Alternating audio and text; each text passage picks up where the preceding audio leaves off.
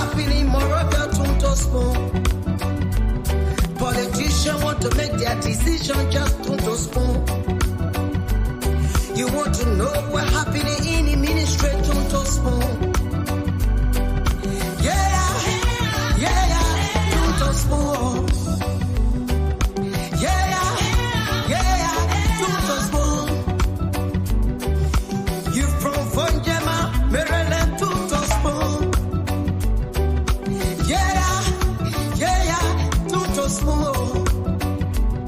If you eat kepan, graduate, my brother to spoon. You got a spoon TV, you got a spoon radio to spoon. Yeah, to spoon. You wanna get a news update to spoon. What? Yeah, Rastafari. Kilibamba, kilibamba, kilibamba, kilibamba, kilibamba, kilibamba. What I want? Yes, what you about today? Spoon TV. Yes, what you about today?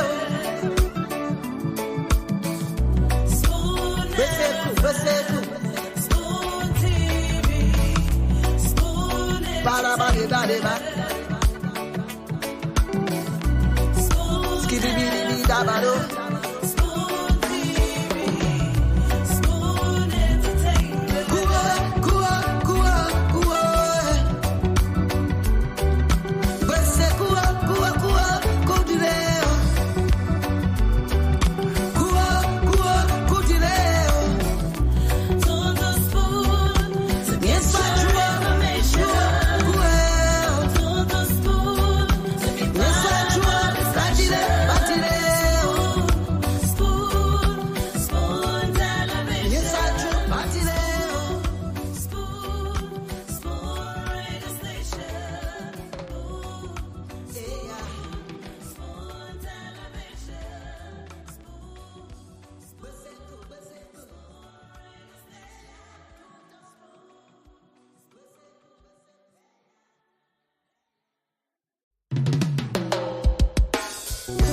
Yes, I, a special one from the CEOs, then coming with the spoon.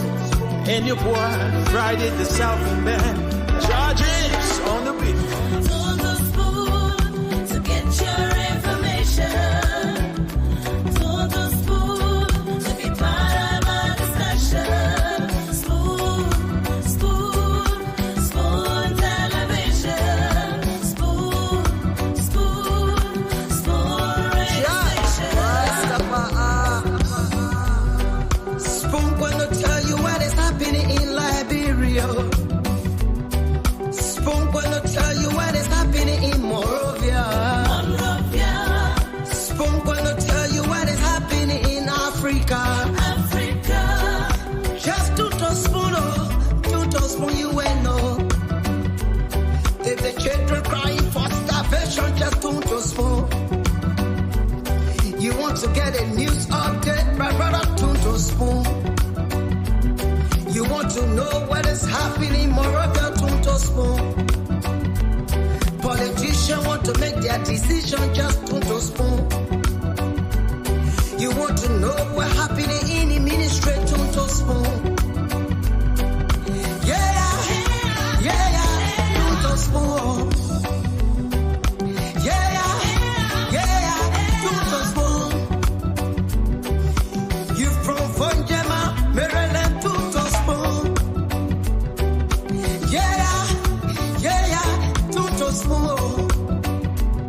If you eat kepan, graduate, my brother, to spoon. You got a spoon TV, you got a spoon radio, to spoon. Yeah, to spoon. You wanna get a news update, to spoon. What? Yeah, Rastafari. Kilibamba, kilibamba, kilibamba, kilibamba, kilibamba, kilibamba. What I want?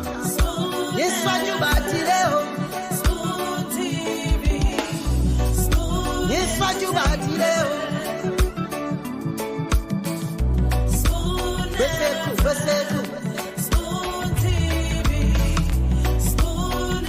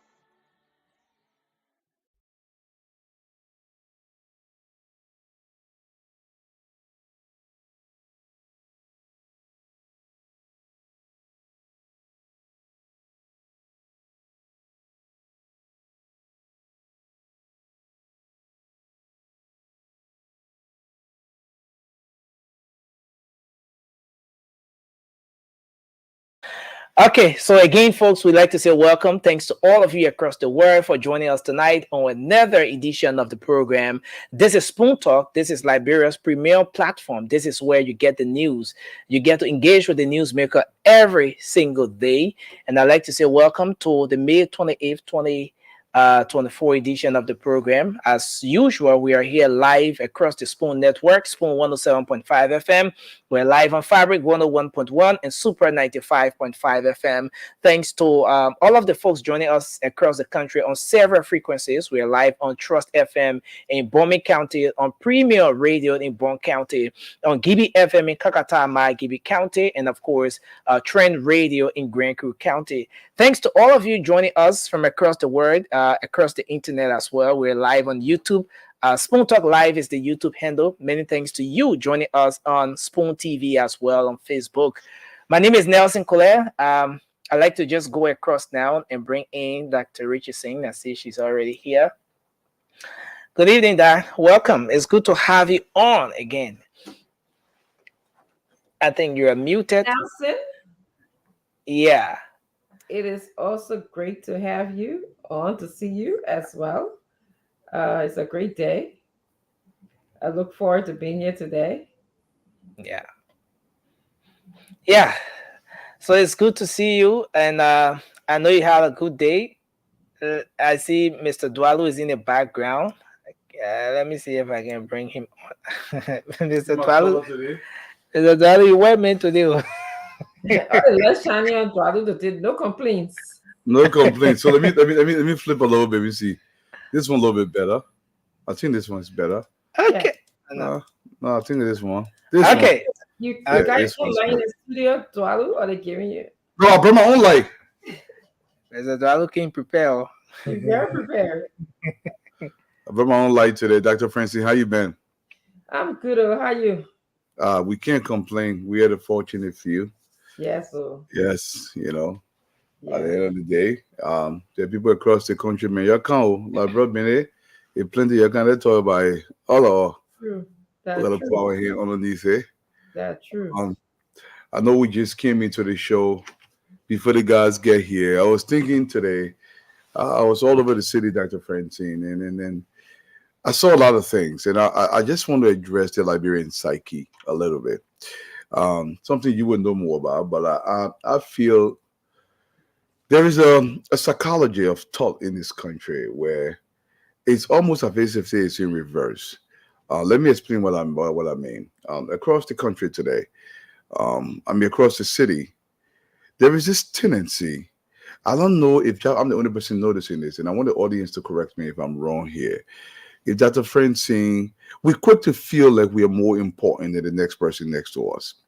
There is a tendency, if you work in government office, like you've achieved something. There is this bourgeois angle to the typical Liberian when he or she has $10 in his pocket, where there is a tendency to be looking down upon other Liberians. The psychology of our psyche. Now, you've invented nothing. You've built nothing.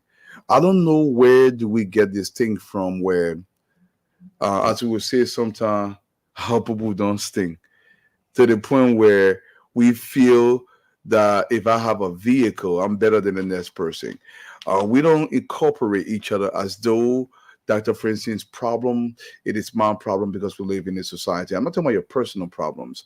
I'm talking about societal problems where we can address it collectively. It seems everybody's an individual. The Liberian psyche makes us think that everybody's an individual when you are not an individual. We actually live in a society collectively, and if we don't work together, we cannot grow as a society. There's a separation. Somebody will be in a big car, they will jump in the opposite lane without any care whatsoever who's in the next lane, and they will just fly by. And the officials tend to do this a lot. Anybody with these big vehicles that they ordinarily cannot afford unless they come in government, they would jump in the opposite lane, and they just do things like if to say nobody else matter if they have a little bit of means. And most of the people that got the means not because they invented anything, not because they did a massive book that was a bestseller, or they did something that transformed the society, but they work in government or they have a little bit of means. And then there is this tendency to have this feel, this bounce to the step where it's if to say having $10 in your pocket is an achievement. Why do we think this way? Or maybe am I being wrong with my analysis on this issue? I'm curious, Dr. Francine. So, Eduardo, it's interesting that you're talking about this today because I was sitting down and thinking, I had similar thoughts. And I couldn't help but go back to, how we use the word trauma. Yeah. I think that a lot of people in our country suffer from low self-esteem. And what we try to do is we mask our low self-esteem with projecting that we're bigger than, we get the big car. It makes us make us look bigger. We look down people because it makes us look better. We want to use big words. Like when you see the people at some group, they're using big words because it makes us look important. We are temporarily masking that deep low self-esteem that we have. And, I believe that it results from our trauma that we have. I hate to say this. Some people say, well, all of us had a traumatic early childhood. All of us had a traumatic life. Yes, we come with baggages. But what happened in our country in the past, there was someone you could go to. Like maybe you could go to your mom, your neighbor, someone you could talk to, your teachers. Yeah. So there was someone that you could, and that's the gist, the problem with what happened during the war and after the war. Who do you talk to now? Who can you talk to? Everyone is surviving one way or the other. Who's going to listen to you? So when you don't do that, when you don't have anyone to sort of let things out, that the intrusive thoughts of who you are, your low self-esteem, the violence you see, the distressing events that you're seeing, it sticks in your brain. It keeps repeating and repeating and repeating. So when you temporarily drive that big car and take the lane, you feel like you're important. It suppresses how you feel. Okay. But here's the flip side though. On the opposite side, even though those that feel like they're holier than thou, there is another group of Liberians that are being stepped on that continue to elevate these people. I guess it's the psychology again, right? So even though this person is looking down upon them, for example, or this person is circumventing the law just to benefit them, they're in this big car, or they have this $10. Even sometimes, I hate that, Dr. Francine, no sexist, but I'm being very serious about it. Even some of the women, especially when they're middle age and they have some means, they behave as though they're the only person there, and there's no feeling of community, of I'm connected to you. There is an extension of men as you because society works in our way, and I see the disconnect, especially if this person can afford some cheap Chinese suit and he or she gets a consistent paycheck. Look, I'm being dead serious about this. Look, society, you cannot separate yourself from the inclusion of your community wholeheartedly. I don't care how much fence you build around your house. There is a tendency to isolate yourself. And my thing is, you are not fully incorporating your community. And I think psychologically that something is happening to us here as a people. I'm not qualified to do this, but this is what I've observed. So there's two things that we learned so far about this. And Stanton, welcome to the show. We're going to finish our conversation shortly. Um, Let me go back in the back. You're familiar with your psychological composition. I'll be back up. the Stockholm. You heard about the Stockholm syndrome? Correct. How those who are in captive were admiring the people who capture them. Correct. Okay, so those who are being abused are admiring or oppressed. They are admiring their oppressor. It's the cycle of abuse, you know. Yes. It's almost like when we study the people who are in the gangs in this country. Correct. The people in the neighborhood look to the gang members and they do not snitch on the gang to protect us, to protect them. So it's the same kind of analogy, it's the same kind of circle. It's the same, the circle of oppression. And women, you know, I often say sometimes on the show that all women have internalized sexism to a certain extent. So we have to look at the level of sexism. So those women who have experienced oppression and sexism, you think that they will be able to think from a community perspective, hold their brothers and their sisters, you know, be accountable, don't oppress, don't speak down, don't project your inner low self-esteem to another person. It doesn't work that way because they're still at that level where they are oppressed themselves.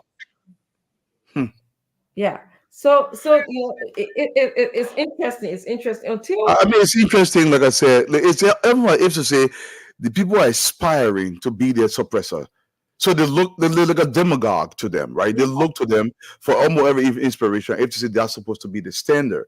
Now, the reason why we bring these topics up, guys, so we can fix it. yeah. I'm not suggesting we know all the answers, but there's a better way. You can look down. Look, if you have a means, this is what I believe personally. If you have a means and God blesses you with some means, you're on an obligation. I'm not kidding. You're on an obligation to do right by your community. I'm saying you go to anything for the community personally, but I'm saying is to elevate that community in some fashion or that location in some fashion, because if you do that, by extension, you're elevating yourself.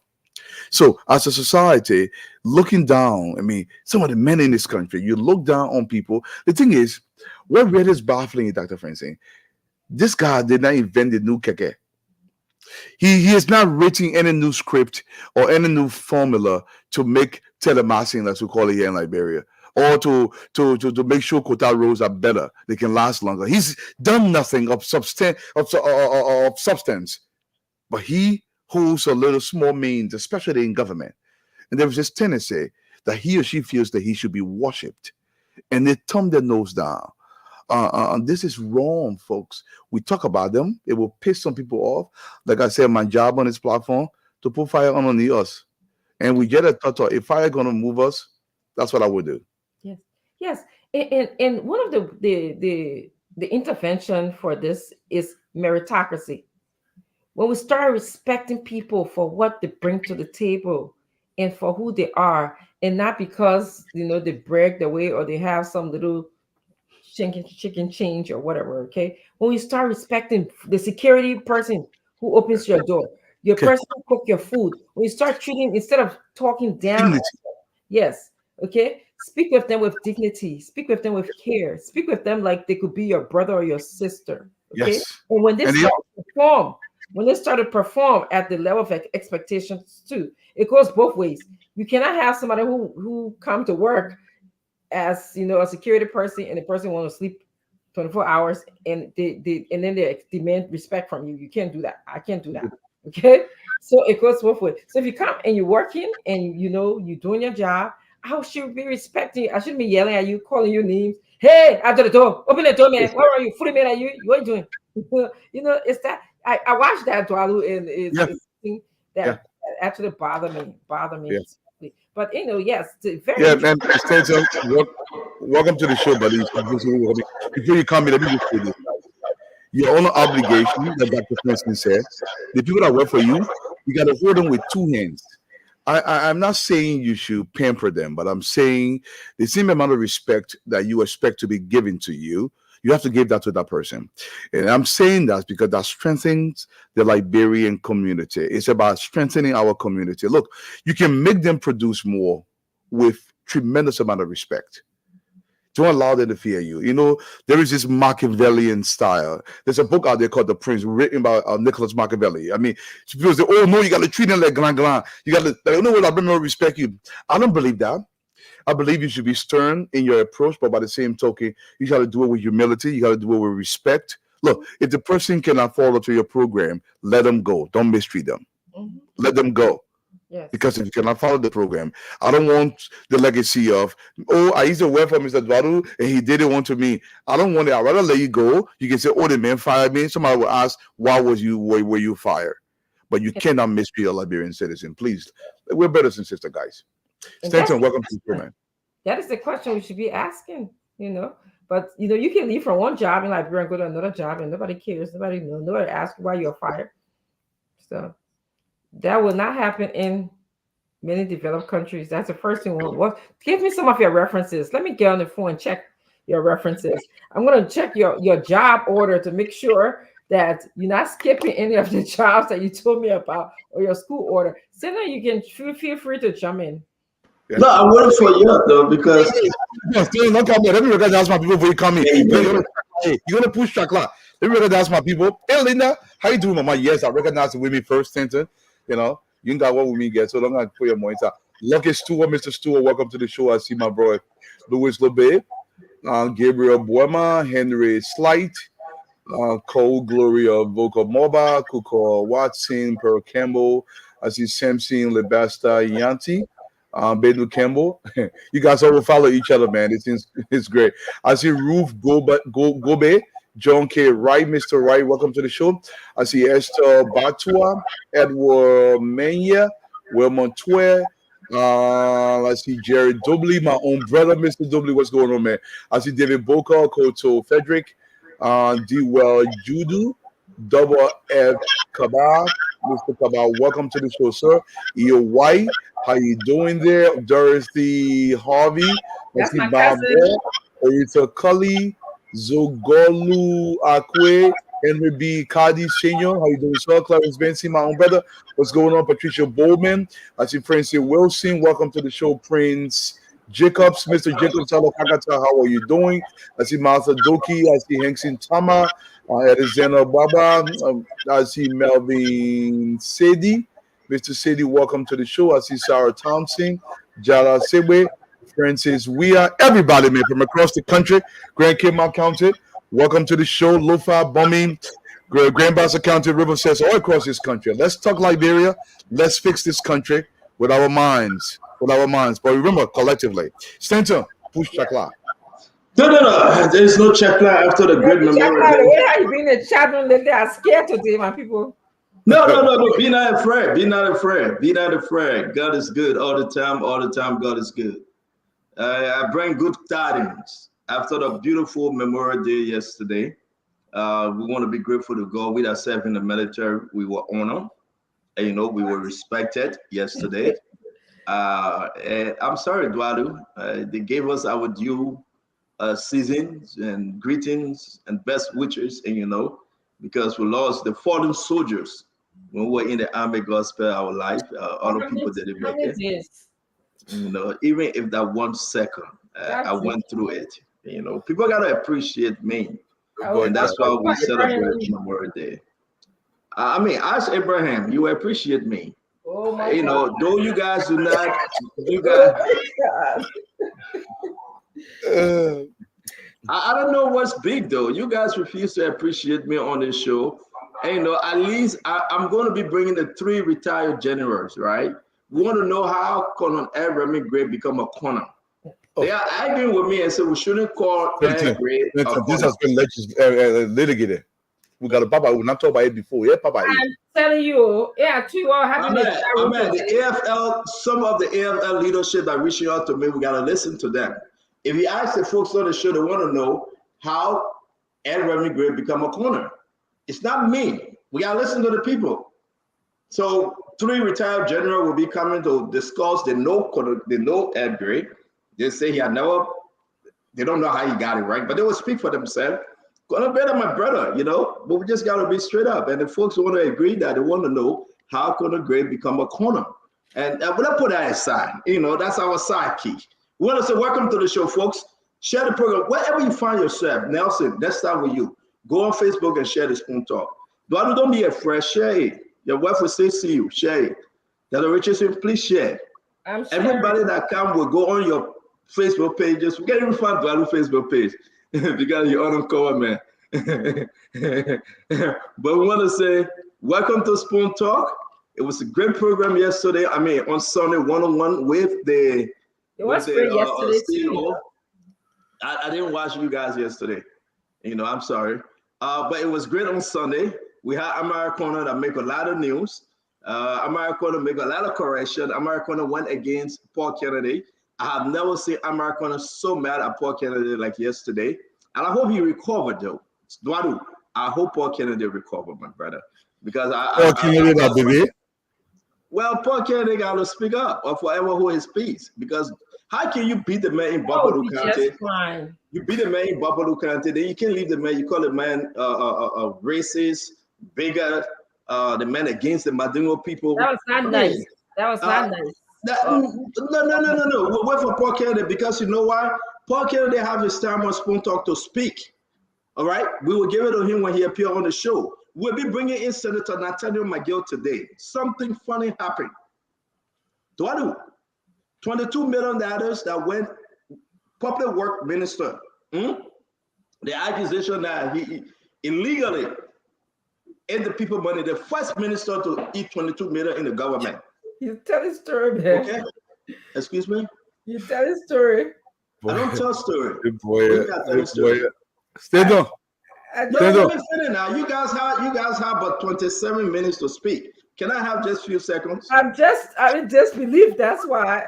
But when you can say I tell the story, we all national really say I tell the story. And that's why Minister McGill is coming on the show. So what you want to say about the senators? I know that we're going. But did you watch them today in session? We got those clips.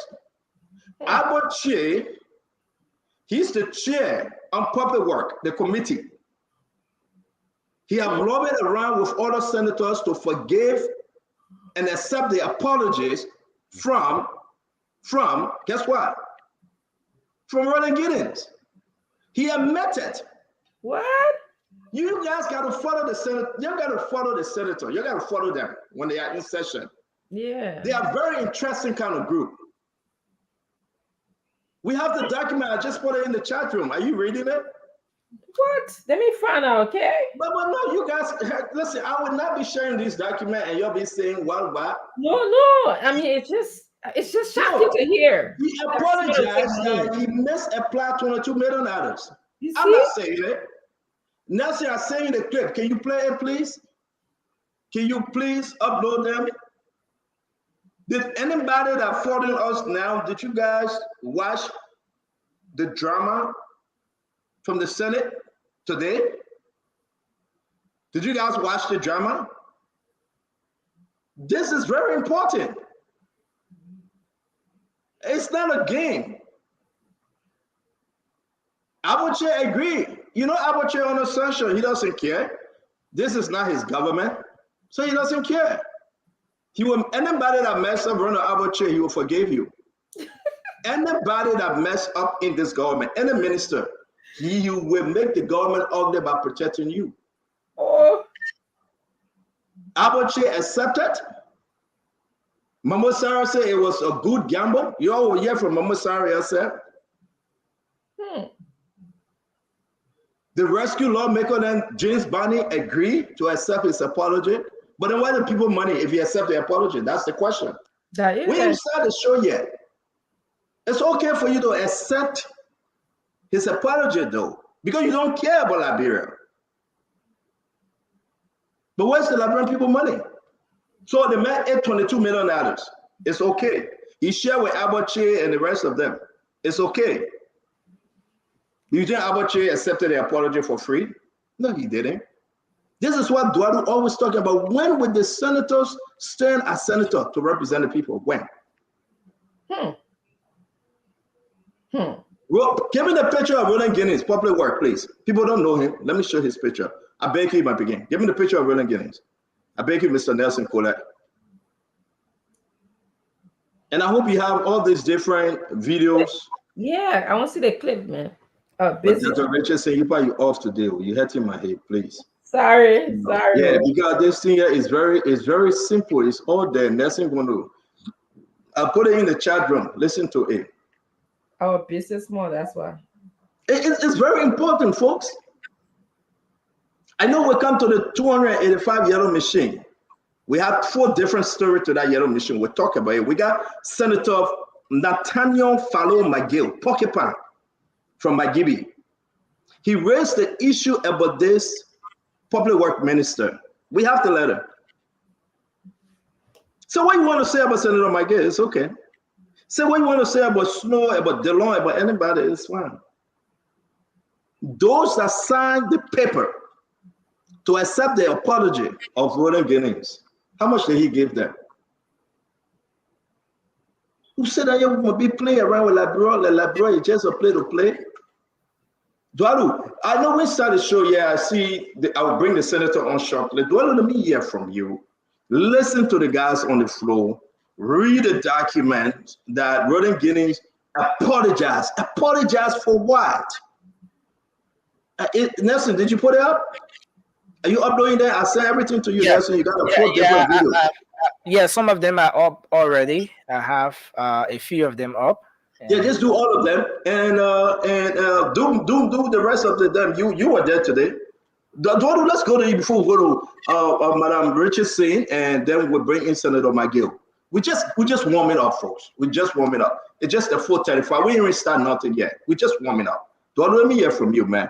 I'm very disturbed today that they accepted his apology and they asked him to walk free, no foul, no harm. They say you okay, you used 22 million, just give our court and you can walk free. That's me saying it, but read the document. Senator, I beat up on the senators a lot because I firmly believe that the legislature of this republic can change the direction of this country if they work collectively or do the job as is strong in our constitution.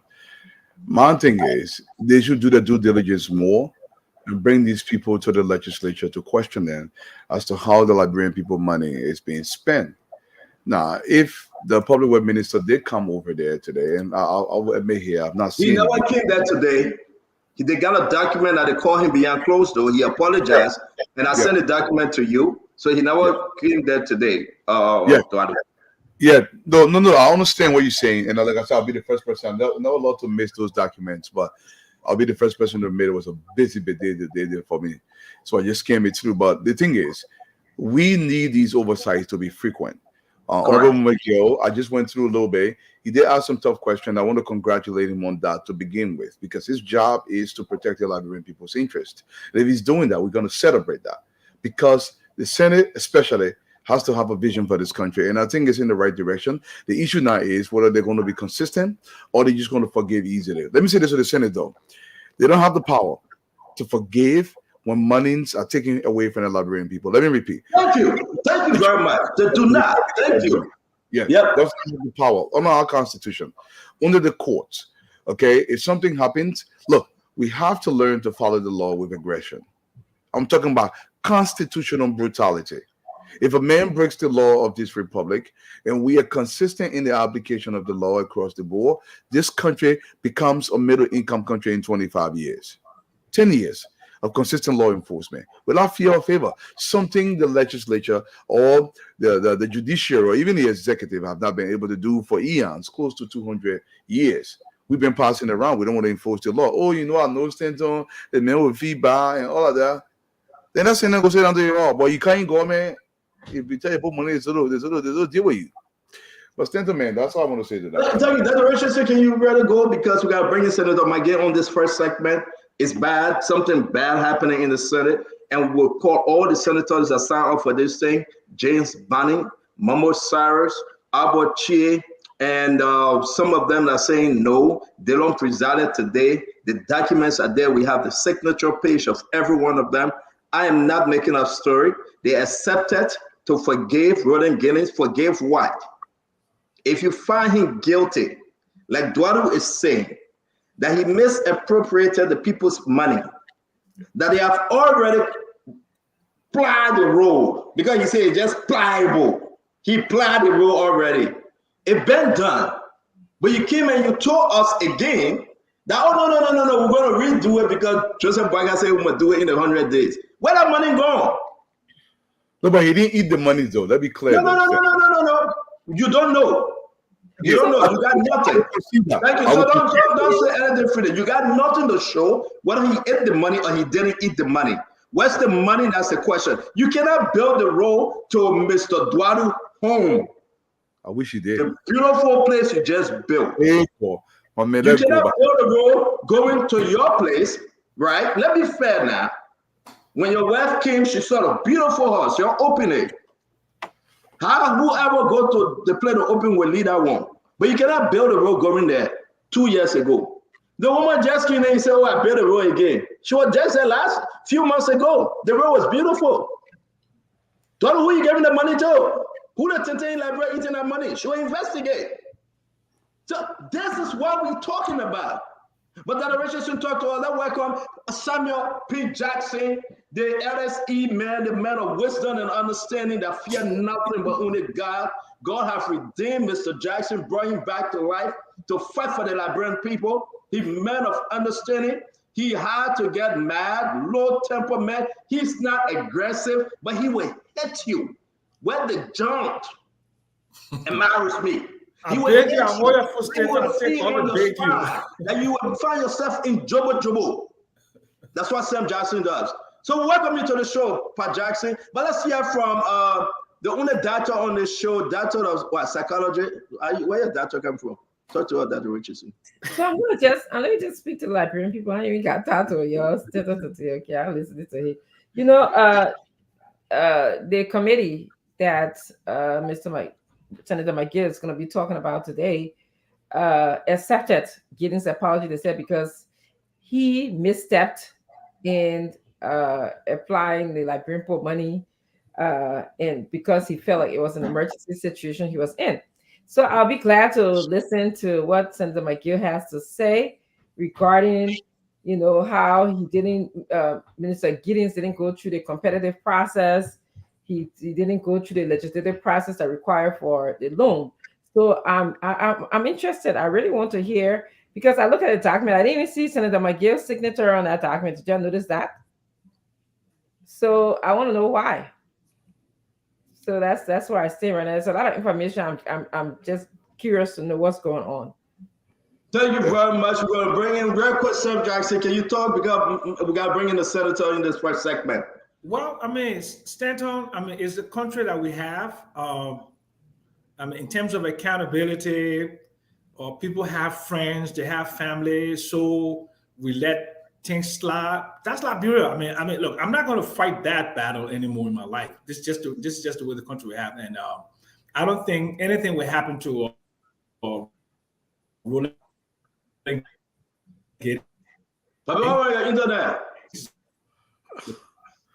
The man got cricket. Internet. Young man. We're not hearing you, Mr. Jackson. Your internet is cricket. You got cricket? What's wrong with your internet? We're not hearing you.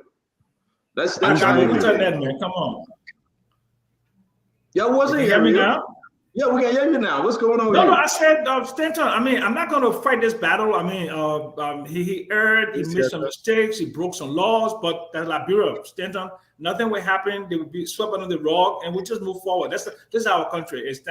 This is the country that we have. That's all I have to say. I agree with you, folks. We're going to bring in Senator Nathaniel Fallow McGill, the man that is called Porcupine, the senator from McGill County that beat folks in McGill County, the people senator of McGill County, the man that made the news, though he was despised by sedition. Samuel Twelve ran him out of CDC. You know, all of the situation here, you got to understand. He was despised. He was rejected.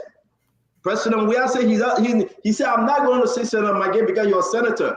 Samuel Twelve said you got to kick him out because they put him on sanction. All of this different thing. He fought a battle that nobody could fight. He remained strong and vigilant, and he won. Then he went back to beg him and apologize.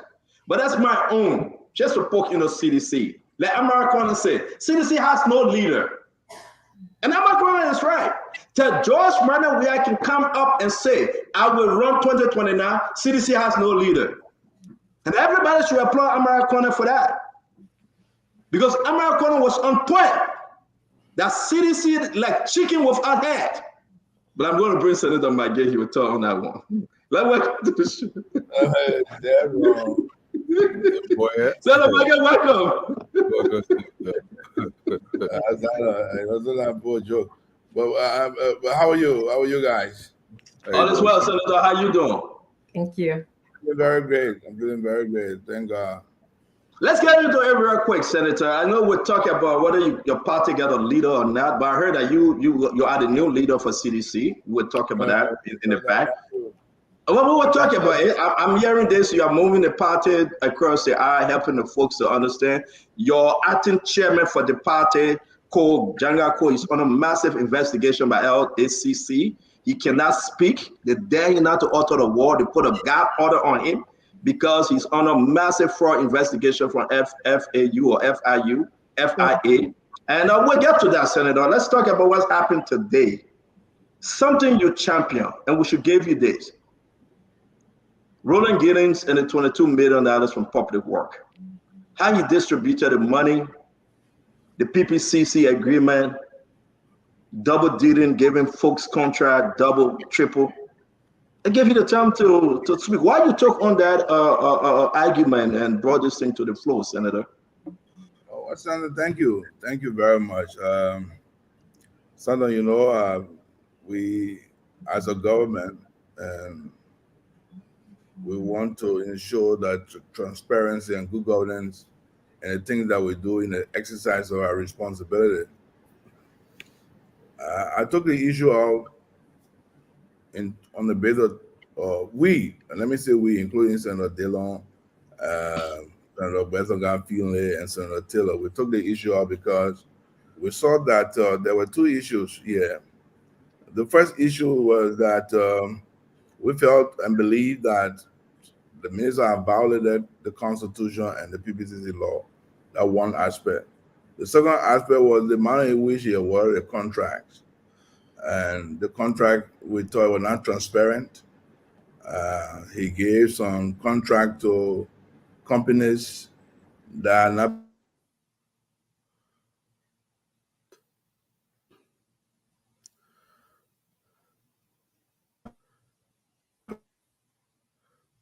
All right. So the internet, let's see if the senator will come back. We must have Senator McGill today. He championed that. Let's try him again. All right. So they'll work on the internet. You know, he's joining us from home. Let's welcome to the show, Hossein Yuji Fadiga. Fadiga will be meeting the president this week. We'll talk about it later. It looked like he will be given a job. I cannot disclose the job, but we'll talk about it later. Fadiga, welcome to the show. Senator, thank you. You gotta be putting my business out there like that, but it's a public announcement. It's a public announcement, though. Yeah, if you don't want me to put it out there, don't tell me. If people tell me and mean that they want me to put it out there, that's me. You tell me you want me to go there. When you tell me, you gotta say, don't put it up. But welcome to the show, Fadiga. Let's try Senator McGill again. He was speaking on the issue. We hope he's okay. Okay, Lola, he got to get out and come back in. So I hope he can reconnect. But from the get-go, Uncle Sam, let me come back to you before Dr. Rich is in, then we'll do this round table. Uncle Sam, you're in McGill. You have some people that joined McGill to champion this thing. He called DeLong, he called Besonga family. You know, the reason why I'm saying DeLong and family, they come from opposite side of the aisle, right? But the champion this thing to talk about accountability. Real quick, hold on 1 minute. The senator is back. Senator, are you good? Yeah, Senator, like I said, we must aspire to accountability. You know, a lot of people have accused us that we're not transparent, we're not accountable, there's no good governance, and so we raise the issue. And I'd like to thank the Senate. The Senate received the issue, sent it to committee room.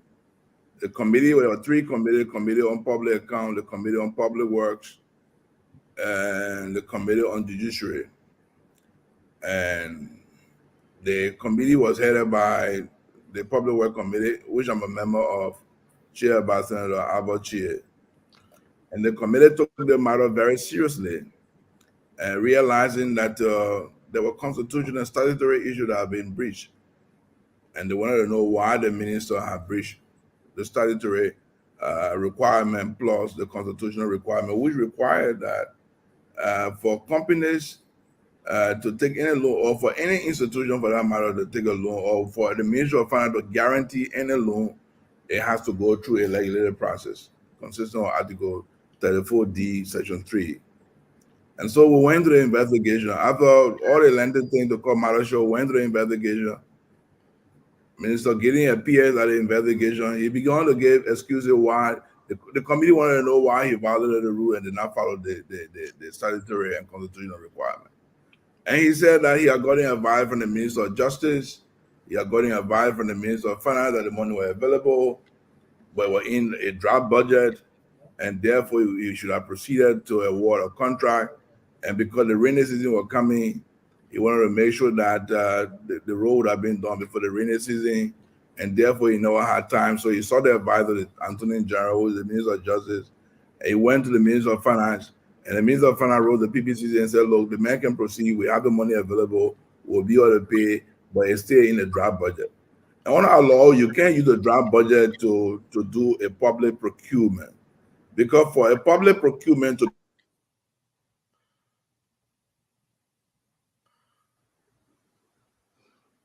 be done, the money has to be approved and the money has to be available. And he said he went to the president, but we felt he had to proceed to award a contract. That one aspect, the violation of the law and the emergency part. But even members of the committee some members of the committee who signed the document still felt, yes, the committee felt that without explanation, because the Attorney General advising, the President advised, and most of the roads are in the southeast of the country. Somebody going to local country, and when the rainy season gets serious, you can never do any serious road. Up to today, the budget hasn't passed yet. So, in the wisdom of some of the members of the committee, they thought, well, okay, he should have followed the rule, but he did not follow the rule. However, we may be willing to say, yeah, we can give you, we can forgive you on this, but we are still constrained to ask you more questions. And some of the members who signed the report, even including Senator Abachi, I must give credit to him for leading the investigation, for taking the courage to make sure that we must go and find out what really happened. However, even though you have given an excuse why you violated the constitutional statutory requirement as required by PPCC, however, the manner in which the contract was awarded, we still have doubt, and we want further explanation. Today, at the debate, most of the senators, some of whom who signed the agreement, still maintain that, even including Abachi, still maintain that Mr. Gideon should appear. Because, for instance, the road between Buchanan and RTR, that road, according to most of the senators who come from the South and River, said that road was done by B Mountain. And so they could not understand why they will contract that road again that was already done for $2.something million. They think that money should have gone to some of the most critical areas to do the road. But why would you give a contract to an area or the road already done? So the senators are still demanding that Mr. Even though he has apologized for forgiveness, but he should still appear, and that forgiveness is not sufficient to satisfy the senator's curiosity about the manner in which the contract was awarded. Another senator came from even from local country, including Sarah. Sarah said, "Look, yeah, I agree. The intent was good. He made some mistake. He did not follow the constitutional requirement, especially the statutory requirement that referred to the legislative approval. But why would he give contract to a company like SSF that already had an existing contract for the exact corridor or road that money has been paid for? Why would you pay the man additional money to do work that he's already on a contract to do?" So Gideon is not yet free because the senators now say, okay, you want us to forgive you because you violated the law, because you say the Attorney General advised you. You got legal opinion from the Minister of Justice to say you can proceed. The Minister of Finance asks you, and you say where the money is available in the ring will come in, the president wanted something done. We hear you on that process, but we're not going to let you go because there are a lot of transparency issues here that we have to address. And one of the issues I raised was that, look, listen, there are records on the book Stanton and the panelists. In the past, they're very public where ministers are always going ahead. When Guinea was deputy minister then, they always issue a letter to proceed, which was the wrong thing. As a matter of fact, under the letter to proceed, the country got indebted to commercial bank in the tune of $60 million. $60 million. We all clear contract. Liberian government had to repay that money to the commercial bank. And so one of the questions I'm asking is, why if Mr. Gideon had given all $200 million contract in similar manner because of the prevailing situation, the country would have been indebted $200 million. Because whatever the case is, we already owe the company, whatever Gideon said for 2 years, we already owe the company $22.something million in debt because we have to pay. And because I started bringing so many have taken loan from the banks. And so therefore, the Senate, in the Senate wisdom today, including members who signed the report, still believe that Gideon needs to answer more questions, even including the chair of the committee, Senator Albert. So the forgiveness aspect not on the transparency of the contracting to the contractor, but just on the procedural thing that you say, okay, I should come to the Senate, but look at the time, Senator, the budget hasn't passed. If I wanted to wait for the budget to pass, because of that logic, some senators felt, okay, we may have some sympathy here, because up to now as we speak, the budget is not, we have a budget, but the budget is not yet written into law. I mean, so therefore, we can understand the logic that he's asking for pardon. But the good thing is he acknowledged that he made a mistake. He should have consulted the Senate. He should have followed the Public Procurement Act. He's still trying to source because under our contractual rules, the amount of money he was sourcing for violate the procurement law of Liberia. Thank you very much, Senator. Yeah, we are. We want to discuss the issue, folks. Again, welcome to Spoon Talk. We're going to be very, very straight up and discuss the issue. Senator, it's not your work to forgive, though. I do agree. We're not forgiving him for. I agree. We're not forgiving him for the issue of transparency. Nobody getting involved in money. He has to account for the money. But what about you? Who is the chair on the committee saying that? The committee was saying he needed to come to the Senate. He needed to come to the Senate. He needed to come to the Senate to get Senate approval to credit money. And yeah, but what was that? The man never came. He never came to the Senate. On the basis of that, the Senate was saying, well, so you didn't come to the Senate, we should get you warning letter. Would you get a warning letter to the Minister of Justice? Would you get a warning letter? Basically, don't get a warning letter. I mean, I think you're supposed to just recommend this guy. Why are you giving him warning letter? The RTR role went into almost $3 million. Where's the $3 million? The same company had the contract.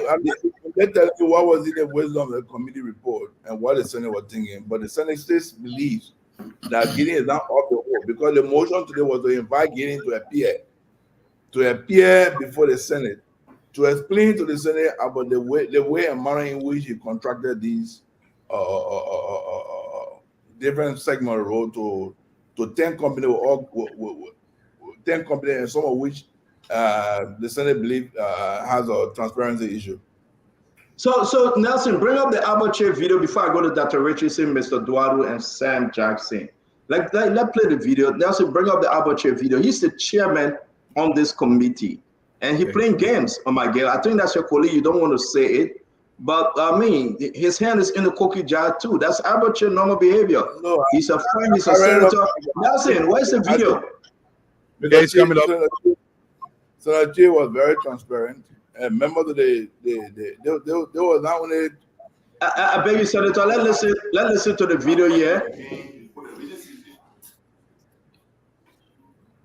Said that you follow the procedure as much as possible under those emergency circumstances.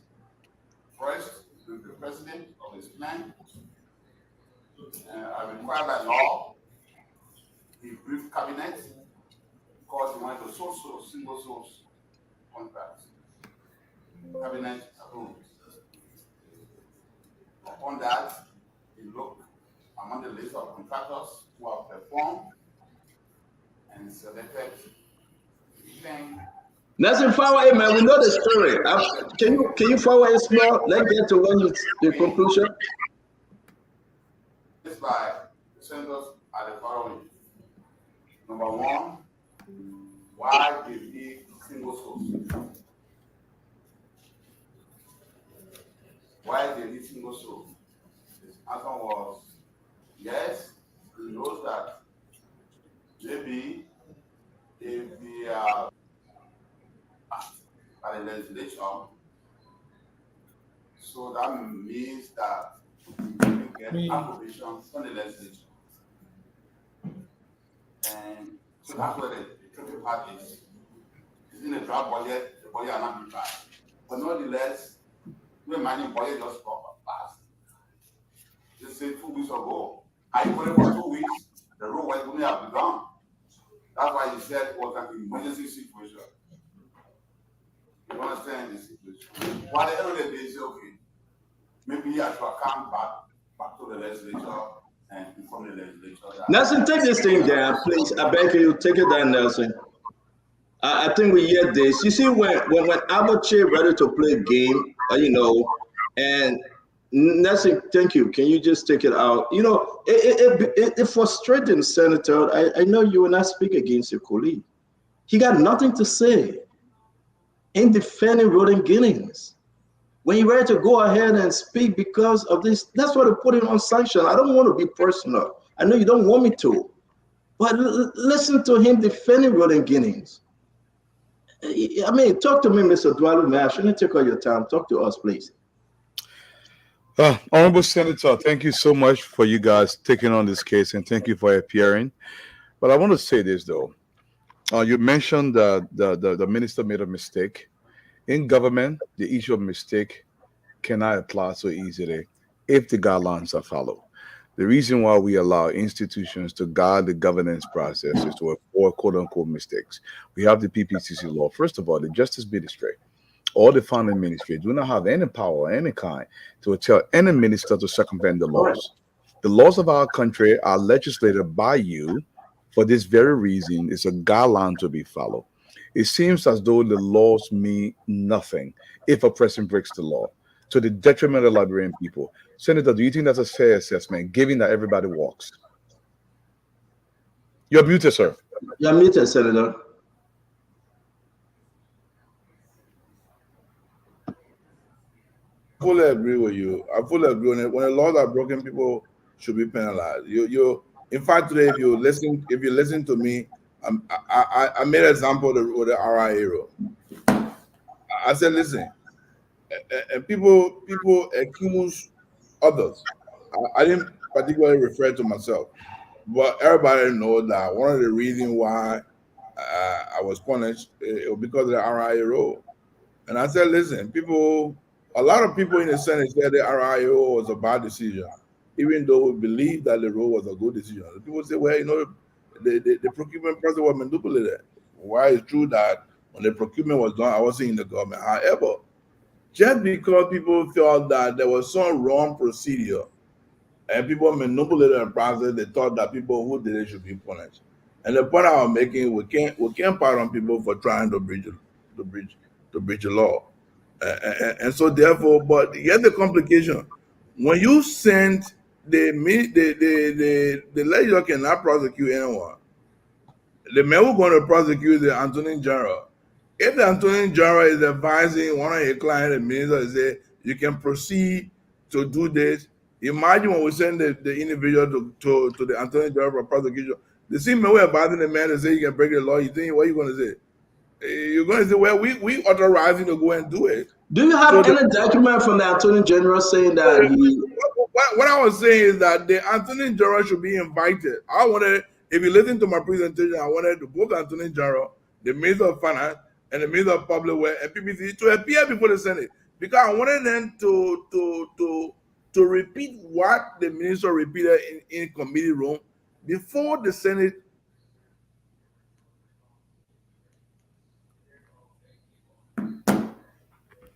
Okay, I think the senator froze there for a second. Well, while the senator is coming back, hopefully he's hearing me. It seems to say these officials layer the process a shield against any prosecutorial effort by anybody else. So now, if what is unfolding, it has some validity. Basically, this is what it's suggesting. The public work minister say, "Oh, but the justice minister told me to do it. So even we'll go prosecute, nothing will cover inside." So it's a shield. And these shields, you see, my thing is, I don't care so much about the shield. And when Senator McGill comes back, I will ask my next question very quickly. But what these shields are doing, they're killing our people. Now, people can say, "Oh, Dwalo, you're being far-fetched."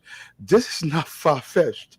If you take $22 million into Riverside County, pardon me for a second, and you really pull it towards infrastructure, you can transform the lives of the people in there and reduce the death rate in Riverside County. $22 million. Senator, you were speaking, sir. Yeah, like I was saying, Dwalo, I frankly believe that there have been a lot of missteps by this government, and the way they are contracting using our resources and government money is very wrong. I still believe that the minister still need to answer more questions, which in the view of the Senate should appear. And I still believe the Attorney General should appear, and the Minister of Finance should appear. All of them need to appear to answer questions. $22 million. My fear is, if we continue to proceed in this manner and form, tomorrow they will do the same thing and they will come back with the same excuse. People will say, "You know what? We had emergency, therefore we had to do what we are doing." And I'm worried. You see, the last of that rule concerning the Ministry of Finance is the same thing. It's the same exact issue, because I had the experience, Stanton. We had to negotiate with the commercial bank to pay $60 million that we can't find the road. The road that was done, we couldn't find the roads. But we just saw $60 million on the book, but we could not find the roads. But yet instead, government had a responsibility to pay about $60 million to the commercial bank because of letter to proceed. And Mr. Gideon has started to do the same thing. And so therefore he has to really, Mr. Gideon is not still off the hook, because according to the motion, the Senate, Mr. Gideon needs to appear. The senators are very concerned on the manner and form the contract we're giving, or even on a sole sourcing. You talk contractors. Some of the contractors, people believe they are not performed, and some of the contractors, they had double. I don't know how you call this. Maybe Double dipping. Double dipping, because you already pay for a particular segment of the road, then they come.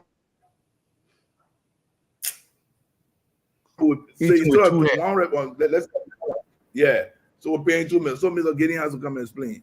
So, and my next question is very quick. The other guys got to come in. Senator, like I said, we already appreciate you guys talking about this issue, because this affects the people. Now, here's my next question for the people of McGill County. Honorable Senator, and this question is direct, and I hope you answer it directly. The people of McGill County, you hold a responsibility to lead them properly. And I hope everything in your capacity to deliver to the people of McGill County the best form of leadership. Do you believe over the last year or so, these sanctions have hindered you in any way from giving the people of McGill County the best leadership you can give them? Well, you see, normally I don't really want to speak about the sanction, because I as a citizen of McGill, I've done what I need to do to lead the people of McGill. When the people of McGill went to vote, 52,000 in McGill voted for me, not because I was sanctioned. They voted for me because they believed that I could give them the kind of leadership that they deserve. And I've been doing that. Go back to the issue of the war crime code. Most of the time I go to McGill, I hold a radio program, and I ask the people to give me their opinion.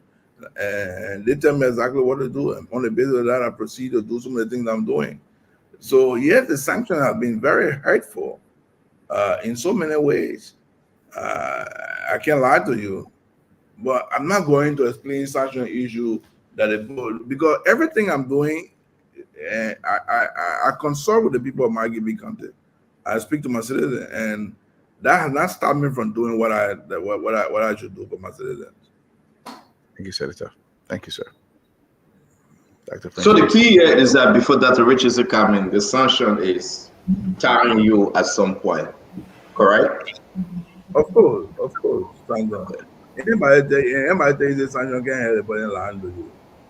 When they put you on sanction, your reputation has been destroyed. Whether true or false, you have to go through it. Your family is going to jail. People call you criminal. People say a whole lot of things. And like I always say, Sandra, and I want to repeat again that I don't hold them responsible. I don't hold the American responsible.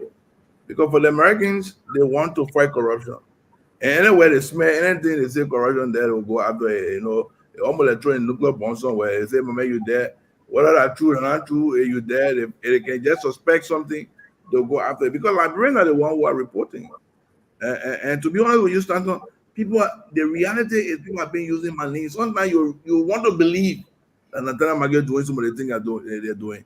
Just quite recently, one of the advisors in President Bogai's office met me at the stadium and said, Senator, somebody have been using your knee and sending me a pickup.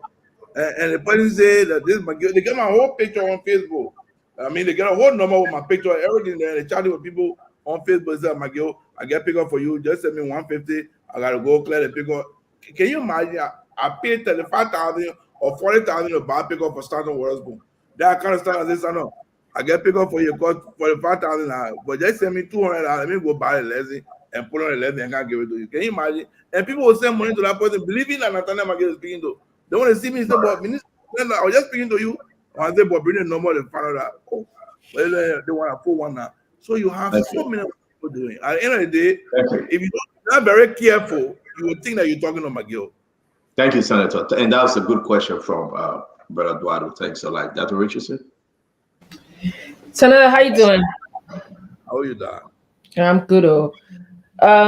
So a lot of people are saying you are doing the right thing by holding Minister Giddens accountable.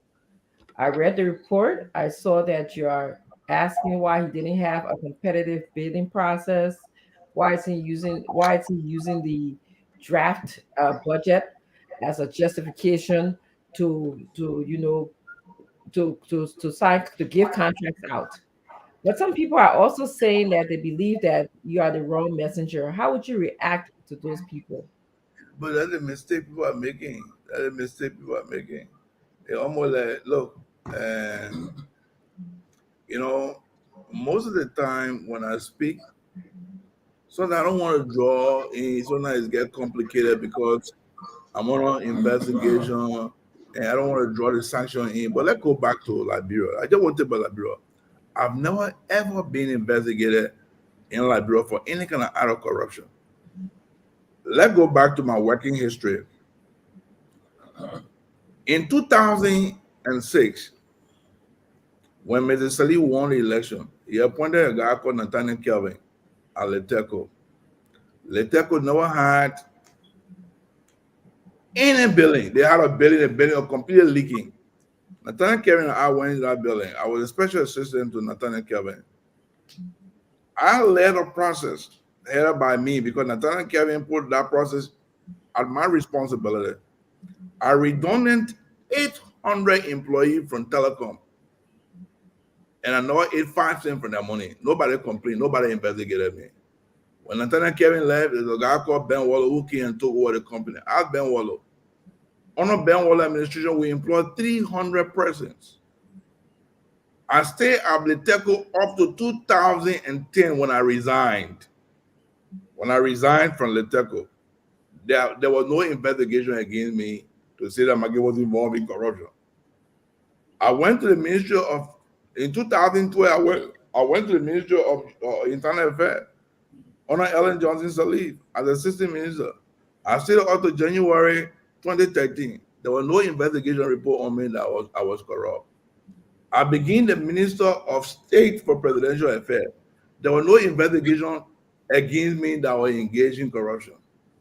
My entire life, you can go to the police station. My entire life, there have been no complaint against me to the police station to say when McGill was growing up as a young man, they took him to the police station for stealing. So how will you say that McGill is corrupt? I've been working in government, but nobody ever accused me of corruption one day. Even in college, when I was student leader in college, my colleague all reported one day say McGill engaged in some malfeasance and the girl money to McGill ate our money. The only thing you hear people say, McGill help people, McGill do this, McGill did this, McGill help people, McGill did this, McGill did this, McGill gave people money, McGill pay for school, McGill raise scholarship for people, McGill did that. The only thing you will hear, my crime is doing good. My crime is not that people have investigated me. I have never ever been investigated for any crime, even a misdemeanor in my own when I was growing up as a young man. So to say I'm not the right messenger is the wrong thing because Liberian people know.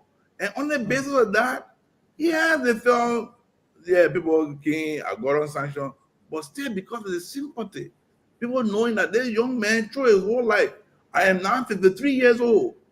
There have been no complaint, not even an investigation to establish as to whether or not McGill was engaged in some kind of mismanagement of funds, not even growing up. So people voted for me. So I believe I'm the right messenger. And I believe that even the people in the US, the United States government, I know they believe in human rights. And I know that they will give me an opportunity to be heard. So I don't believe that. In fact, thank you, Senator. We gotta move on, Senator. I think you have answered the question. We want to keep you at 2 minutes, Senator. No, this sanction has even encouraged me to even fight more for justice and transparency. That's the reason why I'm even fighting, so people can know the kind of person McGill is. The reason why when I smell anything they say corruption, so I can go after it. When I hear the corruption, so I can go after it. The reason why Minister of Finance made mistake, I'll go after Minister of Finance. When they say public work mistake, I'll go after Minister of Public Work. So I am the real champion to fight for transparency and justice in the country. Thank you.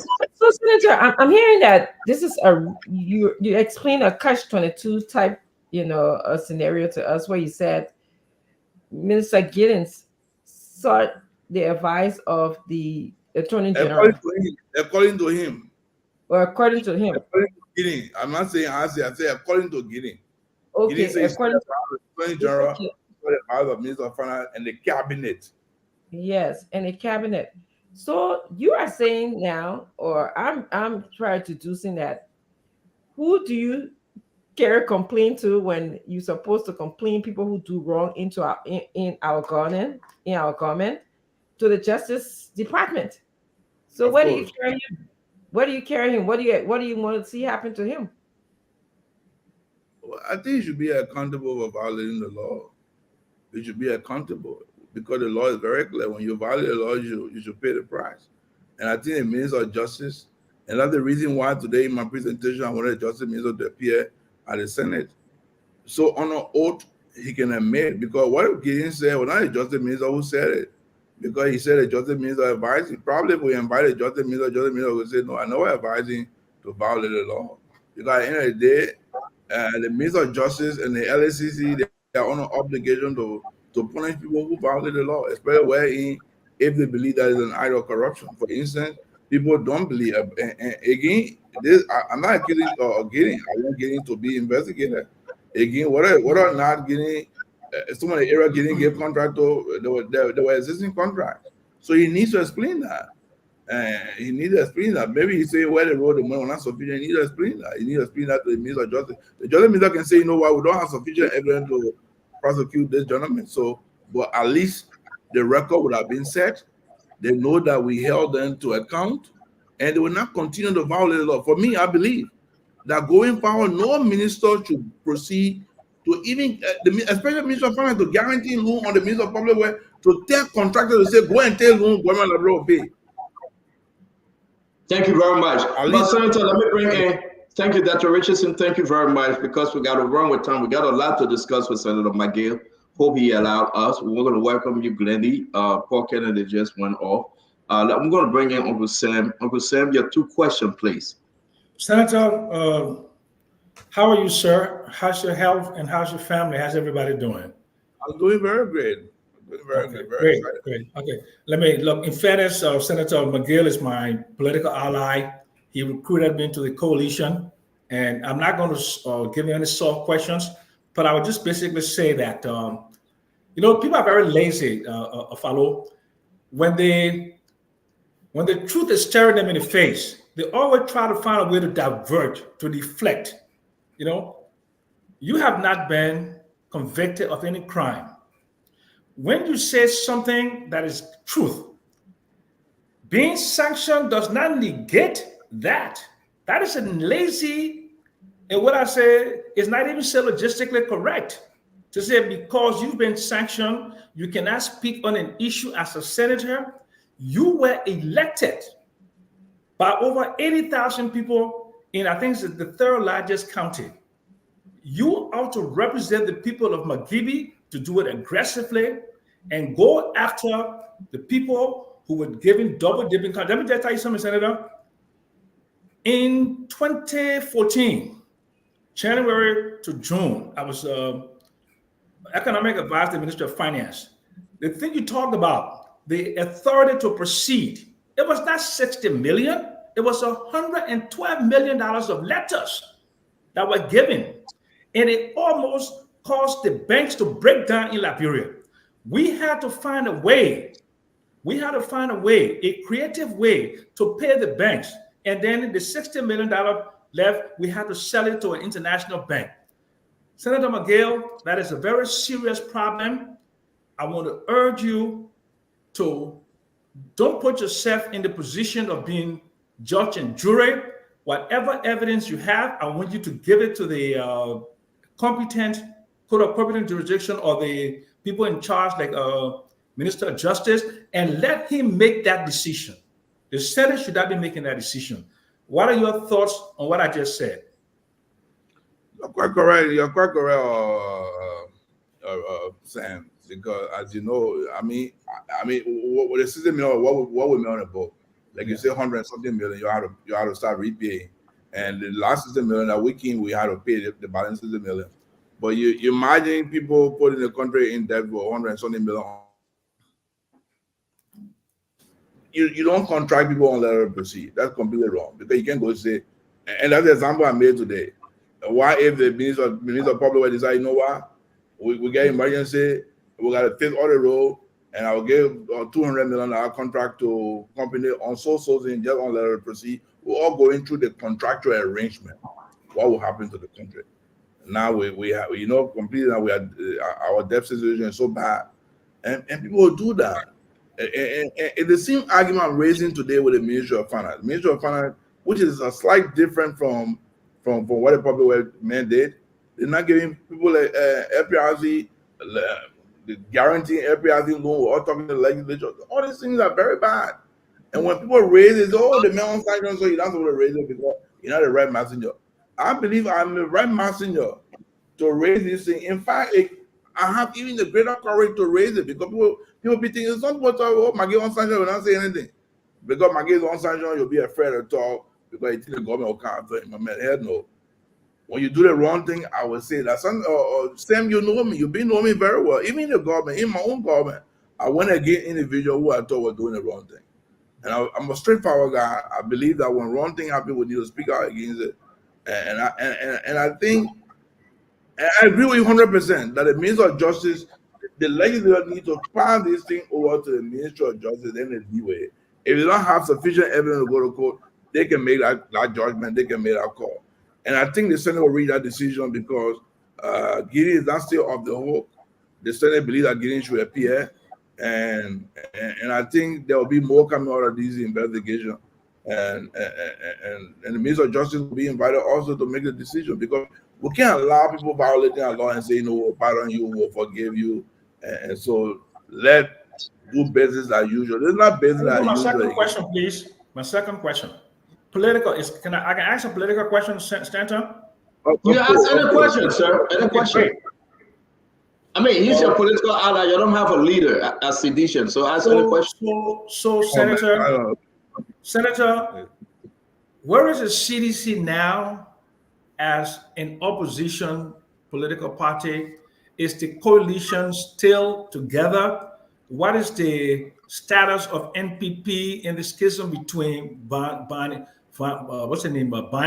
and Jewel? Can you just speak to that? I'm not a member of the NPP, so I don't want to go into NPP politics. I was a member before the NPP. You know, when I get into MPP politics, people accuse me, McGill, you're trying to do that. You know my story with MPP. And MPP leaders, some of them feel very uncomfortable because of me. They think that because of my relationship with majority of the members of the MPP, I'm trying to control things. So I try to stay away from MPP politics. But Sandra, let me say this. In this election, after far more after an electoral process, electoral context, people begin to reflect. Sometimes people need to go and rest.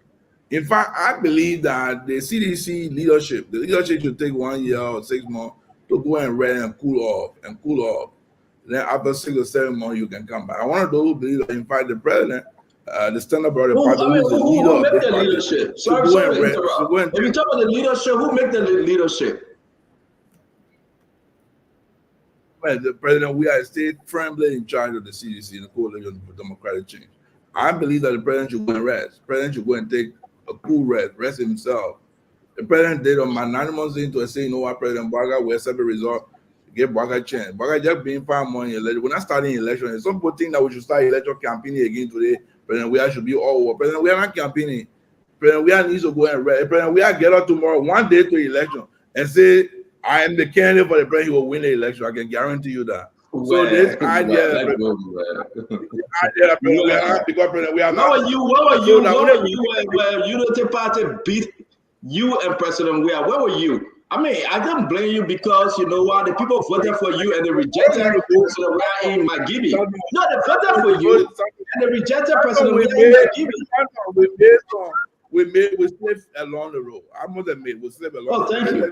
Thank you. The election was the easy election for the win. Y'all know why I won election. The election was finished. You know, our Minister of State, the election was over. Completely over. Nobody was going to, there was no fight, there was no second round. However, you won election, we'll give it to you. The president conceded. But the president stayed in charge of the party. The president I was talking to the president, go rest yourself. Let Baga be operating. Go rest yourself. Go take 1 year rest. Let the people miss you. The people missing you already. Other people want the president to start a new campaign again. He didn't make him get tired. Why in the world is this somebody wrong campaign for saying, I hear I'm not talking to there's no leadership. How can you fool himself? You look, I'm out of my brother.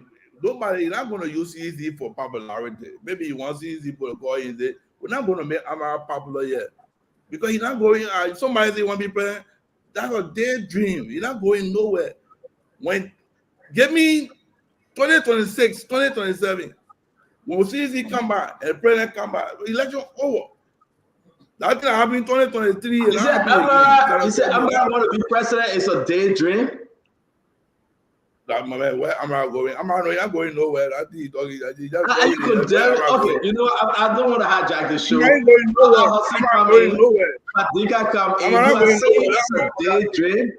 You are making pocket and happy on set. Fadiga come in. You are making pocket and happy. If you're not going anywhere, why are we talking about him now? Why are we talking about him now? Let Fadiga ask his question. Glenny, let Fadiga ask his question, baby. Well, welcome, Senator. You the fuck up. Fadiga 1 minute. You know the reason why I didn't respond to Amara issue? When I listened to Amara talking the last night, I was just laughing. What's it? I just laughing. I said, but what about talking? Is the president? We are not leader. The only presidential candidate can be leader. That means coming and got 1.6% is leader too. Coming and got 1.6% is leader too. But then you run, you say you want to be president, and say you leader for party. You think people want to be party chairman, brother, and call them leader for party? Well, President Weah said, I am not running again. He said that. So was he wrong? The main issue, I can't understand Amara context. If President Weah are running, so that problem. President Weah are running, but he's still leader of our party. If President Weah come back, we'll go back to President Weah and say, President Weah is running. The election over. But President Weah can say, the election over the how? What do you mean? Anyway, but man, Fatiga, ask your question, man. Don't Portugal don't want to talk quick because Amara we're talking about. So ask your question. I'm begging Fatiga. I don't want to talk about Amara because every time I talk about Amara, promotion for Amara. That promotion? A promotion for him. So wow. Let's talk. Don't bring Amara business. I'm not one for to be friendly, but I bring election business here. But can you ask a question? We gotta go. I'm waiting for you the senator to finish talking about. Welcome anyway. My question is straightforward. I want to commend you for calling in the minister to this. For some of us that have been critical in the past, we still want to remain critical, even though we have ushered this government in. But there are so many things. My first question is why did you guys let this guy off the hook? I know you say he's not off the hook, but it seemed like you guys gave him a slap on the wrist. What do you intend if there is any punishment or any redress for this? What do you think would be the appropriate measure that should be taken? Well, you know, Fadiga, thank you. The reality is, I would not set the punishment. The first thing, there's so many punishments. First thing, the president can fire him because the president can fire him. The justice minister can carry the code if corruption is found. Up to now, we have not found corruption. But if corruption is found, there will be penalty for that. So the penalty can range from so many things. Politically, the president can take action to say, you know what, just by the violation, by the admittance. But yet it's a sticky issue.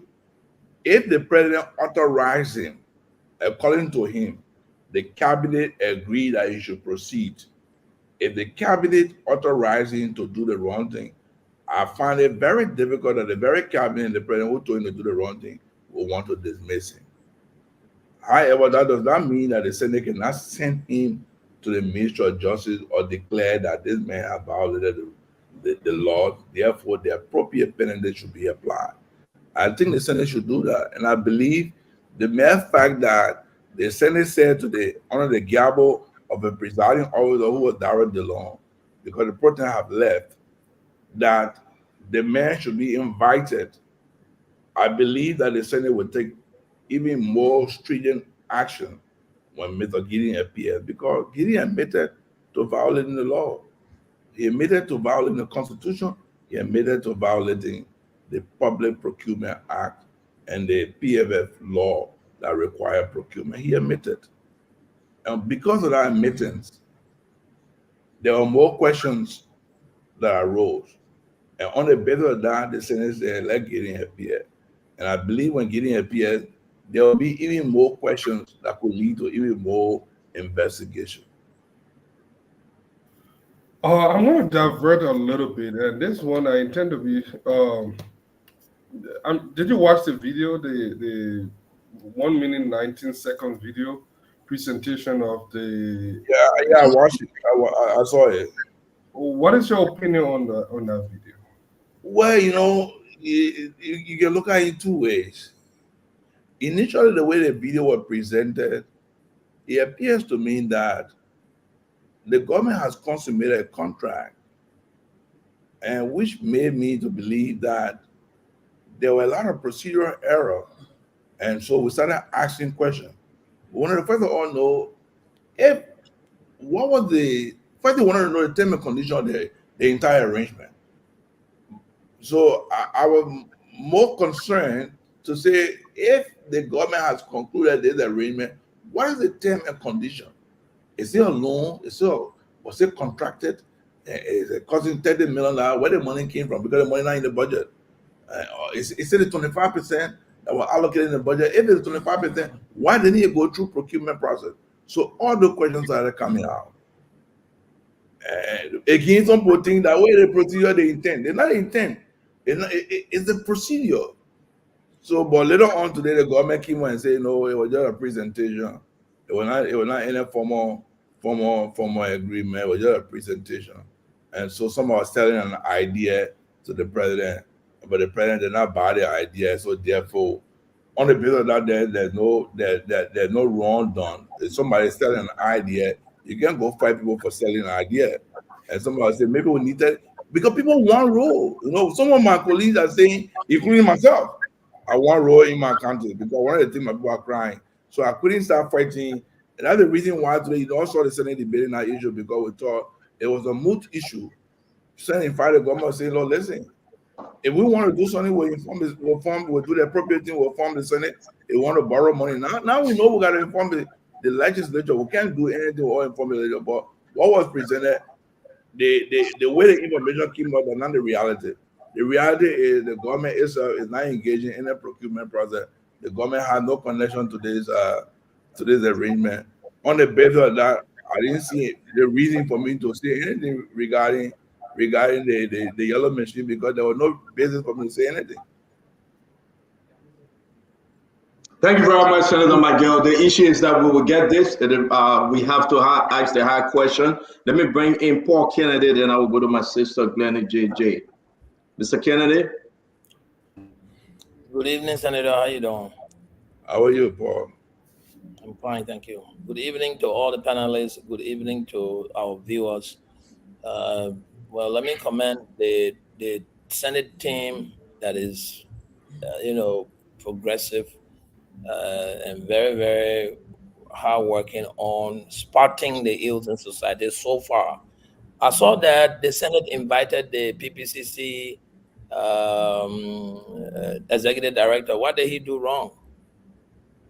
If the Minister of Agriculture did not go through the procurement process and bypass the process, why is the Senate inviting the Minister of Public Work, you mean? Yeah, Minister of Public Work, you're correct. Thank you. Paul, I didn't get a question clear. So in the report, the executive director of PPCC is also invited for questioning. Correct? Yes, because the executive director of PPCC, the reason why the executive director of PPCC needs to come for questioning, the executive director of PPCC knows very well that you cannot approve a procurement process on a draft budget.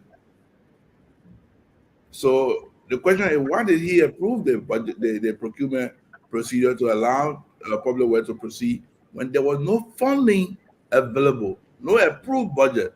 So if somebody takes it, no, I get $20 million in the budget or $25 million in the budget, on a bill are going to do procurement. Why, if the legislature decide to put that money down to $50 or $20 million? So you have authorized the man to proceed on a false premise. So he too was in violation. We have some conversation behind the scene, but at the end of the day, he gave one explanation. As you know, the man, that old man, you were appointed by the law administration. They just called you and told you, said, man, so you want to undermine the president one already deliverable road project. Are you serious? That's what they told him? Are you on record saying this? That the government harassed the man? Are you saying that this administration harassed him? I think the senator is saying is a hearsay. But you can't be what hearsay is a senator for government. I know that you asked your question, but let the senator. You can't do hearsay here. Why are you pausing with me again? I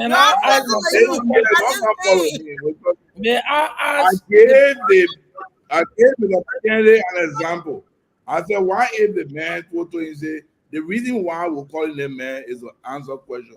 Why would the man approve a procurement process on the basis of a draft budget? So that the reason why right, because I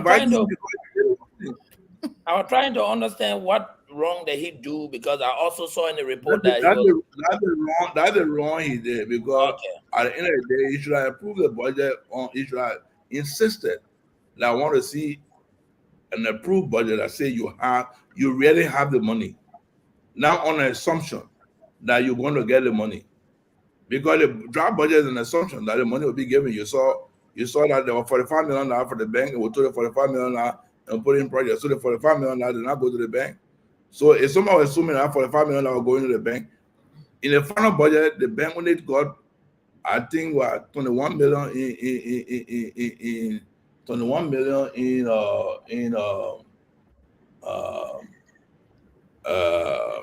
interest. $21 million in interest. So they never got it since the $70 million. So that's the base I'm saying. So the money not available, and you proceed to grant permit for somebody to proceed on a budget that is not available. So that's the error the PPCC already made. So thank you, Senator. Let me divert a little bit to your area of leadership in the Senate, education. We have schools around the country, Senator, and I'm from Bapulu. I've been to almost every school. There are teachers in those schools that have been volunteer teachers for the past 10 years. I mean, they're not on any payroll. In fact, there's a school right there in Bama, Maboy. The school got 130 students with one teacher. All the volunteer teachers were there, they stopped teaching. Honor your leadership in the Senate. What plans are you coming out with to make sure that those teachers that have been a long-term volunteer teachers are incorporated or put on payroll? We know now there's a freeze on hiring on payroll. What are you trying to work with? What are you going to do to reverse that, or to have our teachers on payroll, especially for rural areas like Bapulu? Paul, let me say something. Paul, I'm not a member of the government, but President Boga had made education one of his, he said education is a human right. And one of the reasons why I voted for the budget is because of volunteer teachers. And $5 million were put in the budget to address the issue of volunteer teachers. In fact, we are sending for the Minister of Education to come and give us a plan. How you're going to absorb the volunteer teachers. At the end of this academic period, because the money is available, for $5 million is available, we added additional $5 million to education. $5 million to education to address the issue of volunteer teachers. So I don't see why we will be having volunteer teachers after the budget period. All the teachers will be on payroll. So the Minister of Education has been invited. She will come to the Senate. She will give her a plan. The plan will be open. I show Spoon TV will be there. One of the biggest networks now in the country will be available. And people can come if you have questions. You can bring the question to your senators. We can ask we can ask the minister. I agree with you. As a senator, I visit most of the schools in Magibi. I visit most of the schools in Bon County, in Baza. Bapulu, I had the opportunity to visit some of the schools in Bapulu. I went to school there.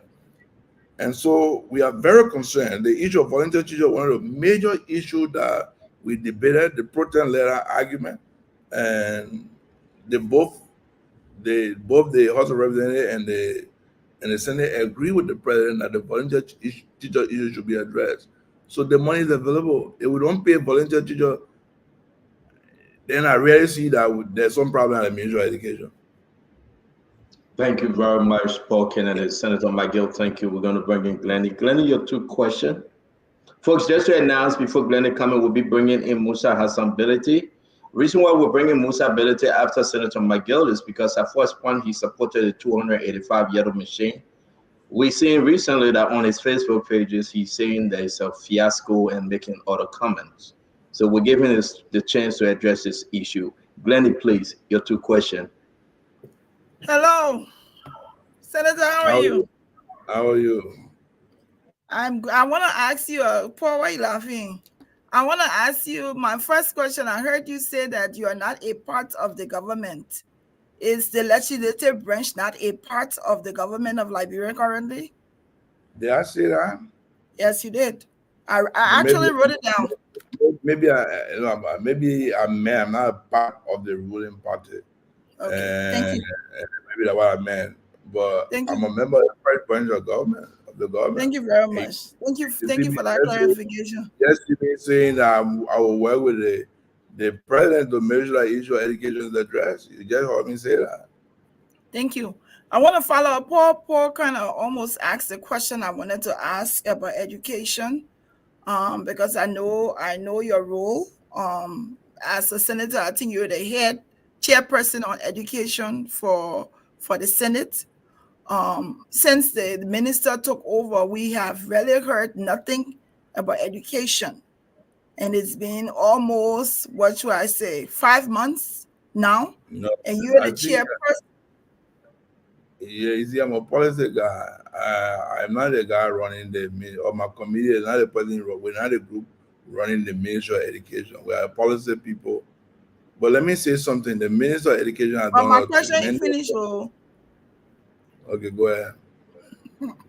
So my question is, if you're waiting to call her back, what policies have you all put in place in this interim? Since you're the policy guy, you're not running the ministry. I'm quite clear on that. What is the educational policy currently for Liberia that you have that your committee has worked on? Well, you see, let me say this: that Senator Minister got appointed, she had started a county tour. One of the things we recommended to the minister and our team was that before you fix a problem, you need to understand the problem. And one of the mistakes we make is that we come to the table believing that we know everything, without going on the ground to understand the issue before we try to address it. When somebody is sick, a doctor just come in and think that the guy is bringing some kind of injection to get you. You don't even know what kind of sickness on you. Just because you say you believe that you get a different sickness, and he may give you the wrong medicine, and maybe we're giving the wrong medicine, you may die. So before you try to solve problems, you must understand the issue. So one of our first advice to the minister was that, Lord Minister, you got to take a county tour. Go to the county, see the condition of the schools. Before you make recommendations to others, say, these are the policies we want to change. So, because we do law. The law will strengthen the policy that you want to make at the Ministry of Education. Go and see the condition of the schools. Go see how the teachers are living. Go see how the students are living. See what are the students are on a good, even the building the children go to, see whether they get sufficient chairs. And the minister has done her second trip. She has divided the counties. Every time she goes, she briefs the Senate and say, I've done my trip. On the basis that she's compiling a report on the first assessment of the way school looks across the country. Anybody tell you that we'll just solve school problem in 3 months, the person making a mistake. Anybody who come to me and say that I can solve Liberia school system problem in 3 months, you are a liar, because you can't solve it. The problem being there for years, over a year. Some of the schools, you go to school, you can hardly see. You see students sitting on the ground. I'm renovating a school in Sinta, Lucky Town. The children are sitting completely on the floor. So you need to do a complete, it will take you more than 1 year to do a complete assessment. We need to bring all the stakeholders on board. I met the MCSS school system. They have their own problem. The MCSS alone get more than 28 high school. They're talking about over 30,000 students. They have their own complexity of problem. So education not going to be facing 3 more or 4 more. Anybody says, but nothing's happening. Something is indeed happening because the minister has started making assessment. She was in the southeast. She came from the southeast. She went to the central region. She was in Bond, Lofa, Magibi. She's back. So she come and go to the western region. The first thing she went all the way as Grand Crew, Maryland, San Jose Grand Crew. She was there visiting different schools. They don't understand. Thank you, Senator. Thank you very much. We follow her track. She traveled around the country. Glennie, was that your second question, Glennie? No, that was actually the first, sir. Go ahead, ma'am. Thank you very much. So even though the senator did not answer my question on policies, what I'm assuming is that you're saying we're waiting until if the minister takes a year to travel. After her travel, then we'll have policies that we will develop for education. My point to you that anybody there who can change educational policy in 3 months is a mistake. Okay, let me ask my second question. Thank you, Mr. Senator. So I know you are a politician, and I know you respect the opinion of others. I want to follow up on Dr. Chinoway's, Dr. Richardson's question. Is it wrong for people to have an opinion about you not being the right person with the message? Would that be wrong? It's not wrong because people are entitled to their opinion. Thank you very much. Thank you very much, Glennie. We appreciate it. It doesn't make your opinion right, but you are entitled to it, but it doesn't make it right. Thank you, Senator McGill. Let me come in, Senator, because Glennie, you know me very well. People have opinion for people. You know me. We're growing looking that you are married to my uncle. So who asked you the question? I was not married to nobody. I don't even know what you're talking about. People get opinion about you too. They mean that people wrong have an opinion about you. I see you very fussy, McGill. Very fussy. Senator McGill, I think you have answered her question. They say she's a fussy woman.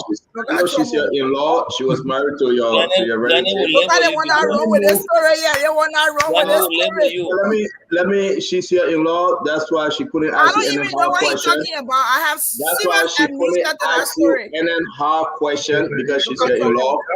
But let's go ahead. So let me come back to this Roland Gilling question. We got Representative Musa Hassan Benete in the back. Senator McGill, though, seriously, do you think Roland Giddings action warrant an investigation? I do believe that. If I never felt so, I would not complain. Do you think this government should prosecute Roland Giddings? If they establish that he was engaged in corruption, and in terms of the way he administered the contract, I think so. Do you think he misappropriated the Liberian people $22 million? Well, that's the reason why I want an investigation, so the investigation can establish. I'm going to play this. I'm going to play this video of Albert Che, just 1 minute video, and I want to just hear you real quick, sir. Maybe you have to account back to the legislature and inform the legislature that we are not past the budget, we're going to go on and probably write this cost. So, basically, we apologize for what the committee took to be missteps. Oh, it's an inadvertent misstep. Inadvertent means it's unintentional. Unintentional. It was in national interest for taking that action. So we appeal to plenary. Our prayer to plenary is let us accept the apology of the minister. Not he alone. The minister of Public Works, the minister of Finance, the PPCC, and the minister of Justice. For Minister of Justice signed for the mistake. That's our prayer.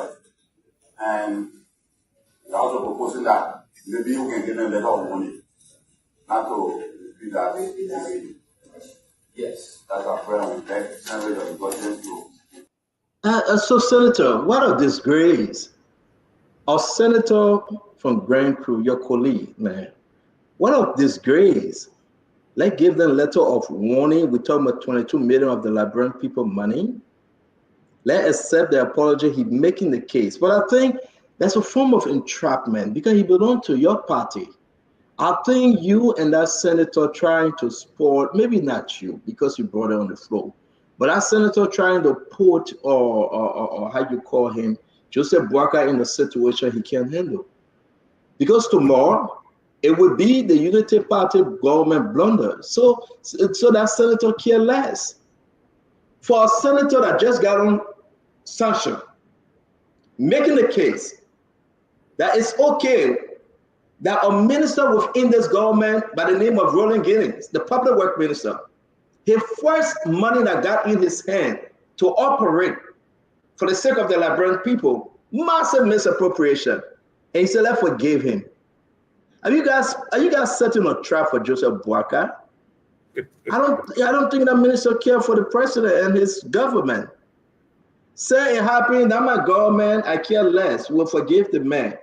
Or did the senator eat on the money? Roland Giddings share with him? No, I don't think so. Stanton. But you know, Stanton, let me say something. You know, I spoke to the chairman on several occasions, and the chairman said to me, you know, Giddings said the Minister of Justice signed the agreement, signed the contract. The Minister of Finance signed the contract. So the Attorney General who's will be prosecuting has already signed the contract. So even if we were to now say, let's send a man for prosecution to the senior Attorney General who has colluded, according to Giddings, because I didn't want to take Giddings' word for it, because I wanted Attorney General to kind of defend himself. Because the reason why I'm saying they should appear. So the Senate is in agreement with the Senate that Giddings should reappear. So the chair is in agreement with the Senate that Giddings should reappear. It should appear before the full plenary. And if it means we got to invite the Minister, the Minister of Finance and Minister of Justice to kind of defend themselves. Because, you know, there's a criminal, no, we are not proceeding to a criminal issue. Yeah, and yeah. They should take liability for their own action, not a collective guilt. So we are not proceeding. And the fact that the Senate agreed, including Senator Chair, to say, let Giddings reappear, I think that is more critical now then just say the issue of writing, getting a warning letter, that issue is not on the table now. What is on the table now is for getting to appear before the full Senate and explain the whole contract issue. How the Minister of Justice signed it, how the Minister of Finance signed it, what were the basis, why he gave contract to people, to area that the road had already been done, why he gave contract to a contractor who had never delivered. All the issues are now on the table, which Senator Chie himself voted for. So I think we're making more progress, but I don't think Senator Chie, like you say, well, I spoke to him, he's very sincere. I don't think he want to put Gideon in problem, but Gideon created his own problem, so he has the answer to it for his own problem. The senator of McGill County, Senator Nathan Fado McGill, let me say something to you just to close, because we get Representative Musa Bedete coming on and another guest. We'll be having a very interesting show tonight. Senator, real quick, CDC live or they are dead? Which one? Are they alive? Very alive. And you may comment on your colleague, Senator Amara Conan, that is daydreaming if he decides to run for president 2029? Of course. Do you believe what Paul Kennedy said that Amara Conan truck people to Buffalo County? That's your county. Do you believe it? Well, campaign way might give you. I'm not following the campaign. Or Paul will be the best witness. Paul will be the best witness because Paul participated. So I don't think campaigning Buffalo. But once I said that he told people about who came from the party. So well, can you talk to us about the unsafe environment at the Capitol building that it broke into Amara Conan office and other offices, please? Yeah, but not only Amara Conan office, several senator office have been broken into. Maybe they highlighted. But the person who reported to us this morning that 2 senator offices were broken into last year. Amara Conan office was now. They don't all got to realize. In fact, the security report today show that more than 5-6 senator offices have been broken into. And so we are doing a complete security assessment. I think most of the senators believe that they're not safe on that Capitol building. When you get Capitol building, what do you see? All sorts of people at Capitol building. People are asking someone had their own workforce security here and there. So a lot of security measures and improvement going to be done at the Capitol building. Before you enter the Capitol building now, probably you'll need your pass, you got to show whether you are invited. All sorts of security measures are going to be put in place to protect the center and protect their offices. But last question before we bring Mike Musa. Dr. Richardson will ask the last question, but let me squeeze this in. Senator, everything you have seen, everything you have heard, as an opposition senator, how do you grade this government? Normally, Santa always said that any government will build the success of their government on 100 days. That government will build, because 100 days is a difficult day of any government, especially when you start. Just look at the way the government is doing. Look at even the appointment, the issue of paying officials. The issue of the president appointing withdrawing people. In my own country, McGill County, there's no leadership in the country. So, if I was to grade the government, the last time I get a government negative. When I said negative, I think the government should accept to take negative so they can do well. Because if I get any party in my opinion, so if I was in a government, I would believe that we are not doing anything. So we need to double up. When you start thinking you're already achieving bound for failure, it's not done. But the government think that the measures that they buy, look what happened with the yellow machine. So all sorts of things there. The state report yellow machine is on the ship, it's coming. No, it's not coming. No, we have not signed on it. They're trying to find their bearing. I think it's not being a business of trying to get passing. And we have to squeeze Musa ability on this because we got to understand. Thank you, Senator Francine. Yeah, can I ask you? I actually have 2 questions. You can answer in one. So, do you think that this government is doing more missteps compared to your government, the CDC government? That's number one. Number two, can you also tell us what have you done or do you plan to do for the people of McGill County since you're elected by them and you represent them? A lot. The McGill people know a lot. We have a lot of plans in the making, and we are having a lot of. If I start out being in the plantation, there's so many issues in my giving country. I can't look. I told people I'm not going to build my 9 year on 100 days, because the first thing here is one of the things I started doing. You see, I am one of the most advocate on legislative issues. In fact, I have voted no on more issues than any senator in the legislature. I voted against more nominees than any senator in the Senate. I'm on record. No senator has voted more against any nominee compared to me. I have the biggest record of saying no to nominees. I have one of the biggest record of putting issues on the floor in terms of raising critical issues. I raised the issue of the 22 million. I written a letter about the death of Amanda. I called the police. I wrote the American embassy. I called for investigation on even past atrocities. If the police believe there's reason to open cases, the police should proceed on open cases.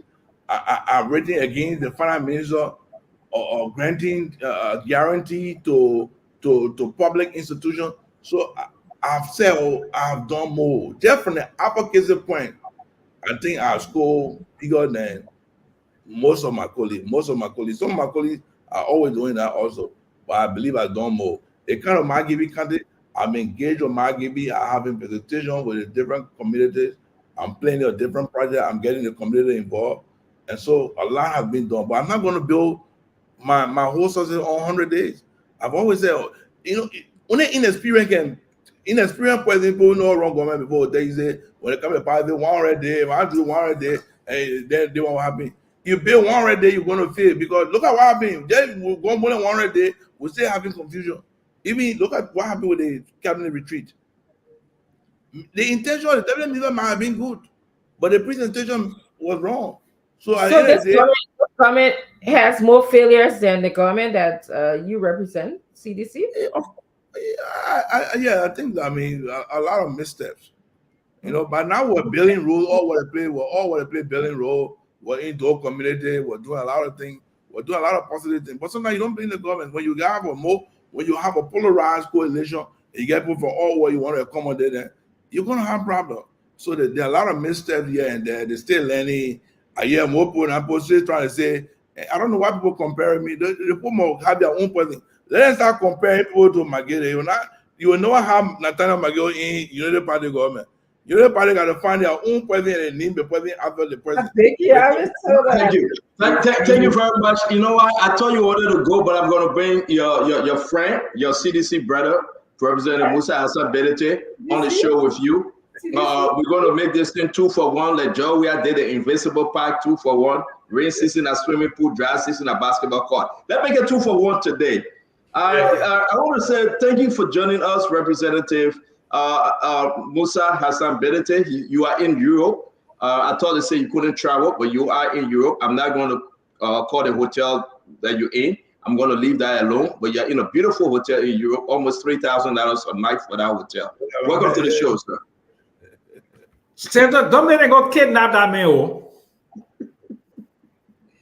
Will I hear you? You are muted. Let me unmute you. Go ahead. Now talk to us. You made my sister is smiling, man. I like to see her smile. Yes. Hey, Paulo. Yeah, Mula. Not bad, G. What's up? How about my brother? Let's get to it real quick because we have many who want to ask questions. Welcome to the show, Fatima Bintu Salif. Thank you for joining us. We're going to run through this thing real quick. While Senator McGill is here with us, I brought you in about this yellow machine. The first day you said it was a good thing for the government, Representative Musa. You said, well, we should all accept that our county needs those 19 yellow trucks. We are receiving information that the American is frowning upon it. They want more details. They want to know more. The American have questioned some of the advisors around President Bouaka. They need more explanation as to who's this guy, why he gave him the 285 yellow machines. And you know these things might give any government before. When these things happen, they call the chief of staff and they beat him. They beat on Michael before we have those information. What are you having Representative Musa, why are you having a change of thoughts and you're now posting the opposite direction on Facebook? Look, I'm a witness to what the role means to Liberian people, our people. And as a citizen of the country, when the government announces that it has planned to bring machine, I think it's laudable. As much as I've received a lot of criticism, I still stand by that position that it is laudable. Nothing I said suggested that by saying that it's laudable, so the procedure to procuring it should be waived. I never said that, and I reiterated that. I was standing by that position until today. The government announced that actually there's no, machine coming. So at least we the optimists to feel our optimism was in vain, because at the end of the day, I have been having a lot of fight, and Senator McGill is he's aware. In fact, I call him. I say, "But I'm surprised you have not called me," because everybody have called me. Besides, he must even joke about that. But my attitude is that if I see that it's okay, it doesn't matter whether it's government or it's opposition, and I do support anything that will alleviate our people movement, that will make sure that we have roads, access to farm and the market.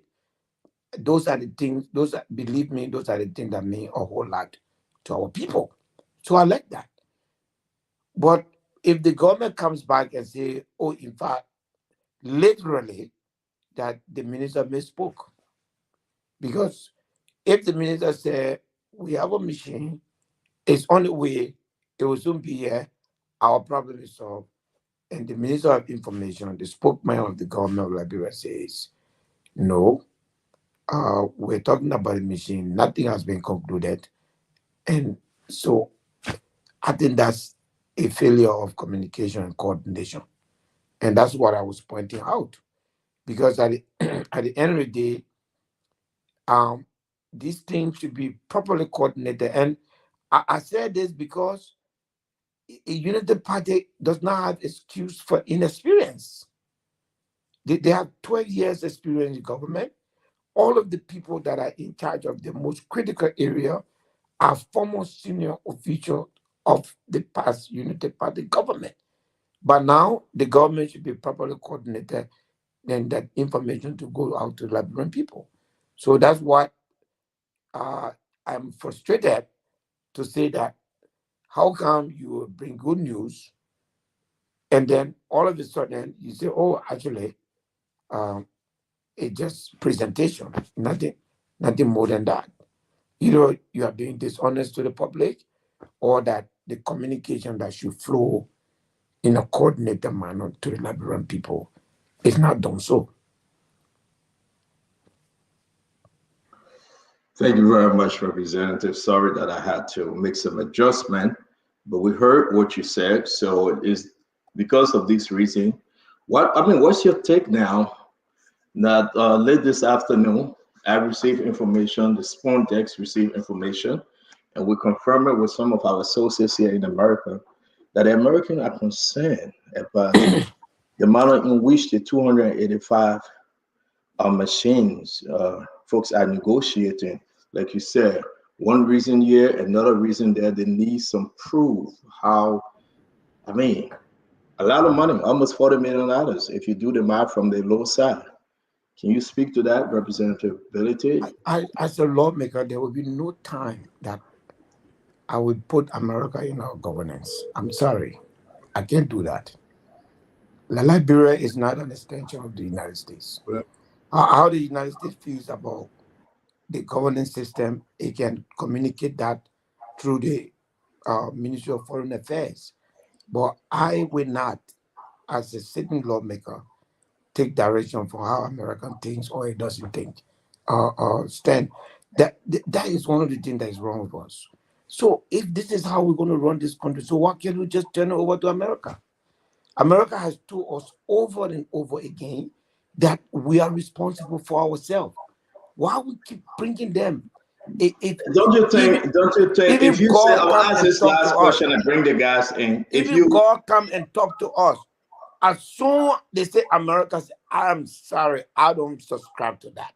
We understand that you have some ability for other reasons. You do Yes. not subscribe to America, but through history I do and not understand subscribe and to tell the us. fact that America should speak and therefore Liberia should follow. Okay, but Unfortunately, they are not asking you to follow. They're just looking for the way and the interest of the Liberian people.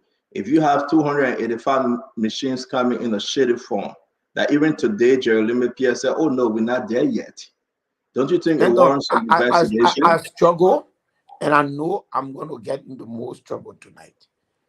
Based on where I've come from and what I've gone through, I don't just find it easy to see something and then accuse people to say it is wrong, because I've suffered that. Let's go by the information. So Musa. therefore, let's go by the information. No the information said at first, Musa, at first it was a turnover. Second, it will be paid by the presidential project. Mo Ali said that. Third, is part of the whole cycle that we will generate the money from the road fund. The National Port Authority director said it. Today, Jeremy Pierre saying we are not there yet. Forget the American, forget about your own personal trouble. Let's go by the people that's speaking on behalf of the government. None of these people should be speaking for the government. That's the first thing. Jeremiah Pierre should be speaking. Jeremiah Pierre should be speaking. Yes, it's not Mo Ali. Let Mo Ali go do a water job. He needs to focus on that job. You know, and this is my disappointment. Okay, Unity Party has taken over the government. They should focus on governance. You should not be jumping all over the place. Managing director, this person, everybody want to be spokesperson. I mean, they are failing. Can't they see it? They are failing. At the end of the day, focus on your job. We don't get just because you go put one a generator on, then you think that you not put whole Liberia on water land. You know, this is a lot. Yes, he has a lot to deal with than to come and speak for a machine business. For me, the Minister of Information has spoken, and as far as I'm concerned, at this point, there is no such thing as machine coming to Liberia. So the one that Stephen Johnson says is on the ship coming. You don't Stephen believe Johnson should focus on his job that he has been given, and he's not a spokesman of the Republic of Liberia. And if he keeps doing that, let me bring the rest of the guys. Let me bring the rest of the guys. So hold on, we won't bring here the first way our people because no man. Your capacity as representative. I'm speaking in my capacity as a representative, and I exercise oversight.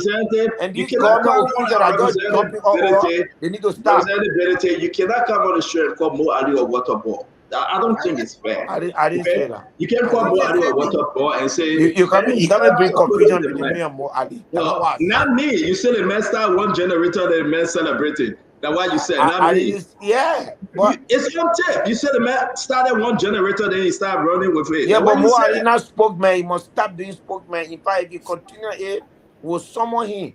Let him focus on his job. That Geraldine Pierre, the spokesperson of the governor of Liberia.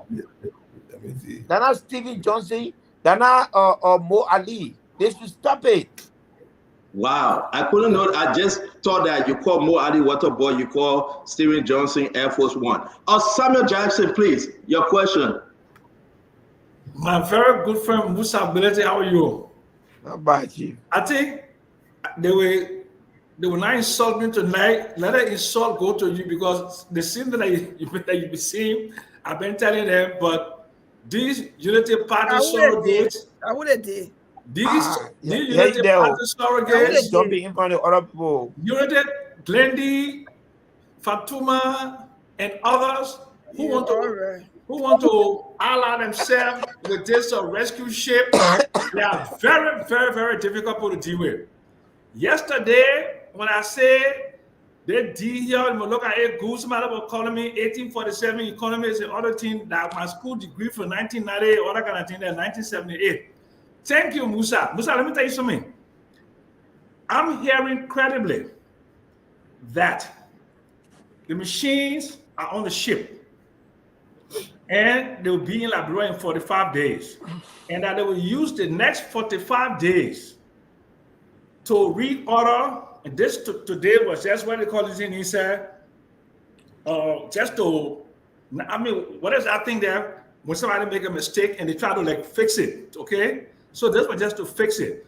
What would the House of Representatives and you particular do if you find out that the bill of lading for those equipment is prior to the House and the Senate ratifying the loan or PPCC giving somebody? What would you do if those documentation bringing the equipment to Liberia?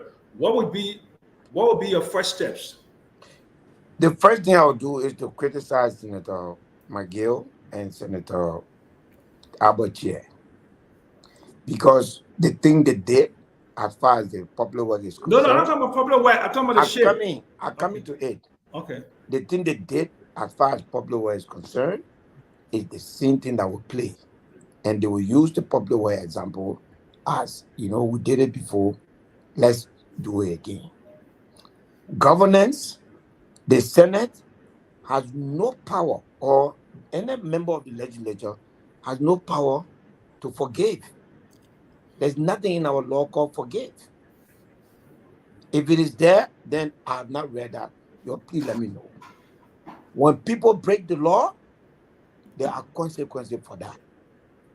The only place in the law that I know that there's forgiveness is what they call pardon, and that power is exclusive to the president of Liberia. So, if the public works minister did something, they should look in the book and know what the punishment and mete it out against him. Simple. It will go back to the machine. As far as we are concerned, and I repeat and I stand by my position, that the idea to have machine and fix our role is a good thing. The process must be followed, and it must be in accordance with our existing laws. However, the Minister of Information spoke today. That statement has not been revoked by the President of Liberia. That statement has not been revoked by any superior officer. If any document lands in Liberia and shows that the information the Minister of Giving is part of a cover-up, and indeed the machines have been put on control, that's tantamount to a whole bunch of officials. I don't know nothing about the Senate. I have no control over the Senate. But I know we as House of Representatives, we have impeachment power, and we'll use it. Thank you very much. Thank you very much. No, thank you. Let's keep it real quick, Uncle Sam. I know you got two questions. Let's do one question. Yeah, let's do one real quick because if people want to come in. Yeah. Glenn, go with your one question. We'll come to Fatima and Al-Hassan Fadiga, then Dr. Richardson will come in because we got to go to McGill. Something just came up. Glenn, your question for representability. Representability in your official capacity on this national and international platform. When you speak, we're listening to you. And when you're coming here, and in a way, speaking of Mo Ali and Stephen Johnson, the way you spoke of them, I think it's unacceptable. I mean, let me finish. We respect you. We respect your capacity as a government official. So to another government official, I think you shouldn't speak of them in such tone. Whether more that Waterboard, whether Stephen Johnson need to focus on his work, I don't think those were appropriate comments to come from you, in my opinion. My question to you. No. Let me answer to that before you ask the question. Go ahead. You are sitting down right here. You know that you did not hear me calling Mo Ali Waterboard. He said he would go do his water job. No. Give him a chance, Glenn. Let him finish. Glenn, hold on. We'll come back. And you know very well I did not, because you were sitting down right here, you were listening to me, and you know I did not say that. Secondly, I'm not speaking for you to accept it. Once I don't insult you, I don't use profanity. My speech is not for you to accept it. I speak in my capacity as an overseer of the executive.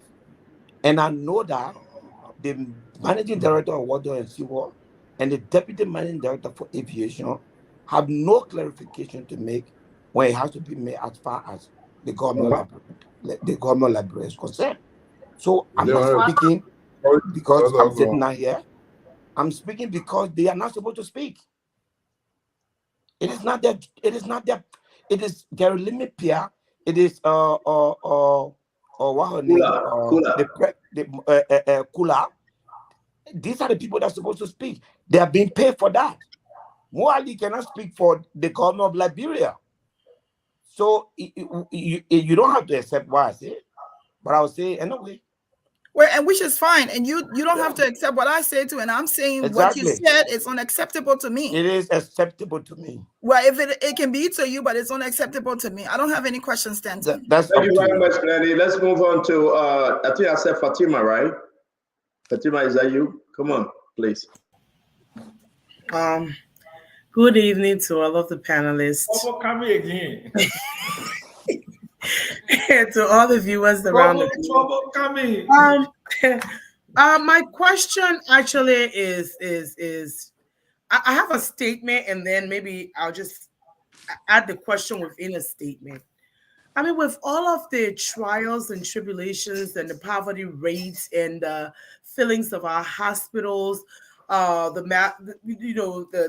destruction of our roads, healthcare sucking, we're here talking about yellow machines.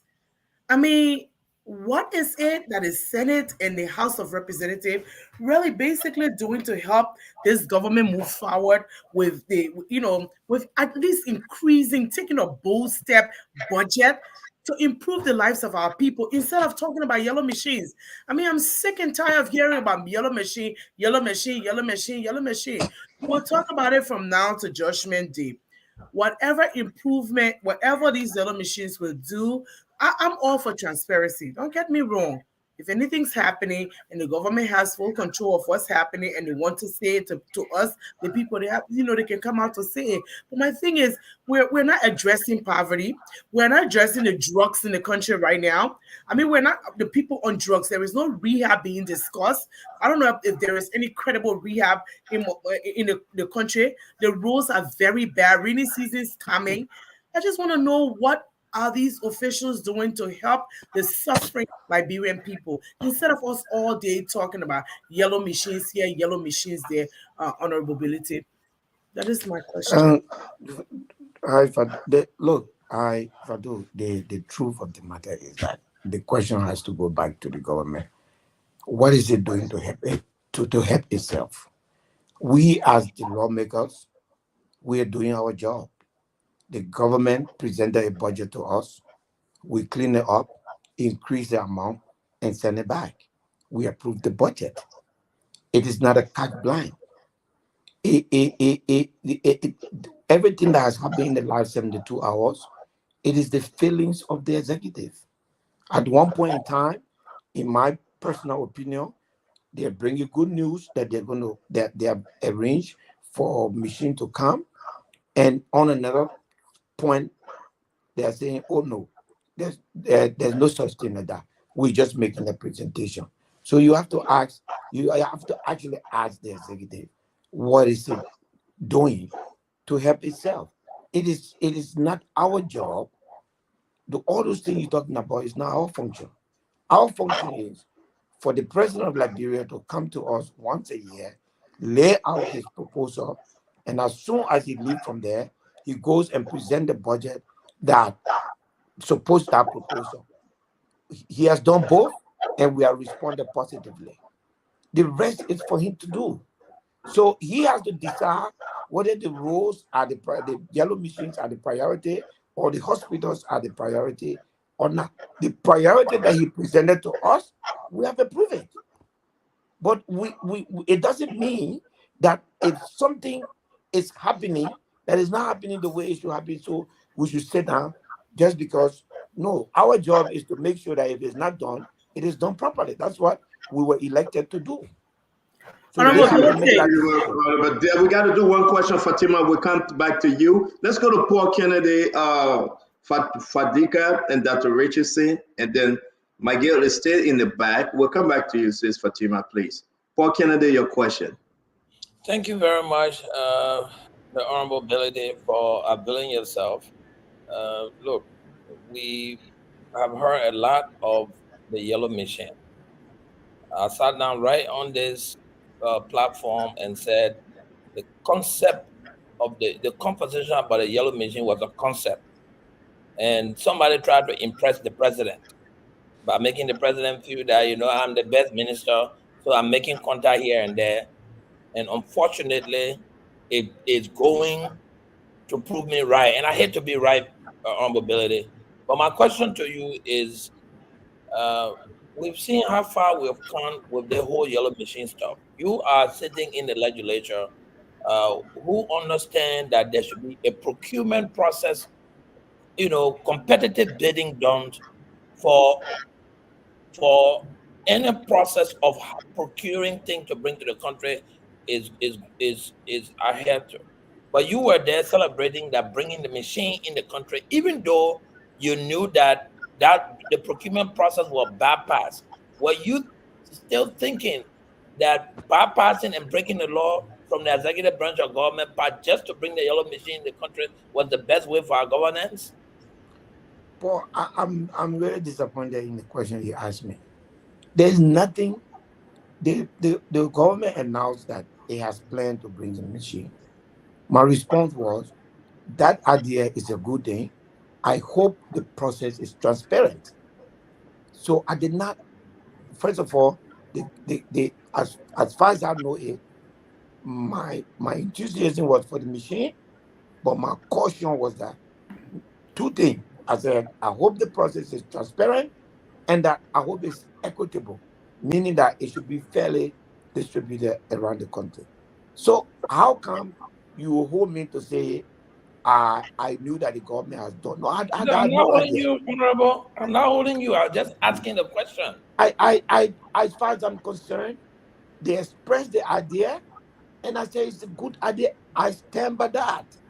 However, in fact, while we are in the middle of that, the government said, "Oh no, that was the person misspoke. Nothing has happened." So, how do you hold me to that? I ain't do nothing. All I did was, I know what role means to our people, and I know that when you talk about plans to bring road machine, I know it will help a lot of people. I know what it's doing for my people in my district, because I brought machine to put it in my district, and I know it's helping. And the government says that it's good. Just as the president brought the budget, just as the president promised to audit, it's good. My response to that statement was that this is a good idea.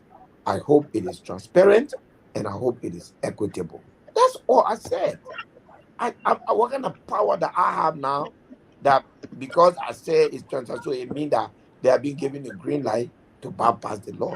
I even went back to clarify that we must assume good intention, but we must also assume that the government will follow the procedure.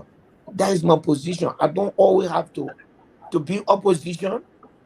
There are people who are in government today that believe that to be opposition, you must not have anything positive to say about government. But I beg you, let me interrupt you, Representative, before my brother Fadika come in. Representability, let me interrupt you. This is what you said on the first day. This is what you said.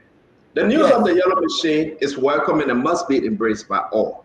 Our roads are poor and our people are suffering. The legislation honored the line item called presidential projects. Exactly this is what Muadi said. You were just beating on him. He said it would be presidential project responsibility to pay for it. So you follow that line, Representative. You say it gives the president the latitude in the 2024 budget to do something like this. So Paul Kennedy is not wrong. This is no time to criticize. No, Representative, hold on now. Let me finish reading what you wrote. All of our protocols. Yeah, like you said, let me read what you wrote. This is no time to criticize such a revolutionary move by the executive. We look forward to the transparent and equitable implementation of this critical project. You never say anything about PPCC. You never say anything what is you base this on, but Representative, let me finish now, breaking you back. You base this on the fact that it will be paid for by presidential project. Then you are yet today beating on Mo Ali to be quiet. but you talk the same line. So to go back to Paul Kennedy question, will you been fair with your people of district number 7 or number 9 in Nimba? Will you been fair to them and to the Liberian people, or you just ran with a narrative that you didn't investigate? First of all, but I'm not honorable back. Call me Stanton back. Let's go.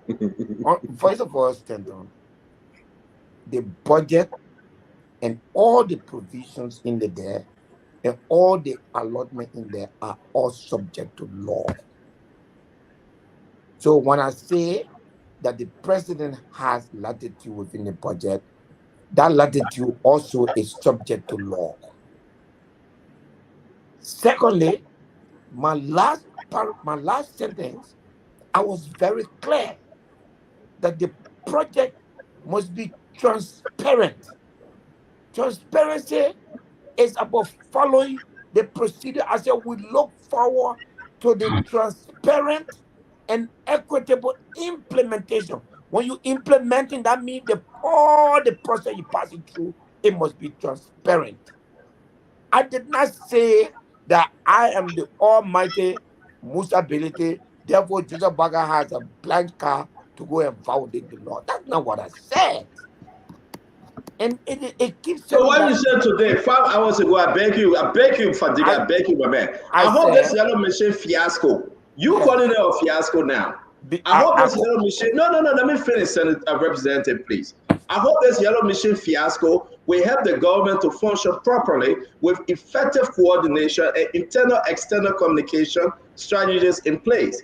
This is embarrassing for the people with 12 years experience. Who are you talking about? Who the people that get 12 years experience that you say is embarrassing to?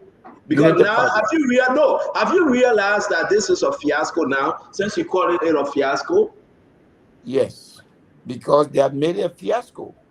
One person had said it's happening, and the spokesperson for the government of Liberia has said it's not happening. That makes it a fiasco. It is what it is. Thank you very much. This shows that there was no coordination between who's supposed to pronounce government policy, who's supposed to, the Minister of State with our post. Who are the 12 years working people that you're talking about? The United Party government. Okay, thank you. It's a good speak. Thank you very much. Senator, we don't want you to fall asleep. We'll come to you very quickly. Let me bring in Fadiga on this one, please. Go ahead, Fadiga. Welcome, Honorable Ability. There's never a dull moment whenever you are here. Not at all. Yeah. This yellow machine issue. I read all your posts actually, and one thing I gather from those posts is that I don't think you disagree with the idea of the government breaking with yellow machine. You just wanted to follow the proper procedure, if I'm getting it right. Correct. So you just wanted to follow the proper procedure. Correct. Now, all your question though, only one question. I lay my premise. From there, don't get confused me here. My question to you now is, how do you think the government should proceed in regards to this yellow machine? Thank you. First of all, that's what I say, experience. The PPCC has even provision for single sourcing if you follow the law. The necessary agency can go and write a formal communication, I think through the office of the president or through the office of the minister of state or somebody of it to say, we will let for the rules to be put aside so that we can procure this equipment because it is urgent. When you do that, then the PPCC will issue you what they call a letter of no objection. If this is one person you're dealing with and you are very confident that that person has a better deal than anybody can offer you, there's way on our book. And this is where I'm disappointed because these are all experienced people. They should know they've been in government before. They have areas, and Senator McGill can bear me up. You got area where you can go and ask for single sourcing of anything. You just lay the justification, PPCC reviews it, and grant you the right to single source. That's why I was telling them that they want to just excuse the Minister of Public Works. He should have followed the law because there's provision there that he could have gotten the no objection. If he got the no objection, then that's okay. So in this case, they can do that. The second thing is 285 machines. They have to identify what part of the budget is coming from. And once they do that, and if it is not enough, because I know, and I can say this, the cost of running the machine will be at least 3 times the cost of buying it. So therefore, the president can make a direct application to the legislature to say, I want to buy this machine. I've made arrangement with the owner to pay them through budgetary arrangement for the next 3 years. He can do that. The legislature have cooperated in every way with this president as far as implementing his policies are concerned. That goodwill is there. He can use that and stay within the framework of the law. So there's no way that the president of Liberia will want to bring 285 machines, and the lawmakers will say, knowing what their people going through, to say it can't come. What people are saying is that come and follow the law, and that you should never have made that pronouncement. I think the decision today by the Minister of Information to say nothing has happened gives the executive the opportunity to make it right and file the appropriate application. Thank you. If they release Thank you silent very money much, and the sir. machine arrives here, it will be a bigger problem.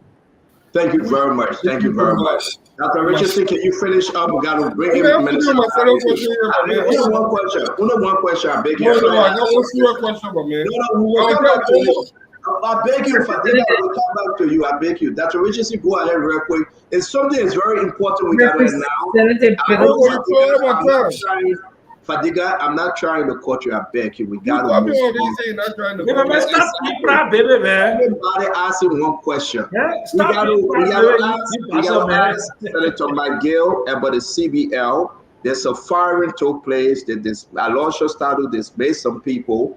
We got to bring this up. We got to ask Senator McGill and representability about this issue. We are hearing that Aloysius, the bank governor, is about to resign. The information that he received, a document from the executive mansion to dismiss the director, HR director, and her deputy. We want to discuss this issue. So Fadiga, we'll come back. I beg you, my man. Set up and prepare your meeting for the president this week. Dr. Richardson asked, I'm glad to hear that you're in Europe taking a vacation. I think you need a break from politics in Liberia. So can you just tell us, why do you think this whole PPC competitive bidding, the budget, working within the confinement of the budget is important for Liberians? And I want you to, if you can even use the issue that we started talking to Senator McGill about, how the Minister of Public Works, misstepped. He said, the PPC law, and then of course signed contract. Why is it important that we need to follow these laws in our country? Number one, it enhances transparency. At the end of the day, you are talking about, in the case of Ministry of Public Works, almost $20 million United States dollars. The one person to have the power to dispose of that kind of money, there must be some law attending. It's good for our country. And that's what the laws were made. And I think it's extremely important, so that if you asking for, how you call this thing? If you're asking for waiver, it should be justified. A government that was a government that was announced to have won an election on November 17 has 60 days to make all of its plan should be prepared on the first day to do everything in accordance with the law. So nobody should be rushed about whether we are rushing the rainy season coming, the rainy season not coming, because you should have made a plan. That should not be a justifiable reason to get a waiver for competitive bidding. Today, our government, from January to March, expended 42 million United States dollars. Guess what, Dr. Richardson? Not even $10,000 went to Liberian. Not even $10,000. All of the major contracts gone to foreign company. Yep. Total disregard for existing laws. And this is why. Thank you, Representative. I This is know why I come back to your indeed. question. If you Yeah. follow this procedure, you will know all of these things, because now PPCC will ask you, did this man you gave him 10 million to, where is the Liberian component? Before we Do you believe in PPCC representability? Do you believe in what's going on? Everywhere talk about PPCC, everything that come to them, every Tom, Dick, and Harry, every cat and dog, they swallow it. Any people get before them, now one of them they have rejected.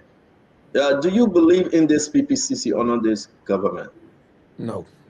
I think Thank it has you. been I'm going to bring in abused. Senator McGill. I think it has been abused and intimidated because it was put there by the previous government. I think they should just resign, and then they should put different people. And that's what Senator McGill said. Maybe they are honored doers to do certain things, so you are just saying what Senator McGill said. Yes. All right, let me bring in Senator McGill. Senator McGill, I'm going to put this up. I think I put this in the chat room, guys. This is from J. Aloysius Stalu, the bank governor, CBL. As you can see, executive governor, his information, everything there, right? We'll talk more about this tomorrow, but I cannot allow Senator McGill to leave without discussing this. The management of the Central Bank of Liberia has made the foreign staff movement with immediate effect. Okay? We are investigating this story.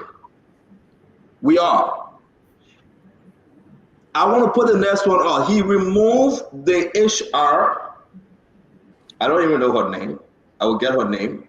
And he also replaced the deputy. And he said by order of the executive mansion, because the party mandate. Because the party mandate. He removed them. He removed them, sent them, demoted them, whatever the case may be. We will bring the full story.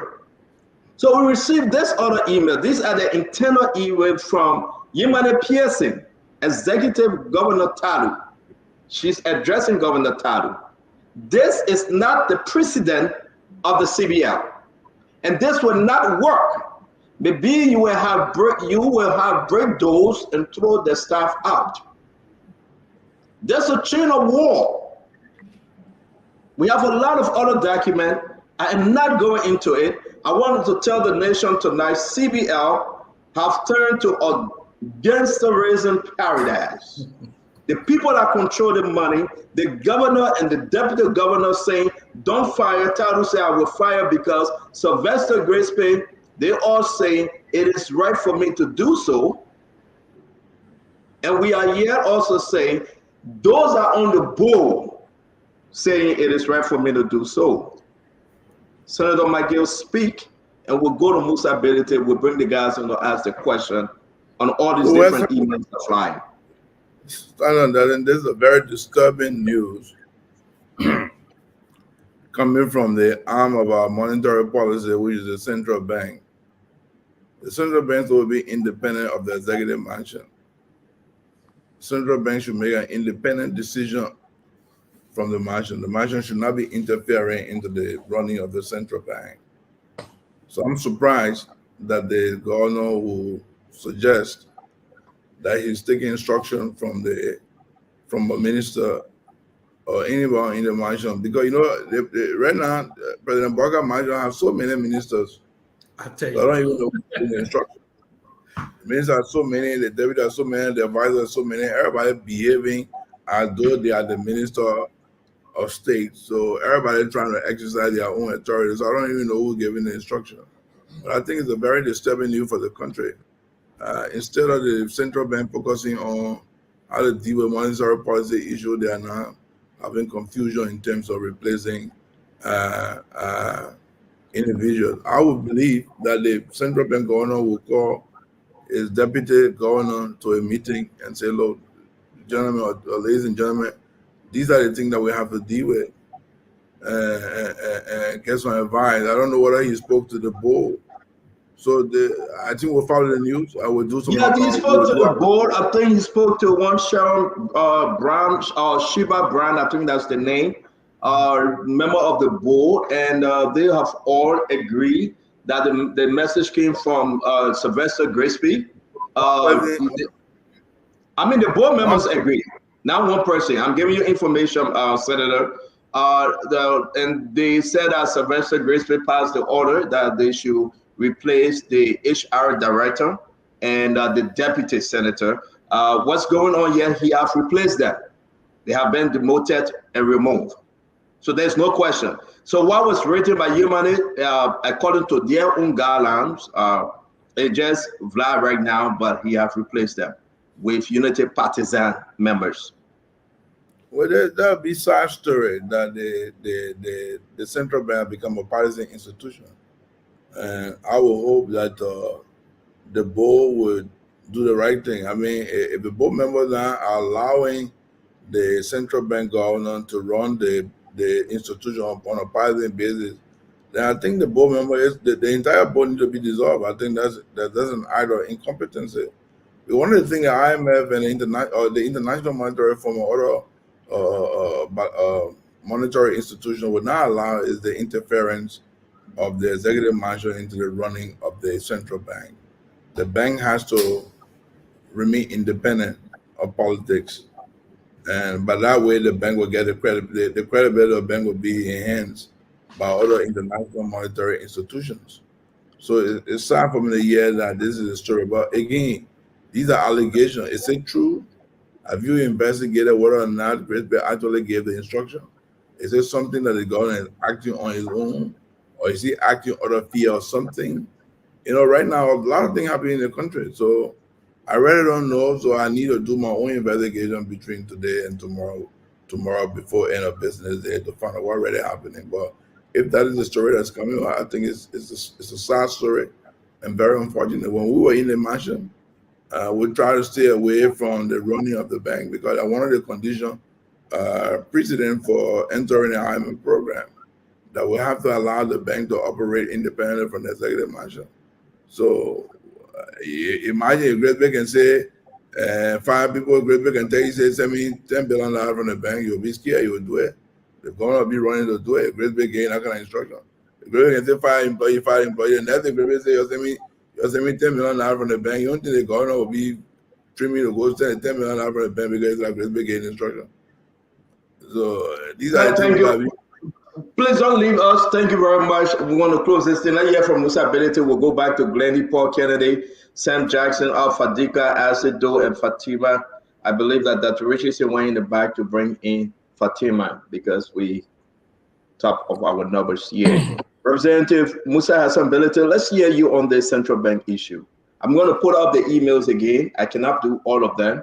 Let me put the first one out. Let's read it. Yeah, this is from J. Alosha Stadu, the Executive Governor, Central Bank of Liberia, Republic of Liberia.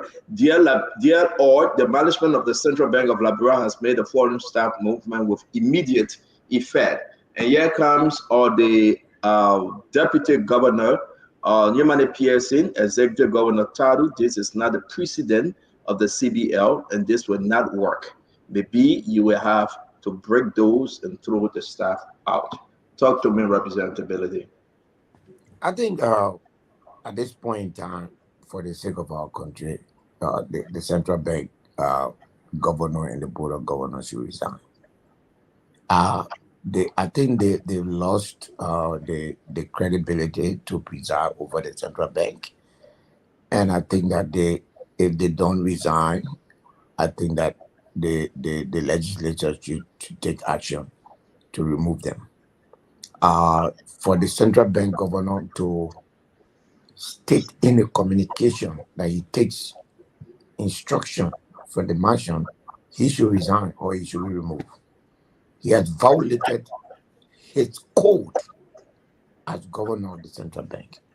For the board of governors to acquiesce in the interference of, and I'm assuming that this is true.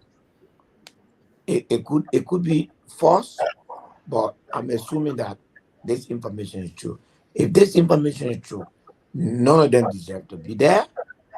The central bank is one of the areas where I believe, as much as it should be independent, the tenure of the central bank governor should be tied to the tenure of the president that puts him there, so that during the time of that president, he cannot be removed, but when the president leaves, he should leave, because it's difficult. It's been clearly difficult.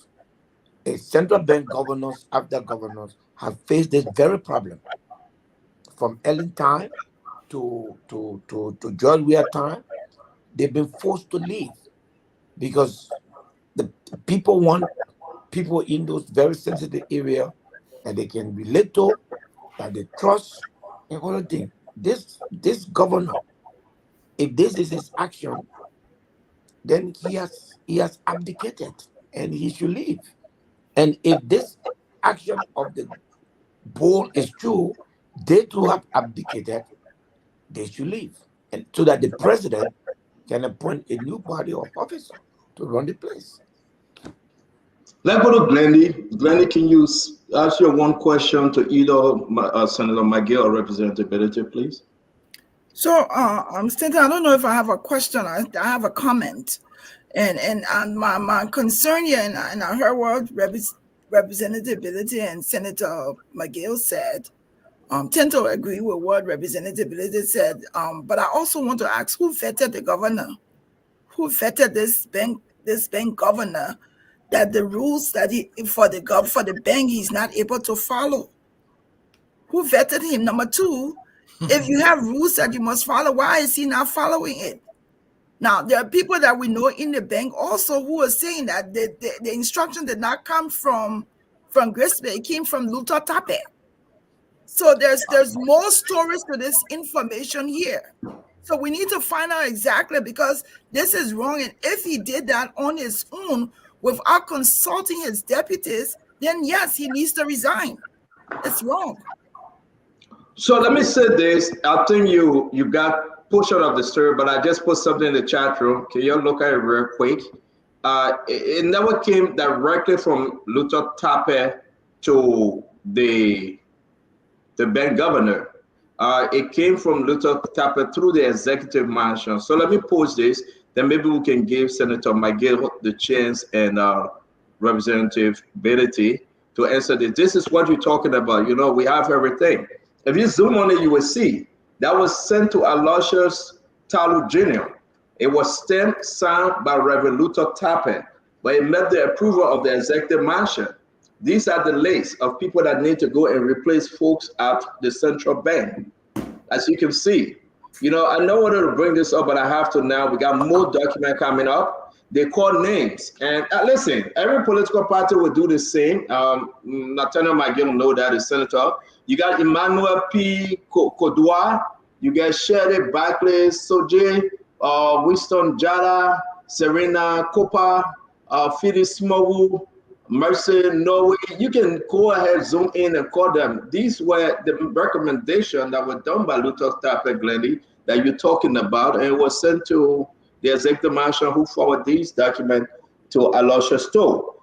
So let's go back to Senator McGill. Now you are seeing the document to Glendy concerns and comment, and Musa Benedict, then we'll come down to the rest of the guys. Senator? Yes, that's not like I said, man. It's unfortunate. The central bank is not a partisan area. The central bank is a professional institution, and we should not politicize the central bank.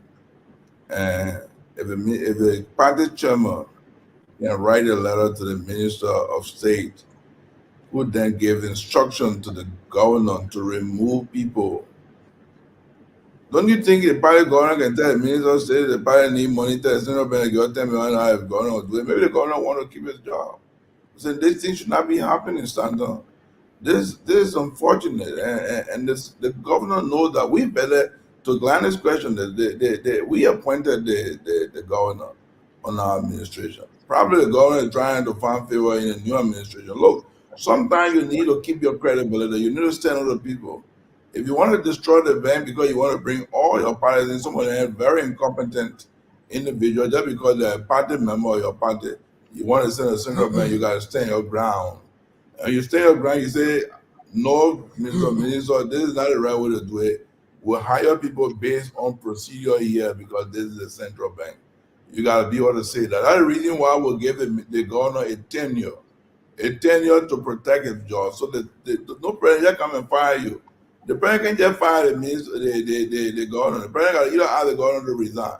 And if the government decides to resign, they can pay him or they do voluntary negotiation behind the scene.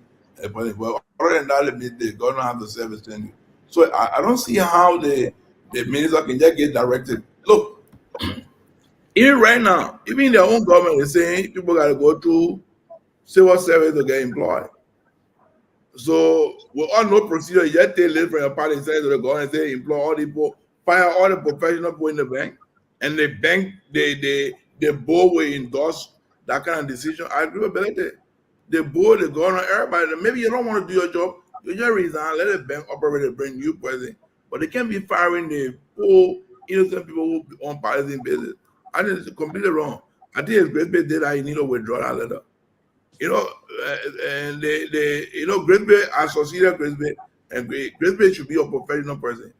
The minister should be a professional person. He should not allow himself to be dragged into partisan politics and to be sending letters to the bank. I think it's very sad. Recently, Grisby, I sure you're listening to me.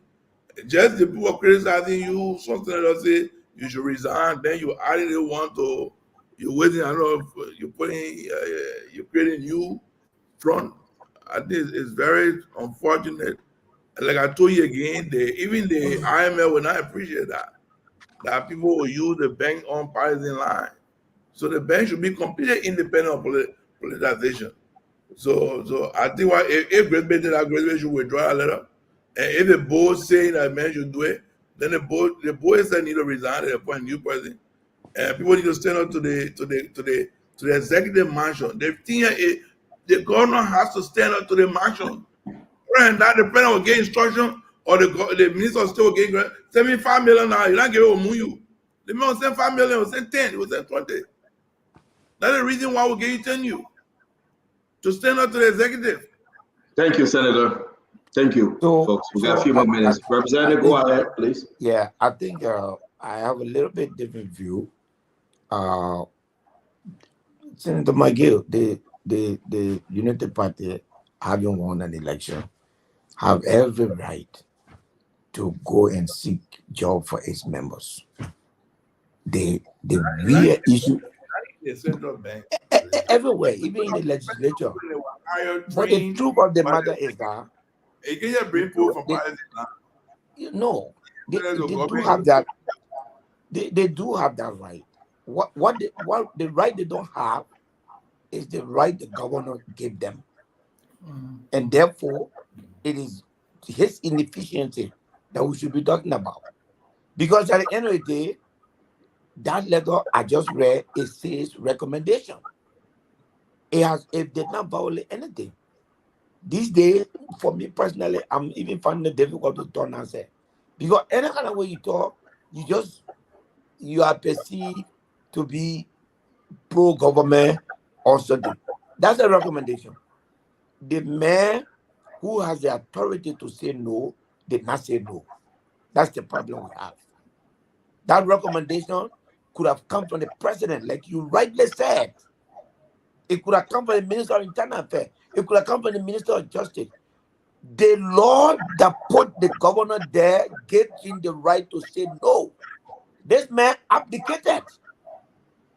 He has literally, and you have to take some of the burden because you're a man. You're the one brought him. The question would be now, what kind of man you're brought? That cannot stand the test of time. Why is scared of? He got tenure. The legislator was why is scared of? When the Republicans say, my you should not pass the budget, he said, I'll pass it, you'll take my joy, you'll take it. Take I will you. do the Let right the plan make it. So you're supposed to stand. Thank you, Representative. We know both of y'all, you opposition, you guys I don't know, you United Front, yeah. Yeah, we know you UP man, so no problem. I'm not a UP man, but I always support Joseph Boycott. I'm not a UP man. I don't hide it. I always support and UP are synonymous. Because to be right into the central bank, even IMF will be very uncomfortable. You're bringing untrained, unprofessional people in the bank, people who have been trained, worked there for a long time. You just bring somebody on private land because they want to go work in the bank. Everybody looking for a place to work where they get money. Nobody want to go somewhere and try and make the place successful. Everybody want to go somewhere, yet in the bank, get plenty of money for people to go take.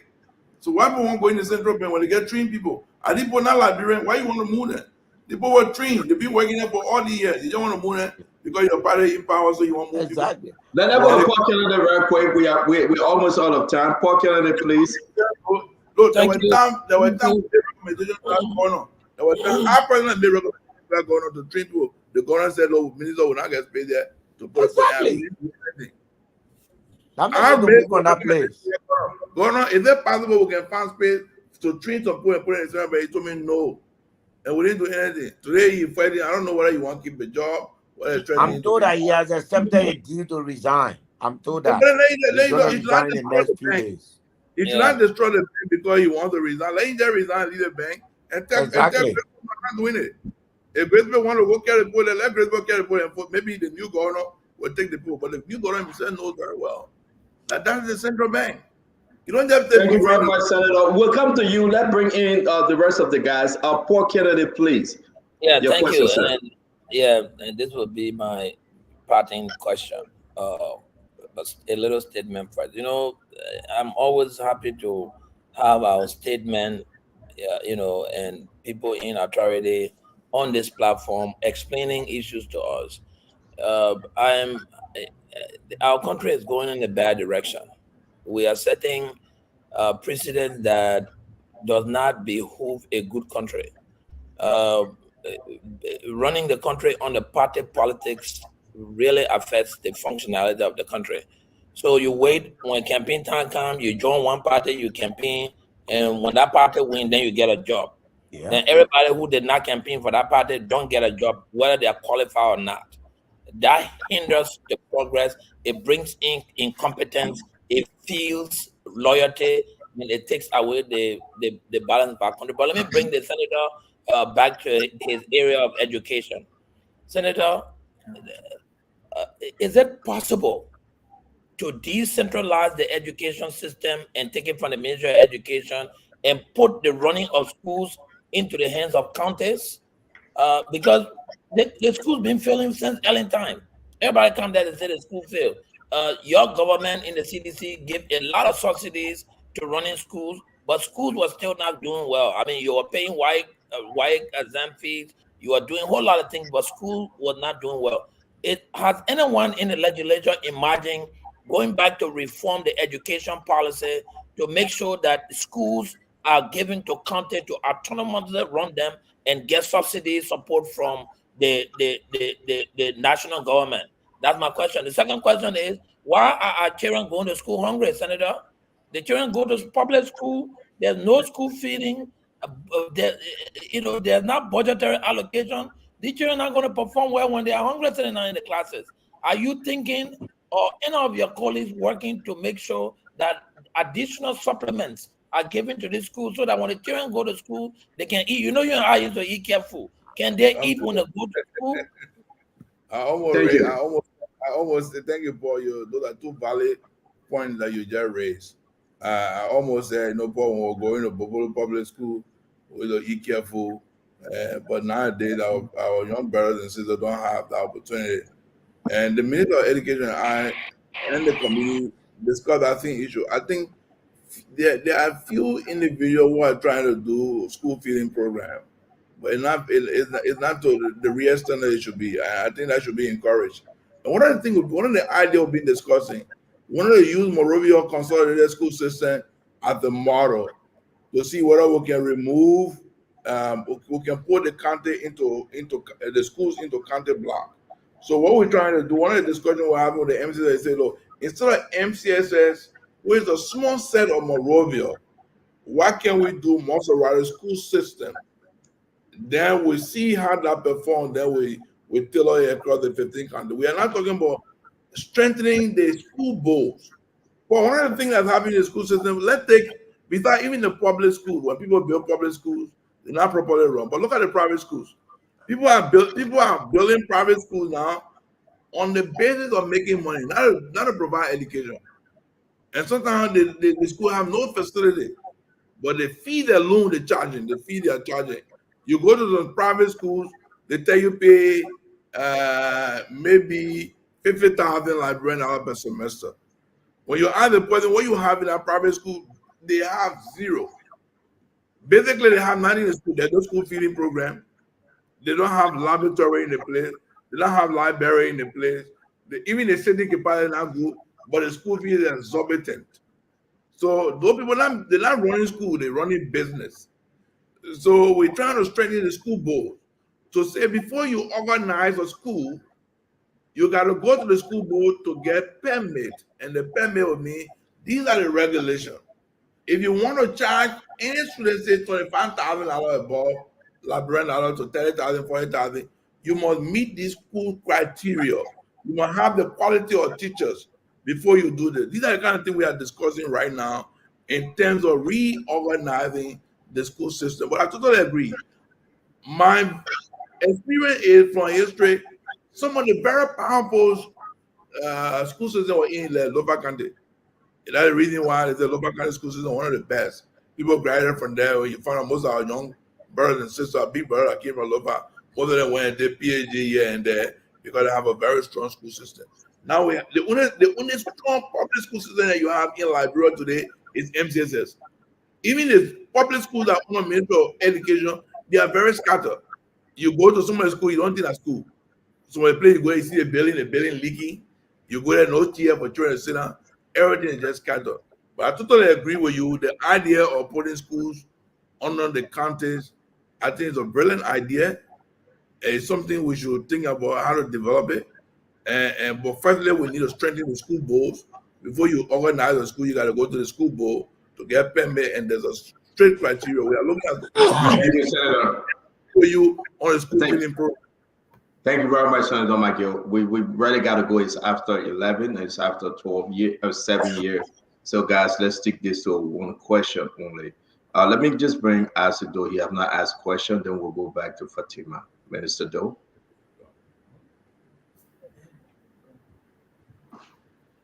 Yeah, thank you. And hi to the both senators and hi to everyone. I know you've all discussed everything so far. I'm not sure. Oh, yeah. One representative and one senator. Maybe that vision I had.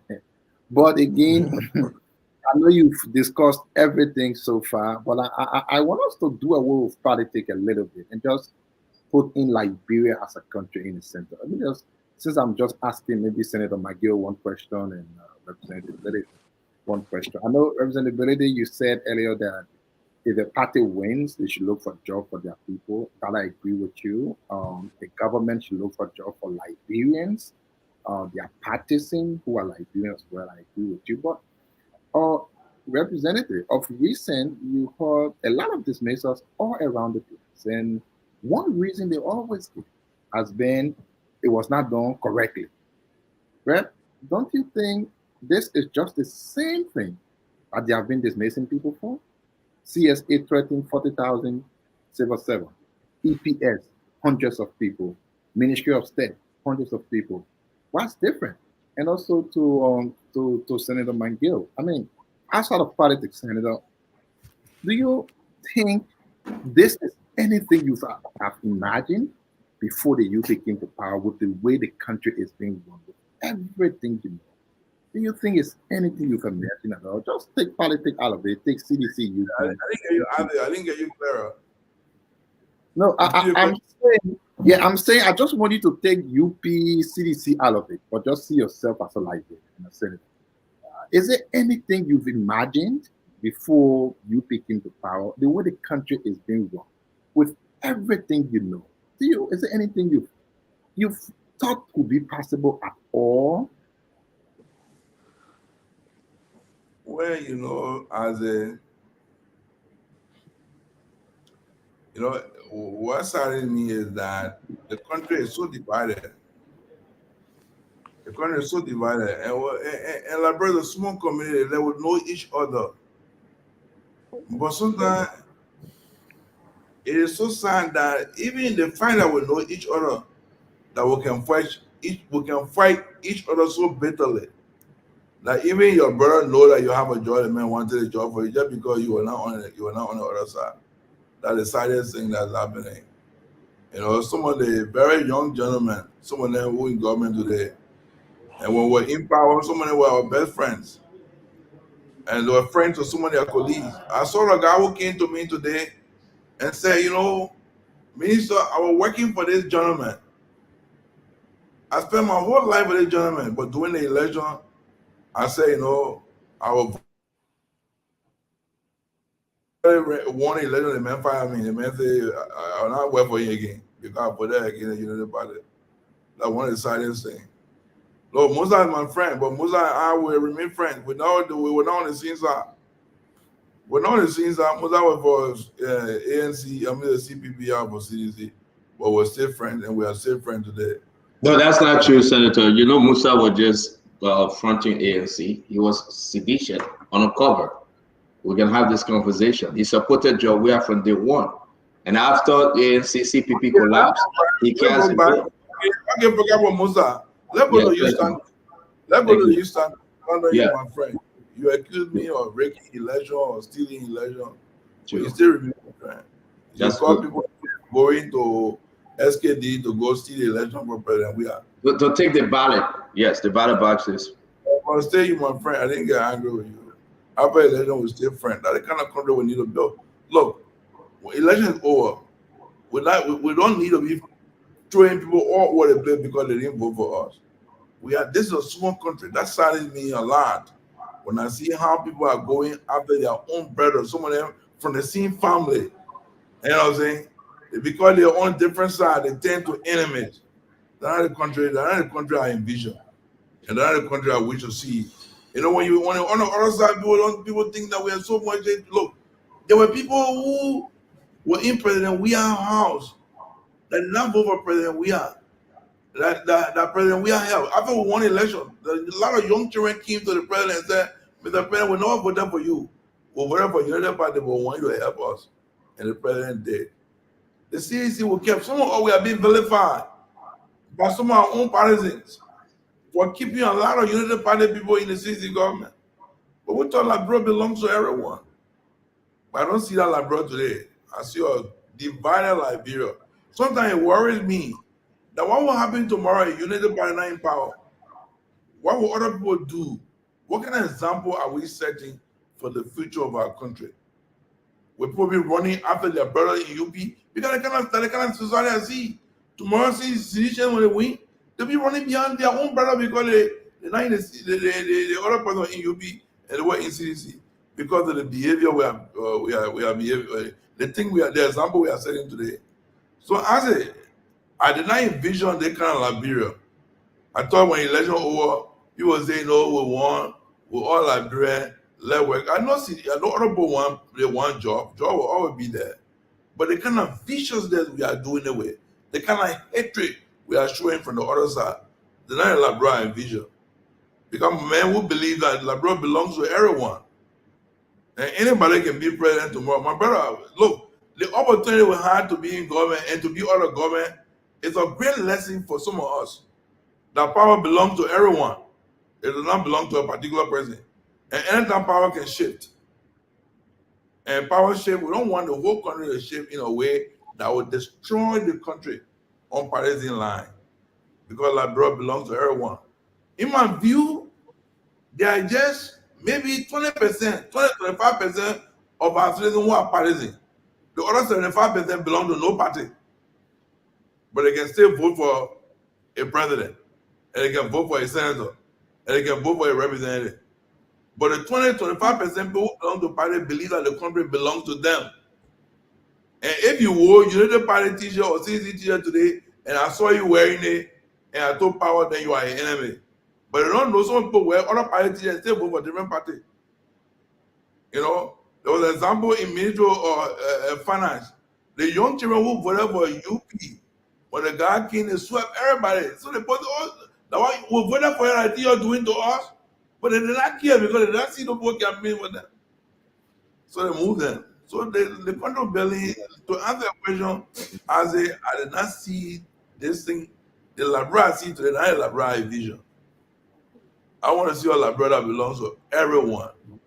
You know, belongs to everybody. Today people can hear you, tomorrow you can be friends. You know, I made an example of my own friend Santon. I was sleeping here, the boy lying on my knee. It wasn't a lie. It was a good politics though. It wasn't a lie. You know, so I was sleeping here the mental guy was in Dubai. I think it's Santon. I saw your horses. I mean, it just needed you to display. Please, the last time I want to ask Jose Minister, please go bring Stanton, let him go show it around so government can take it. So, Senator, since you are already, we gotta go. Yeah, yes, I'll see you, please. So, Senator, since you're speaking, before you end, I beg you, allow me to ask you this. You know, we've been into the youth space a lot of times, so a lot of these young people know us and reach out to us. Senator, you are the chair for on the Committee on Education at the Senate. A lot of our international students from Morocco, from Rwanda, have been reaching out to me a lot. According to them, they reach out to you concerning their well-being, some kind of a thing from the government that should help. That's correct. That's from Morocco. I did file a letter to the Minister of Education, and she promised me faithfully that she was going to look into that matter. But since that time, they have not reached out to me yet. One of them reached out to me. I filed a letter to the Minister of Education immediately, and I told her to reach out. She said you're going to reach out. And if they have not reached out, they can still reach out to me. I intend to see the minister either tomorrow or the day after tomorrow, and I will raise that matter again. So yes, they have reached out to me. Thank you very much, Senator. Representative Ability, before we bring in Fatima, you want to comment on ask a question or concern? You are muted, sir. You are muted.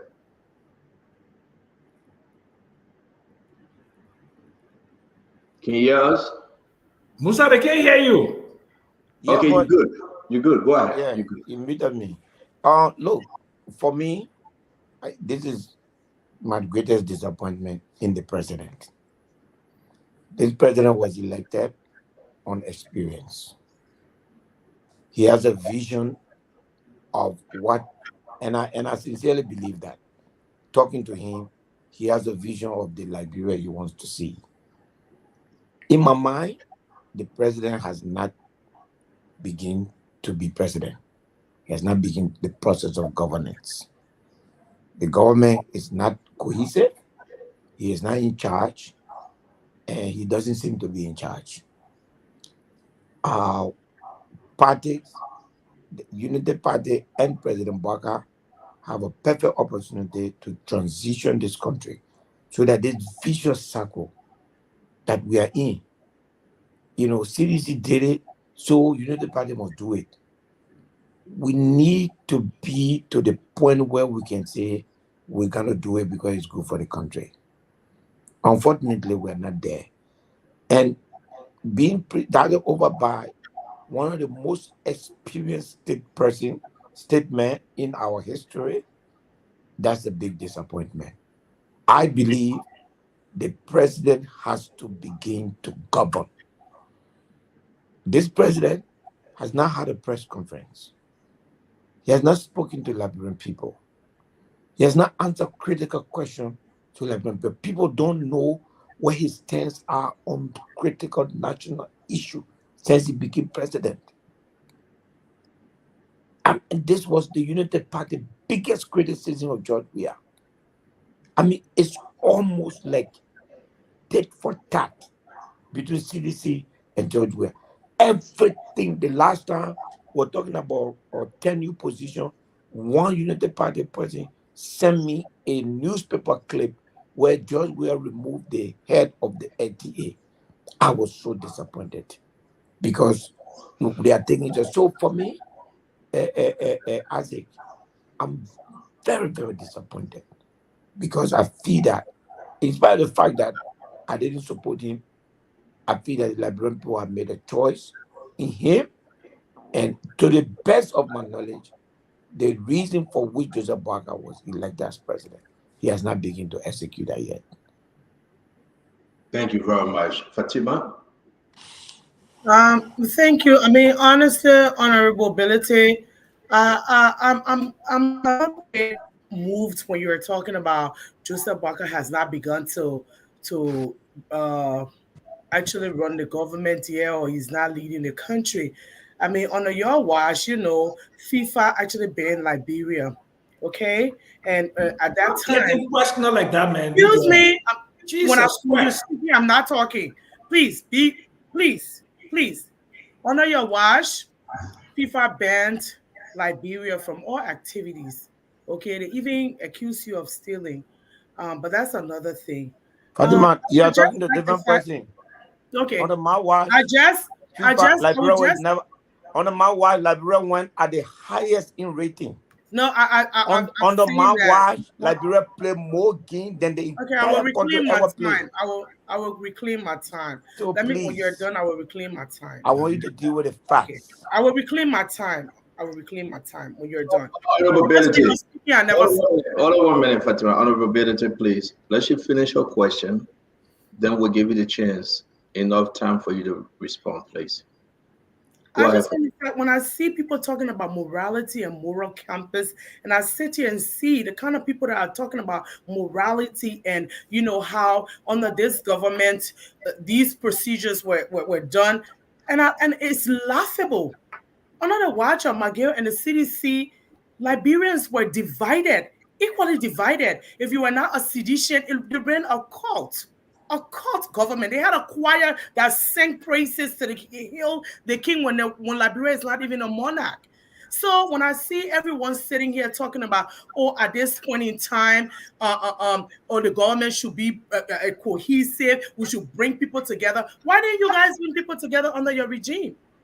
I mean, you guys were sanctioned for most of your officials were sanctioned for crimes against people. So when I see you sitting here with straight faces, Fatima, what's your question now? Finish your question. Let's move on. make a statement, and I could make a statement, and I will ask a question. Can you please not direct me on what to do? Fatima, ask your question, please. I'll ask your question, Fatima. My question is that when you are talking about all of this, saying Liberia should be this, Liberia should, why didn't you do it under your tenure? Why didn't you when you were there, only employing seditions or Weashans or daughters of Wea or sons of Wea? Why didn't you employ qualified Liberians, experts in their own field? Why didn't you do that? And now you have the mind to come and sit here and talk about what should you be. We were not listening to anything you have. Thank you, Fatima. Representative, let's bring you in first, then we'll bring in Senator McGill. Go ahead, representability. So, this is the true definition of narcissism, because you were elected to do the right thing. You are not elected to repeat the wrong thing. So, assuming that we did the wrong thing and the Liberian people put you there, it doesn't give you the right to repeat the wrong thing. You were put there to do the right thing. Don't be narcissistic about that. What we have here is that Joseph Boakai said he can do it. That George Weah is not a good president, and that he should be the good president. And if you repeat what he was accusing George Weah of, that is failure. And if you come here to explain to me what I did and what I didn't do, I'm now on trial. It is Joseph Boakai that is on trial. I'm not the president of Liberia. It is Joseph Boakai that is the president of Liberia. I'm not the one who have one minister saying something and the other one saying the complete opposite. That's not me who said it. I'm not the one that firing people for no reason and hiring the people the same reason why they're firing them. I'm not the one doing that. That's your government doing that. And you should own up to it. Don't be personal with me. You should own up to it. I'm not the president of Liberia. Joseph Boakai said, I'm talking to the president of Liberia. You can never be. Yeah, Hold on one minute, that's not, Fatima. Do that's not not true. interrupt him. It's not back and forth. That's the Let choice him of the speak, Liberian please. people.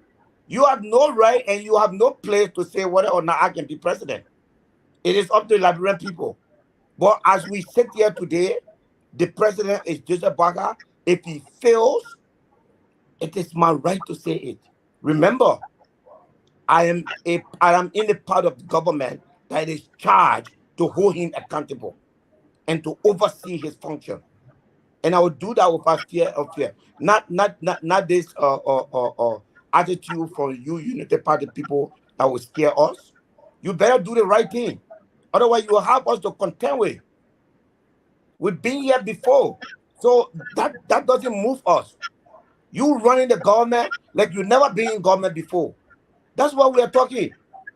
You're running the government like you never been in government before. And when people talk about that, then you want to talk about you want to go personal. I'm not going to go personal with you. I'm talking about Joseph Boakai presidency. And he's performing badly. And whether you like it or not, you will take it because that's exactly what he's doing. Let me bring in Senator McGill to respond. Then we'll bring in Fadika and Sam Jackson. Every time my sister appear on the show, instead of trying to discuss the issue, she want to be personal. You know, everybody gets Carlington, whether right or wrongly. I sure my sister know Momolu Salif, correct? And you know Momolu Salif? And you know Momolu Salif were accused Yes, of I rape? do. Yes. And what does that have to do with me? It's not back and forth. Let the senator talk. You will come back and have your time. Okay. And your boyfriend, your husband, you're married. That was not my boyfriend. That was my husband, my ex-husband. Senator, can we stick to the conversation? Don't bring personal issues. No, stand on. You can't do that here, man. Stop it. No. You have told her to stop. Once you attack people here, no, don't even go there, man. No, Representative Benedict, please, I beg you, wait, sir. No, we're talking policy here. She brought personal. So what are you stopping the man for? Hold on one minute. Senator McGill. Fatima, wait. Do you believe the allegation about your husband? Do you Senator McGill. No, but you know what? Dr. Francine, you can't do this. No, but you have stopped her when she started attacking us personally. Listen, guys, let's wait 1 minute. Let's wait 1 minute. You must stop her when she attacked her personally. Musa. What you can't attack me here for?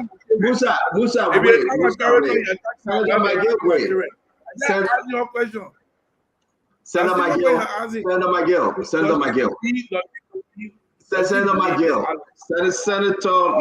you are the statement here. Senator McGill, you are the statement here. You're a senator, representative. You guys are leaders of the country. All right.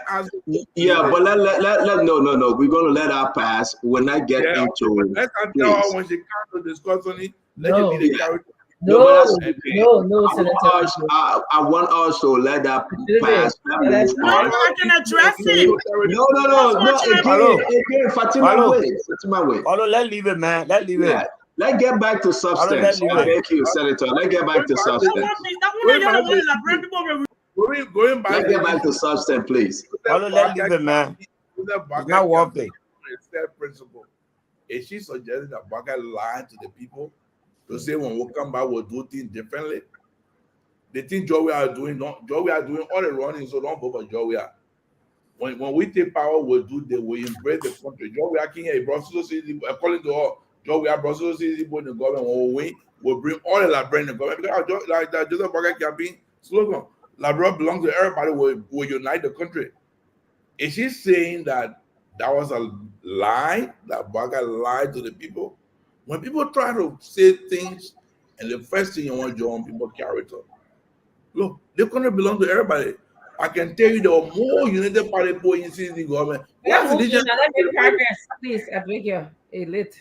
I'm just saying, that frankly, I'm just saying the information that CDC know how United Party people in the government are not true. Even citizens are angry with people like me, with the president. There were people, I know young children who went to the president, who never voted for this president. And the president told most of them getting scholarships, sitting there waiting and getting jobs. I mean, where are these things? The president always said to me, as the chief of staff, McGill, the country belongs to everyone. Yeah, I was elected by CDC, but we can't run the government on CDC principle. Yeah, but when I take all the United Party people put in the government, we were there for 12 years. But the same we never fired 177. We never fired the people say we increase we added more on the period. That's true. We added people, but we never fire people. Okay, guys. Everyone. Stanton, come. Who's next? I needed to respond. Can I respond for 1 minute? Okay. You were saying something about Momolu Salif. You can talk about me. Me and you, yeah. You can talk about me. You're a sanctioned criminal. Talk about my character. I'm talking about you. You are a sanctioned criminal. And I can say that. I agree. So you don't need to come there with me. So Francine, it's okay for her to insult people. It's okay for her to insult people. Then when people talk, now you're I don't understand, man. But Francine, we have to protect the government officials. Yeah, we on this show, she said something to me on this show, Fatima, on this show, we will respect the government officials. I didn't know if I'm monitoring. Okay, am I going to ask the last question? Let me say the next time on your show, and you bring that lady on your show, I will leave. Because at the end of the day, she always comes to insult people. We represent people. Sometimes people don't take lightly that we say on the radio on your show for people to be insulting us. We are representing thousands of people. For instance, for one lady to be insulting her, we're not tolerating it. Thank you, Representative. Representative, let me say this. Let me say this to you, Senator McGill. Yeah, but let me make my point. I want to make my point on this issue. Representative, you will. Let me say something very quick, Representative. I just want to make my point on this. I understand. You will make your point. I have observation. Okay, let me say something real quick. Whenever we get into this conversation, and you guys are elders and leaders of the country, thank you for your patience. And I hope we can do the same with everyone that come on our show. We love to have you guys. In position, no position, CDC, Unity Party. We want to have everyone. ANC or CPP, they dismiss, and their CPP. We want to have everyone. But we will not disrespect your position or your person. All right? Words are moments, and we're not allowed. Listen, if I get problem with you, I tell you, Musa, you know that. But we're not disrespect you guys. Not only you, but people that come after you guys. So I hope we can continue in peace. And again, we apologize for the back and forth. Let's let it go. Let's discuss the issue Liberian people want to hear. Musa, talk to us. After Musa. After the representative. The standard, all I have to say is that all of us, we the panelists, we the guests, the panelists, hold us to the same standard. If you can prevent me from saying something, then you should prevent your panelists from saying the same thing. I came here on your show to talk about my country. I have a standing. I'm a sitting representative. My responsibility is to oversee the function of the branch of government that is headed by the president.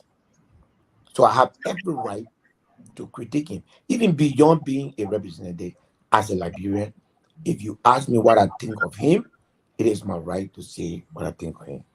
But not for somebody to use that to launch an attack on my character without you telling them to stop.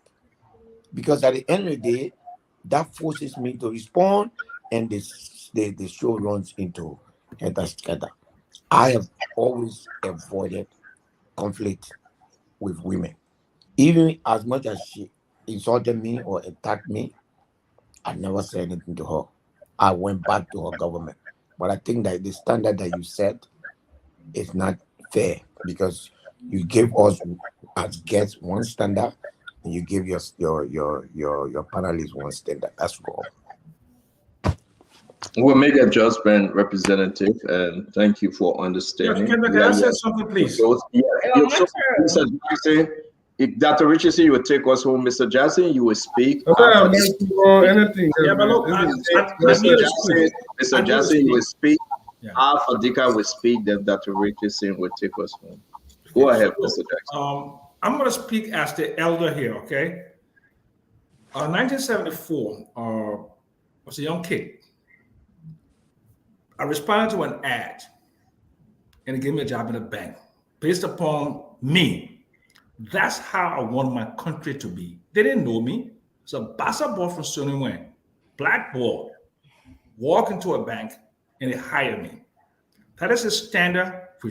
And then the courtesy that they gave me. When we come to discuss issues of Liberia here, it should be based upon the fact that we are Liberians, our nationality, our constitutional rights to free speech, but to come on this program on a regular basis and to be dismissive of people's views because of what they're accused of or what you think they are, that's totally intolerable. You claim the Unity Party, the CDC government was intolerant, and we did a lot of bad things. You don't want to judge Boycott by the same standard. I know Joe Boycott better than any one of you here.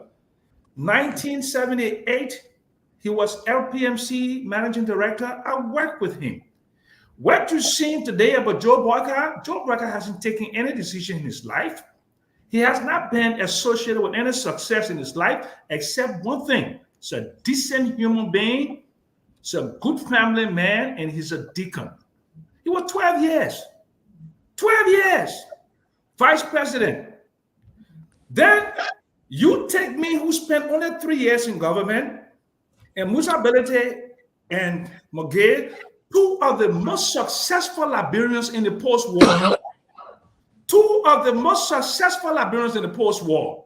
And you want to come here and denigrate them because you have a political disagreement with them, and you want to use this platform to excoriate two of the most successful people who are representing tens of thousands of people in the country. Stanton, you should not allow your platform to be used in such a manner. I beg you.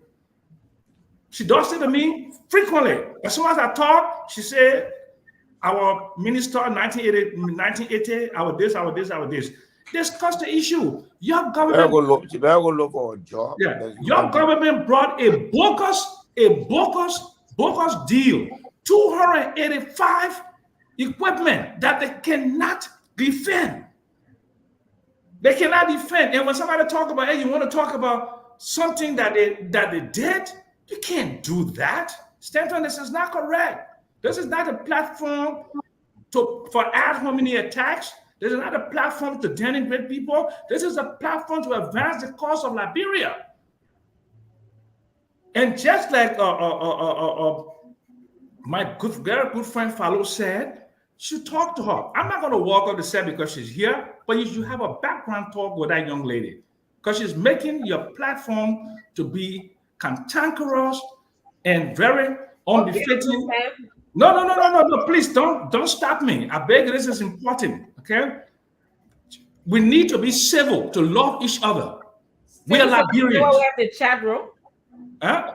Isn't that why we have the chat room? But we have a chat room, but then why do you people come and make personal attacks on people on this platform because you disagree with their views?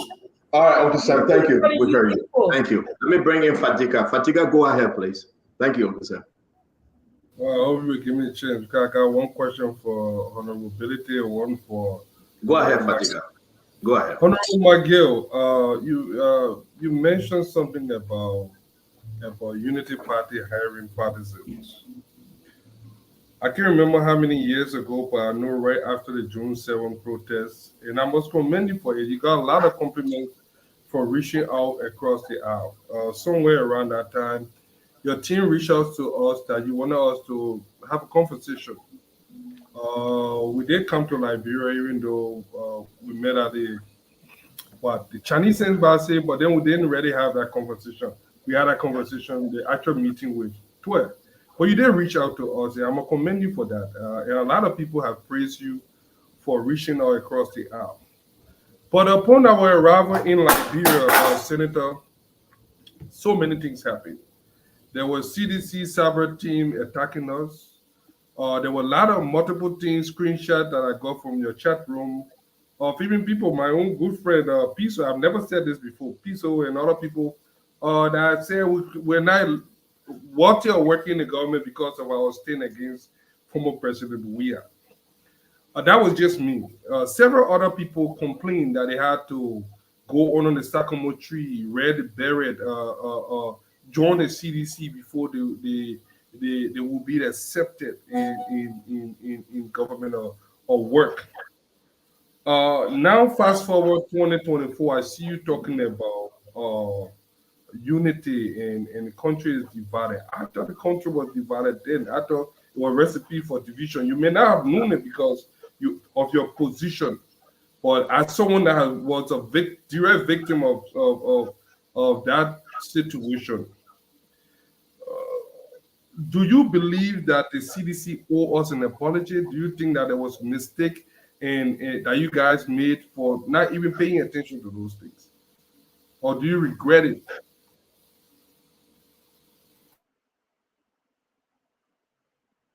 You are muted.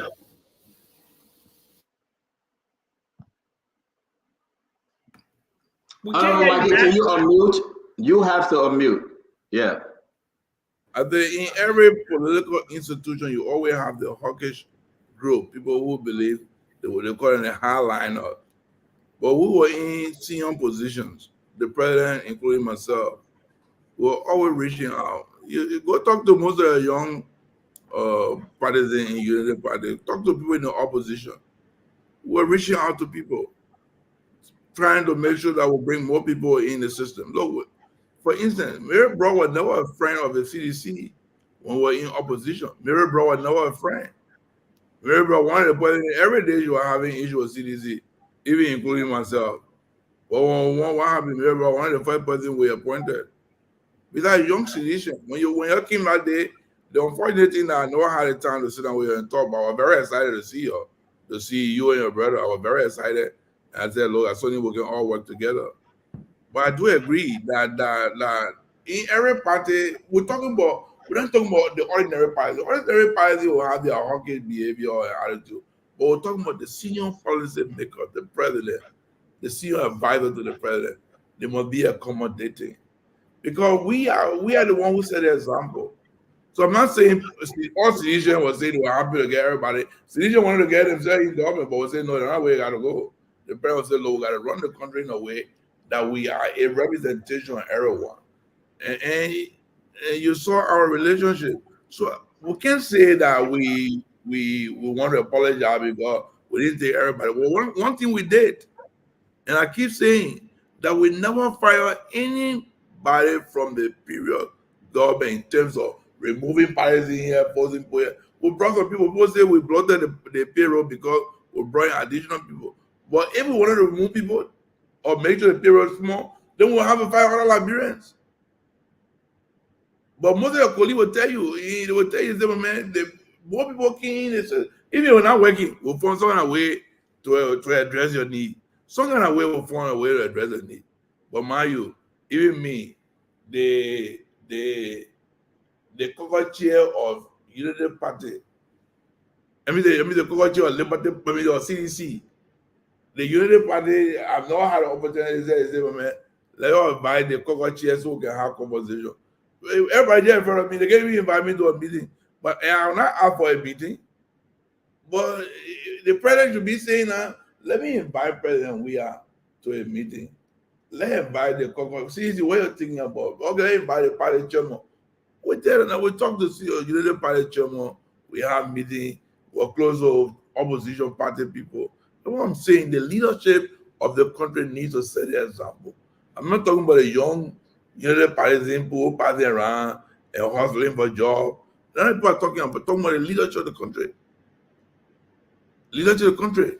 I don't remember one lab, only time I saw President Boaga, I the Senate leadership want to meet President Boaga. Oh, okay.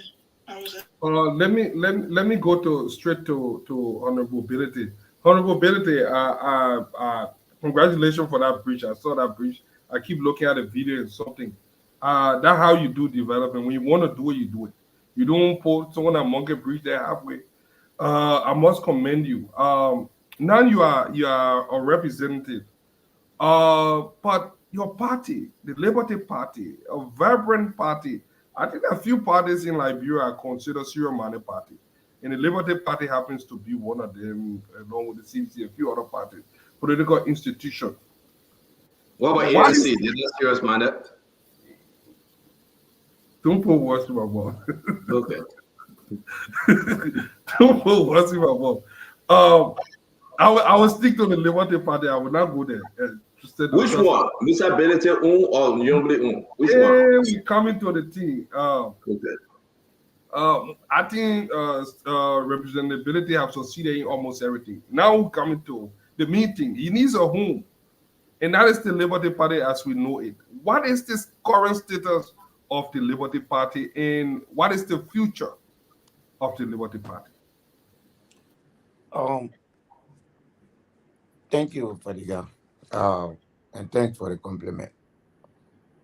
The Liberty Party is in reconciliation mode. There's no question about the leadership of the party. I'm the chairman of the party. That is not questionable and it's not under any question. But you know what? You're the chairman? Yes, I'm the chairman. Who is your leader? You didn't ask me this question, so I will not take any question from you on this issue. And I've decided that I will not take no question from you on the Liberty Party issue. So, Fadiga, there are some fundamental. Right now, we're trying to reconcile the party. And I think I have initiated a lot of stuff, and I'm waiting for the feedback so that we can make progress. What is most important to note that, and I want that to be very clear, that Liberty Party is an opposition party. There's no plan to make it a government party. I want to be very clear about that. We will chart our own course, we will make our own decision, and we will decide what is best for the party and what we believe is best for the country. So reconciliation is ongoing. We're healing. Those that were not talking a year ago, thanks to the Unity Party, we're all talking now. We go to each other's office, we call each other, we speak to each other, and so the reconciliation process is on. I don't want to say more than that, but Fadiga, I assure you that as chairman of the party, I will go at every length to make That's sure sweet that, talk, man. That's sweet talk. to make That's sure that the party is united. But what I will not do, Liberty Party would not be a second fiddle to any political party in Liberia. I will not do that. I will not. Thank be you there. very much, representability. Let me say this real quick. It is important while we come to a close, we'll go to Dr. Richardson to speak. Then we gave Senator McGill and representability the chance to close. Representability, let me say this to you. Thank you for that bridge. Oh, beautiful. Let me add my words to what Fadiga said. I think you did extremely well from your packet, and you promised the people and you deliver. Manos, I don't believe the Liberty Party story you are selling. I think you have different intention to take the Liberty Party to Georgia 2029. That's my own thing. I don't believe anything you say with Liberty Party. I think you don't want Senator DeLong or your Focus on your Unity Party is none of your business. When I take it to Georgia or not, Georgia is in the opposition. But again, let me finish. But again, I want to give you the chance. I want to give you the chance to send a special greetings out to, maybe you did already, I said on your page, to Wade, our sister, her belated birthday. Yeah, so go ahead, then we're bringing that to Richard. I can't forget Wade. It's Charlene, actually. Wade. Today is the birthday of someone very special to me, Wade. And thank you for sending her to the Barbados too. You paid for that trip. She's in Atlanta right now. Thank you for sending her to Atlanta. Enjoying. Yeah, Wade. You're spoiling the woman, man. You're spoiling her. She deserves everything. You know, you see all the money that I'm enjoying, she's making it. So I'm proud of her, our sister. We've become very close. We look for each other. If you go after Wade, I don't want to know whether it's right or wrong. I'll come after you. Wade, if you come after me, just be expecting Wade on your back. So I love her. I want to use this time to tell her thank you for my company. Thank you for my family. Thank you for being there for me. And thank you for lifting my company when it was in stress. Thank you for making me the millionaire that I'm proud of being today. The millionaire. Okay. Thank you very much. No, I ain't gonna say nothing. No. Thank you very much, Representative Musa Hassan-Bility. Dr. Richardson got nothing to add because two of our most famous people here. You got anything to add, Dr. Richardson? You are muted, man. You are muted, Dr. Richardson. I don't know why you say I don't have nothing to add. I have 3 comments to make. The first comment is to the representative and the senator. You guys, you've been elected. You're in leadership. So my request of you is to rise above the occasion. People will have many things to say about you. I will have a lot of criticism of you. I mean, Representative Billy, you and myself in the back. We go back and forth sometimes. But, you are the leader, so we have high expectations of you. I don't expect you guys to come on the show. And sometimes when people ask you questions and then you put on your political hat. I'm sorry, I know you're human, but put on your political hat. That's what I have to say. To Mr. Jackson, I don't know who Mr. Jackson is. I don't know who you're talking about when you can call us you people. There are 3 with me on this show here.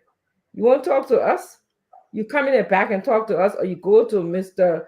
CEO, former CEO Stanton Waterspoon, or CEO Titi Kane to speak to us if you don't like what we say or what we do. You don't come on the show to tell us how you've been treated. The reason why people tell you about... I just said we should do it in the back then. What are you doing here? No, he brought it from so I'm bringing it up from the reason why we gotta finish. We gotta finish our representability and Senator representative to be here, so he let her talk. So you gotta listen to what I say. So when you come out and talk about all your professional careers, I don't come here and tell you how much PhD I have, how many masters I have, how many bachelors. You open the room for people to tell you about your degree and yourself. And so you don't do that. So when you come here and say Fatima attack you, the reason why Dr. Richardson, let's move on, please. Please. Dr. Richardson, you're so out of order. So let's move on. Uncle Sam, that's enough. That's what Dr. Richardson, Uncle Sam. Let's move on. The guests are still on the show. You said we should do it in the back, but you're bringing it up front again. I don't know what kind of decision is that. No, but it's okay. You suggested to bring it, to take it in the back, but you bring it up front here. So representability, Senator McGill, we want to say thank you guys. Okay, let's finish now. Finish. Go ahead. Okay. I was going to take you guys back to the banking situation. Maybe something that you can investigate, because that's how we started talking about this situation. I don't know. Both the Governor Talu and Nimari Pearson are from the CDC. And I see that the governor is now listening to Unity Party. Do you believe that may be a conflict? You don't have to answer because I know time is fast spent. Do you believe that this may be triggering or causing a conflict within the bank? So you don't have to answer this. You may want to bring that into your Do the closing, they can answer. That's a good question. I thought let them just put that through the closing. We're going to go to the junior officer first, Representative Musa Hassan Belete. Then we'll go to the senior officer, Senator Nathaniel Fallow McGill. Representative Belete, please do your closing and you can answer Dr. Richardson question, sir. Well, you know, I just wanted to tell that, you know, you advised me, so follow the same advice. So if you advise me, you know, do the same thing. Nobody may understand me, so that my fellow colleague. The other thing is that, you know, Stan, I just want to say that the way government look is not personal. Joseph Boaga, whether I like it or not, he's president and he's my president. Central Bank governor, whether I like him or not, he's central bank governor, he's my central governor. As public official or private citizen, once you enter that space, you must accept criticism. And those of us who support them must appreciate that. We have varying view of national issues, and we can always discuss it, you know, without feeling otherwise. Liberia, as we are, and I insist, George Weah was removed from office. The things that George Weah was accused of, Joseph Boaga should not do that. One of it is Minister of State say A, and the next day the Minister of Information say no, that it does not represent the view of the government. That is lack of coordination, and that is lack of proper management of information strategy. Whether you like it or not, that is the fact. From a president who became president on the back of a campaign slogan of 42 years experience in government, that's an elementary failure. This unity party government should not be going through that. And I would say it to anybody, and I would say it without fear and favor. And I said, like I said in my post today, I hope, and I've spoken to senior government officials this morning, and they all acknowledge the point I'm making. And my point to them was that I hope that they will use it and have a communication strategy. My information is that a communication strategy is already on the president's desk.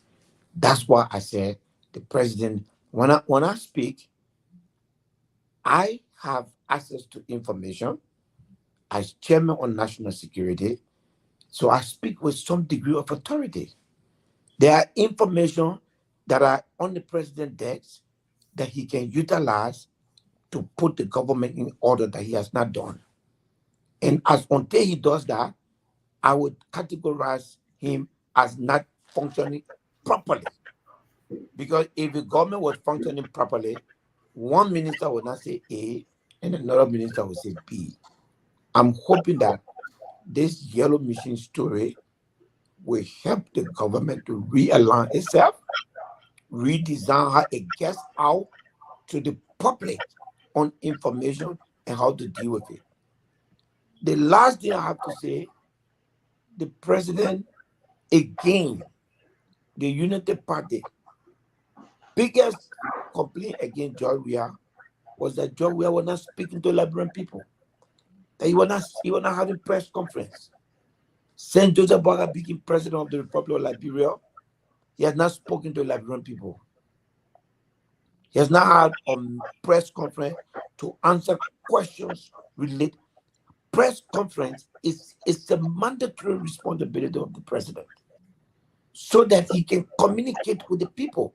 His former boss, the former president of Liberia, had a monthly chat with the people on radio where people will call and make all kinds of points to her. That was her way of listening directly to the people. I advise President Boaga, if he does not have to do exactly as Ellie was doing, but he should have something that make the Liberian people let to hear their leader. When they are crisis, Liberian people let to hear from their leader. Besides State of the Nation address, Besides photo that come from the executive mansion, President Bouaga has not spoken to the country. It's not supposed to be like that. Not from a president who was vice president for 12 years. Thank you very much, Representative Musa Hassan Bility. Our greetings to your district, and we say thank you for joining us this evening. Have a good night, sir. Thank you. Yes, sir. Let me come to Senator McGill. Senator, let me play this, and you can please add this to your closing. This is why after we win, we not appoint any unity Palestinian of the world. But because we want the opposition to be strong, we can have strong democracy. He was very oversight. He was very oversight. What you about to close at the time, you agree with the campaign manager statement, Senator McGill? Were you in agreement to the campaign manager statement at the time? No, I disagree. I think Eugene was speaking out of anger because Eugene himself knows very well that even one as minister in the government, and even as commissioner to maritime, he had Unity Party people working with him. He knows that, and we never fired them. So I think it was a statement out of anger. And I went on the campaign, but I was in this. You know that even the president would not allow that. So no, yeah, Union statement speaking out of anger, but another position of the party neither the president. And so even that statement were not, someone were not in support. But I understood the point from which Eugene came from. It was just out of anger. But you know that at the end of the day, after the victory was going to be achieved, nobody was going to follow that statement. Well, again, Stanton, let me just say thank you. You know, Stanton, when we take the liberty to appear on this program, on your show, is for us to make ourselves available so that people can ask us questions. Because when you assume national responsibility, you become a property of the people. And so people will ask you all sorts of questions. And those kind of questions will not make us angry. But sometimes we should not go out of the way to personalize the conversation. So when we personalize the conversation, then we take the element of truth out of the conversation and make it more personal. So let use the forum for the benefit of the people. Sometimes today I was listening to some of the radio stations. You get a lot of radio stations in my country, your station in my TV. And I want to thank you for that. Your station is becoming one of the most widely listened to program. So let's make the station repetition more strong than being personal, you know. So the people don't come to the station because we want to come and grandstand. We want to come and make ourselves able so we can ask questions so we can answer it. I think you want to know, and I think you want to share with the people. So I will end on this by saying, Santa, that we want the government, we want the good for our people. So anything that is in the best interest of the people of Liberia, we will support it. Regardless of one of the things I always say, I pray that Bouaga will end 12 years so that people will see the difference he will make. I don't pray that something happens to President Bouaga. I want him to end in 12 years. I mean, not 12, 6 years. Because, 6 years. Sorry, it's 6 years. When he ends 6 years, I'll be excited. Don't thank you for giving President Bouaga 12 years. It's a good preference. Sorry, that was an error. That was an error, but I meant 6 years. Because 6 years to end 6 years. No, Bouaga himself says he's not going for the next year. He's not going for the next 2029. He's not running. That's Bouaga's own time. But Bouaga didn't tell you that though. Yeah, okay, but I'm saying I want you to end successfully in 6 years. Then we'll see what happens. As a member of the CDC, like I said from the beginning, let me reiterate. I want to end on a note because I know my friend and brother. American and made a revelation. Let me end on that note. That CDC is strong. That their party is strong. We have a strong leadership in President George, former President George Manawia. He's a leader that is leading the party in the right direction. He led the party in a direction by conceding defeat that no president ever, no sitting president ever called. It was the first time in Liberian history for the president to take a phone and call the victor and say, congratulations, I've lost the election. People had to negotiate. In 2017, we had to go to court. People had to call the president to negotiate to concede defeat and never did, but we did. So I'm quite sure that we are coming back very strong. And whether or not the president is going to run, that's not a point. But the leadership of the party is intact. But when the president decides he's running, I can guarantee you nothing going to stop him from winning. And he doesn't have to make a pronouncement now because everybody knows President Weah. Everybody knows what President Weah has done. The country knows it very well. And so he's not campaigning. People want to campaign, but people will not perform. So campaign has ended. It's time to rest. It's time to look at what President Bouaga will do or is able to do or is not able to doing. And we'll judge him by that. And 2029 will make a decision. So thank you very much for this opportunity. And we'll see you next time. Thank you very much, Chief. We want to say thanks to Senator McGill. We appreciate your time as well. Have a good evening. While we do our closing, I think we all here. Yes, we are. While we do our closing, let me play something today. We saw that Jeremiah Kuhn, the vice president, he drove into Sierra Leone. There you have it, President Biya. Welcome, Liberia Vice President Jeremiah Kuhn to Sierra Leone today. He will be there till tomorrow evening. They are dealing with something that is very, very concerning to Paul Kennedy. To reduce the maternal mortality and to talk about the fulfilling of nutrition for the children, the baby mothers, and everything. We're having a big program. He was welcome, and let's just listen to part of this clip. So today the Vice President will visit the Ministry of Health to get a presentation of how we have done, what we have done to reduce infant and maternal mortality. And then after that, is also going to have a working session at the Office of National Security to see that structure, how that structure is functioning. And then we are also going to have a half day at the Office of the Vice President to explain to him what we do in that office. And tomorrow we will be visiting some of those factories that have been established under your leadership, some of those factories, and also we have expressed interest to visit the onion farm to learn from the Feed Salo initiative. I want to thank for the development of the country and see our new infrastructure and new things happen. And so we are happy to learn from you. You know, we are a new government. The president is saying greeting to you. Visit is to actually learn from you how you're managing so much that you are attracting a lot internationally and locally, putting your people to work. And so as a new government, we want to learn from you and see how we can replicate some of the same thing you are doing here in our communities. So I'm happy to be here. I'm happy you've taken time to come over to come and see what we're doing here. Stuff around the world, but our business is to make sure that we cushion the effect of the hardship, the pressure, especially the inflationary pressure that is coming in. So, our people don't have to wait for explanations. You have to do things. So the standard expectations are not there. They have very high expectations.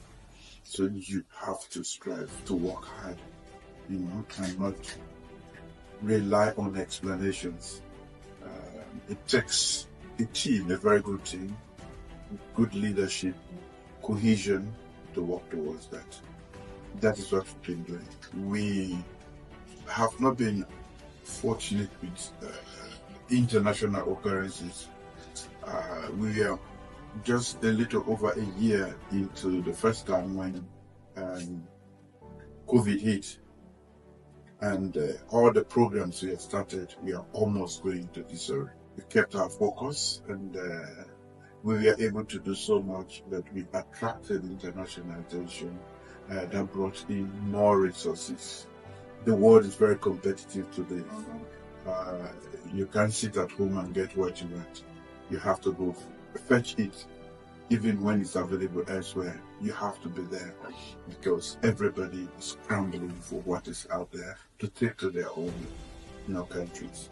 So it's quite tough, but we have been working very hard. It's always difficult under political circumstances, as you know. That's courtesy. We say thanks to the Office of the President, the Communication Office, for sharing this video with us. That is our Vice President, His Excellency Jeremiah Kwan-Kun, visiting Sierra Leone, 2 working days visit to Sierra Leone. They have discussed a lot of different issues. One of the issues that came about to talk about Kemaya, but that was dismissed, that his visit is not to talk about Kemaya appointment. So let's just put that in the back burner. But we appreciate the video of the communication director of the Office of the President of Sierra Leone. And we just say thank you for joining us always and trusting the Spoon Network with this information. We'll bring more by God's grace. And thank you for being part of our family. We're going to do our closing. We're going to start the closing right now with Uncle Sam, Fadika, Isaac Val, Paul Kennedy. Then we'll go through with our sisters on this network. Uncle Sam, you go first, please. Okay. I think the 2 people have a lot of respect for them. In the post-war, they've done extremely well, despite allegations against them. But what I thought, and I'm not going to use the back channel for this, I have to speak this. When guests come, they need to be protected. People cannot blurt out and call them sanctioned criminals when they have not been convicted in the court of competent jurisdiction. You cannot mention FIFA and other things because you disagree with what the guest is saying about your leader. You can't do that. You can't cuss me because I say, I went to LSE. It's none of your business. Deal with me on the issue because I said it's a bogus 285 equipment. So you started to curse me out. Started to talk about my past. You talk about everything about me. I don't care about people's personal lives. How many times you've been married? What do you have? What you don't have? I don't care about that. All I care about is Liberia for the last 50 years. All I've done, I don't talk about people, I talk about myself. Talk about myself and my position. That's what you should talk about. Your position and what gives you the authority to have the opinion that you have. This is a forum. This is not a place to bring personal squabbles, personal. This is not for that. Hundreds of thousands of Liberians listen to us on a regular basis. We cannot appear to be petty people. We are all highly educated. Our people look up. I have my own fans. They love me. No matter how crazy you think my ideas and my opinions are, almost 50% of the people of Liberia voted for George Manning Weah. They love me. I am their son, a populist son from Sonny Wang. I respect that. Like I respect you for supporting Joseph Newman Boycott. But when I say something with Joseph Newman Boycott as a public figure and you disagree with me, do not attack me personally or make some personal remarks against me. And boasting about credentials is not a crime. That's all I have to say. God bless you. God bless you too, Uncle Sam. Thank you. Let's just hang on. Let everybody do their closing, please. Fadika, your closing. Well, yeah.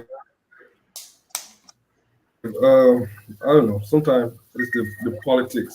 Sometimes I get heated, but I want person to. I don't like the personal stuff, but sometimes people get in the moment.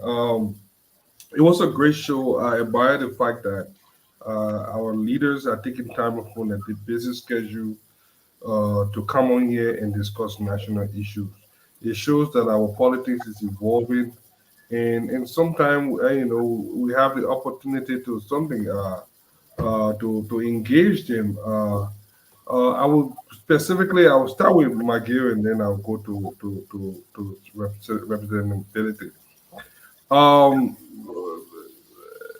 McGill's say what you want about him. Over the years, a lot of people have said a lot of things about him. He may have had his shortcoming while he going through as with the section and all those things.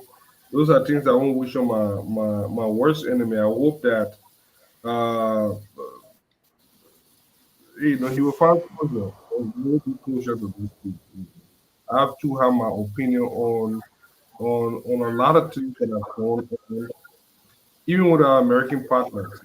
I think they should go further and do whatever they need to do to Liberian people and for the Liberian people rather than just slam people with this sense about give people a chance to fight it, reach out and do not make it so difficult that they can fight for themselves. That's one. So I'm glad he was here today. He called on that on the public work minister. I thought that was a good call for the politics. We came to power, honor, transparency, and accountability. I think we owe it to the Liberian people to do the right thing. If the minister said he erred, that I don't know, but 22 million is not something to just mistake on. So I don't know. They are senators. They said no crime was there, but it just I don't want us to make mistake on 22 million. I would not make mistake on even $1. It's something that we need to look into. We need to get our messages straight. So yeah, so that I think that was a good call. But I wish him well. He was voted. He truly said that he was elected despite everything. So he is a government official now. He's an elected official now. He's doing what he's supposed to do. Chairmanability with the Liberty Party thing. I think he has done well for himself. He's on track. I think he will make a very good representative as he's doing right now. But Liberty Party will always hunt him. Until the found closure in that Liberty Party, we see a one Liberty Party. I don't know. I think they need to resolve it. I haven't spoken to Senator Dillon or Yombli on that yet. I think when I meet the senator, I'll ask him this week on that whole Liberty Party to get his side of the story. And I think other than that, great show. The yellow machine has been laid to rest. What I said yesterday is exactly what the information minister said. All this hullabaloo over nothing. Let us wait. The government will do the right thing when the right time comes with that yellow machine. At least nobody have said that it was a bad idea. So the fact here is the government have 100% backing of Liberian people when it comes to that machine. All we need to do that is to do the right thing. I don't think that is hard. That's the easiest thing to do. Because nobody wants to prevent us from bringing that machine. I haven't seen nobody that it will be a political suicide for anybody to stay in the way. Thank you. So let us just do the right thing. Thank you very much, Hussein, UJ, Fadikat. Brother Azido. Few days ago, there were the biggest hands of applause when we were turning over 285 yellow machines. Just few hours later, there is no deal. But we know we were told ship was on the sea already bringing yellow machine, and we are wondering if that ship would turn around to go back to Kosovo. Sometime we hope to get some answer. But that's where we are as a country. Very sad and strange. And we want to also remind our president that he has not published his asset yet. I'm sure the president can listen to his campaign messages again. Your asset, Mr. President, has not been published. We want to also remind our president that the bag of 25 kg rice, Mr. President, is $19.50 to $20 United States dollars. The bag of price of rice. Just for you to know these things, Mr. President. And I know we were talking about a government of inclusion. Maybe we needed to remind people that in 2017, the running mate to then Vice President Joseph Boakai was Mr. Nugwe. Mr. Nugwe was appointed in President Weah's government. That is government of inclusion. I wish Joel Howard Taylor could be appointed as well. How I wish that would happen. But no, government of inclusion, that's it. I know I don't have very much to say, but then Senator Connor, Amara Connor, was on the show on Sunday. He spoke of some investigation into MedTech. The next day, his office was broken into. The boys are in power now. Oh yeah, they know how to do their things. They are in power. Isn't someone concerned? Yeah. Just a day after the next spoke of MedTech, the next day his office is broken into. Oh yeah, the boys are in power. And you can say all you want, but the truth was always there.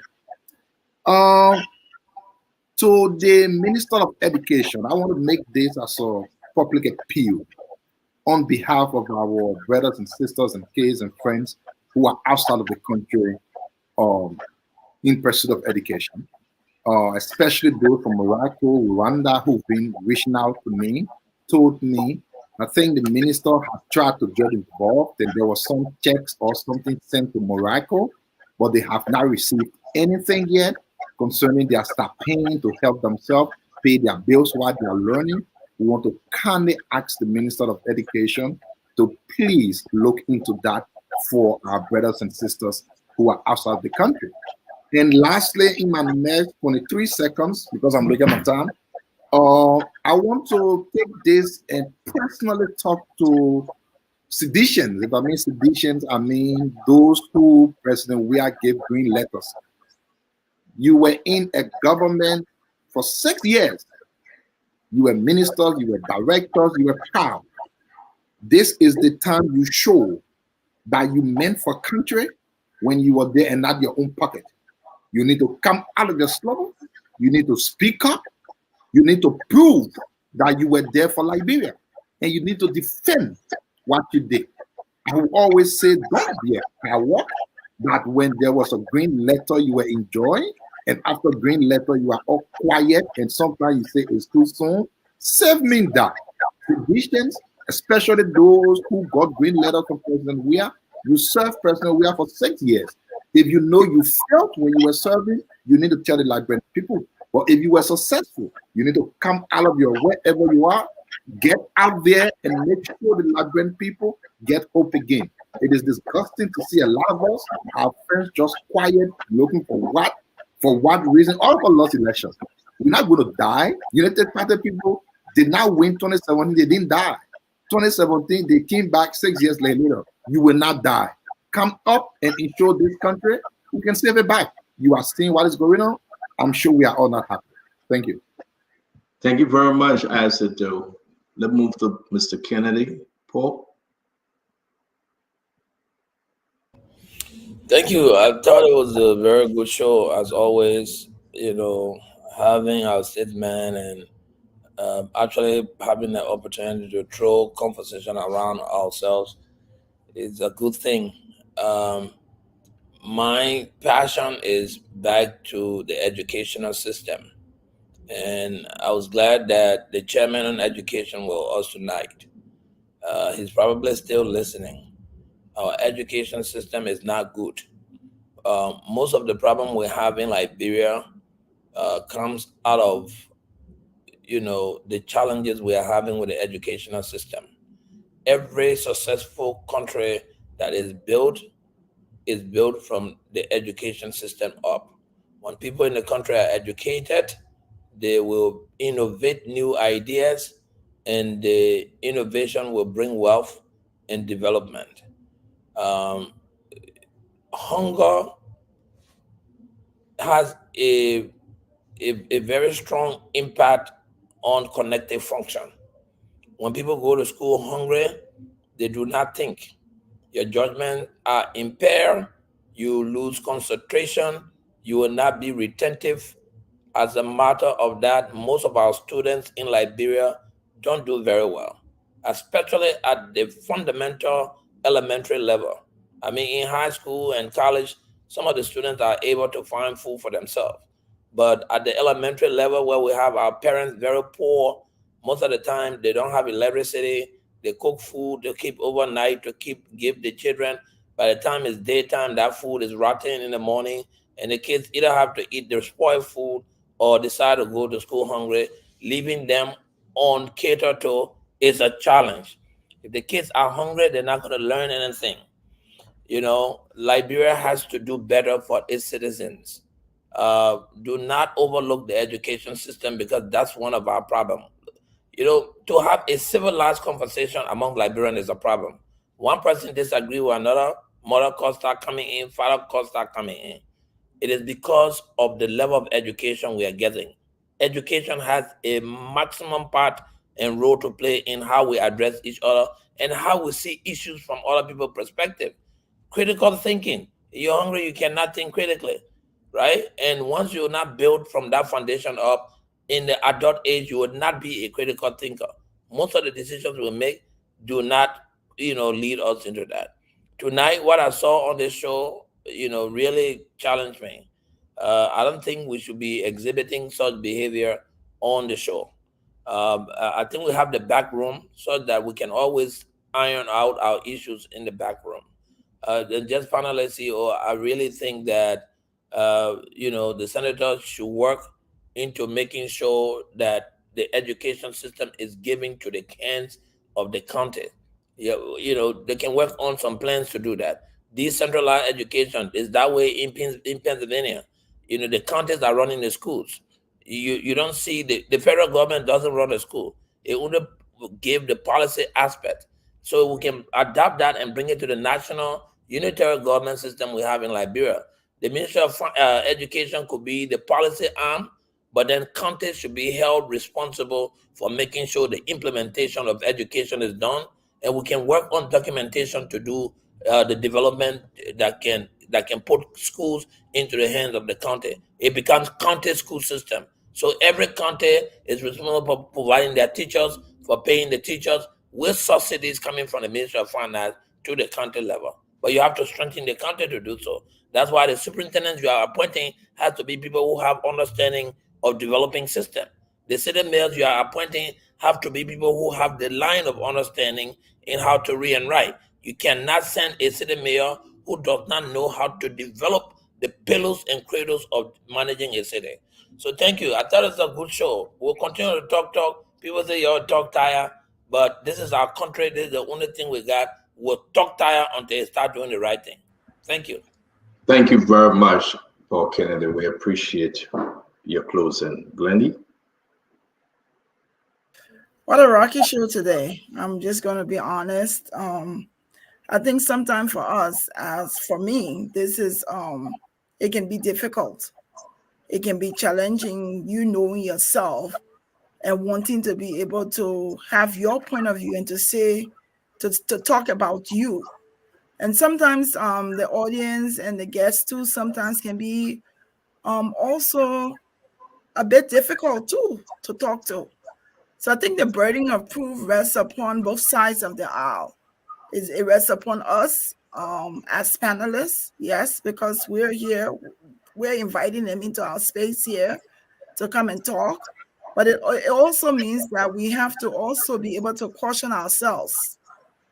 Sometimes they'll push us so hard. Many times here, I respond to things, but then sometimes I think about it. It's tough. But equally so, sometimes the guests also have to realize too that we're humans. So it should work both ways. We should respect them, and they should also respect us. I think today's show will be it's a cause for all of us to think about it, to think about what happened, to think about what was said. From each side, Fatima's side, Senator McGill's side, and from Minister Representative Ability's side. And then also sometimes we have to recognize also that the people who are listening, that's not what they want to hear. We get a lot of criticism too from them. I got beaten up today a lot because I said I didn't have question for representability, and they look at that one acting like she no plenty. I mean, there's a lot of things that they say, but we're all humans, and I think we all need to take a step back and look at what we're doing, see what the intent is, who we represent, who we want to hear us. But I think it's both ways. It should go both ways. We should respect them, and they should also respect us. Because if you push somebody else's button, they're going to respond to you in kind. And I think that's some of the things. Usually, that's what's happening here. It's like we think we're so We're so focused on making sure the guests feel welcome that we forget that we are our own customer service also. We should be customers to ourselves and to our guests. That's how I want to say it. But I think on the overall, I still want to go back to the education thing because we still haven't heard anything. I will hope that something will happen soon for the educational system in Liberia as a whole. But thank you for being here. Thanks to everybody for watching. Thank you very much, Glenda. We appreciate you. Fatima? To all of the panelists and to the viewers and to the guests who have left, I come here every day to just address issues. And sometimes you've never ever heard me say anything, question the likes of Amara Kone or, some of the senators or representatives that come here because I do research on these people. And when I hear them, morality, when you're talking about morality, you should be a person who represents what you speak of. You should be someone who will speak what, speak what you live. And when I come and see people who I know have been sanctioned, who I know have been playing the same things that they are saying that we shouldn't do, now that the shoe is on the other foot, when I hear them trying to teach us morality, it actually bothers me. Uncle Sam, I have no disrespect towards you. You come here and talk about you're an economist. You say all of those things. I've never been here and said that I went to Cornell University. I've never been here and said I went to Seton Hall University. I graduated with 2 master's degrees from Kane. Both of the representative and the senator that was here, I'm highly educated than both of them. I never came and said that before. You say that to us every single night about your education, how much you are an economist, what you know, what you don't know. And I do not disrespect you in any way, shape, or form. But when I see you beating a dead horse that we already know, this government is new. You have the right to criticize. I'm never going after you for criticizing them. I only go after you that you had an opportunity to bring change to Liberia from the time you were there, and I don't know of any substantial change that can be, linked with you. What you've done in Liberia that I can be proud of. That's all I'm saying. I have no disrespect towards the senator or Musa Belete. Musa Belete is my children's uncle. I have no disrespect towards him, but the fact remains that if you are coming here and boasting that you are rich and you were tainted in corruption, I will make you aware of that. So Liberia is the only country who will look at you, they will link you with corruption, and then they may give you an even bigger job. This is the only country, and nobody will want to say it because they want to be correct. They want to be politically correct. They want to be respectful. But when you come back at me, why is it that when I attack you, you don't attack me? Because you know what? I live my life right. I got up, I grew up, I got married. And then I got married again. Okay? So you cannot tell me anything about me because my records are there. They're clear. You cannot. I will not attack their wives or their girlfriends. I won't do that because it does not go with. None of y'all will attack your family members. But when you come in, when you're spitting and trying to spew morality and talk about how you can make Liberia better, and you do not have a record of doing it, I will reinforce it. The only people I will tell that I'm sorry is the viewers around the globe. The people that are watching, because my job is here to make them to make informed decisions. I'm here to educate them about what I know about you. I do research on these people. As soon as CEO posts that this person will be the guest and that person will be the guest, I go and research them and I find out what they've done. I read their record. And so talk about me. Talk about Fatu, what have you done? McGill cannot say that I was a prostitute. You cannot say I slept with this, that. You cannot say that. The 2 men that I've been with are married. So what are you going to tell me? I just want to say I want this government to be transparent. They voted on transparency. They have an arrest agenda. I want this arrest agenda to go forward. And those are the things that I'm here to talk about. Not for every time I say something, when Uncle Sam and his rich friends come together, he wants to say, oh, Fatima, you can't say this. You cannot say.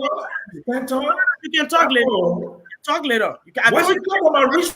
I texted it to you just now, and I'm saying it aloud. I told you. All right. So, Uncle Sam, let you finish. I beg you. I beg you. Uncle Sam, we got to close. No.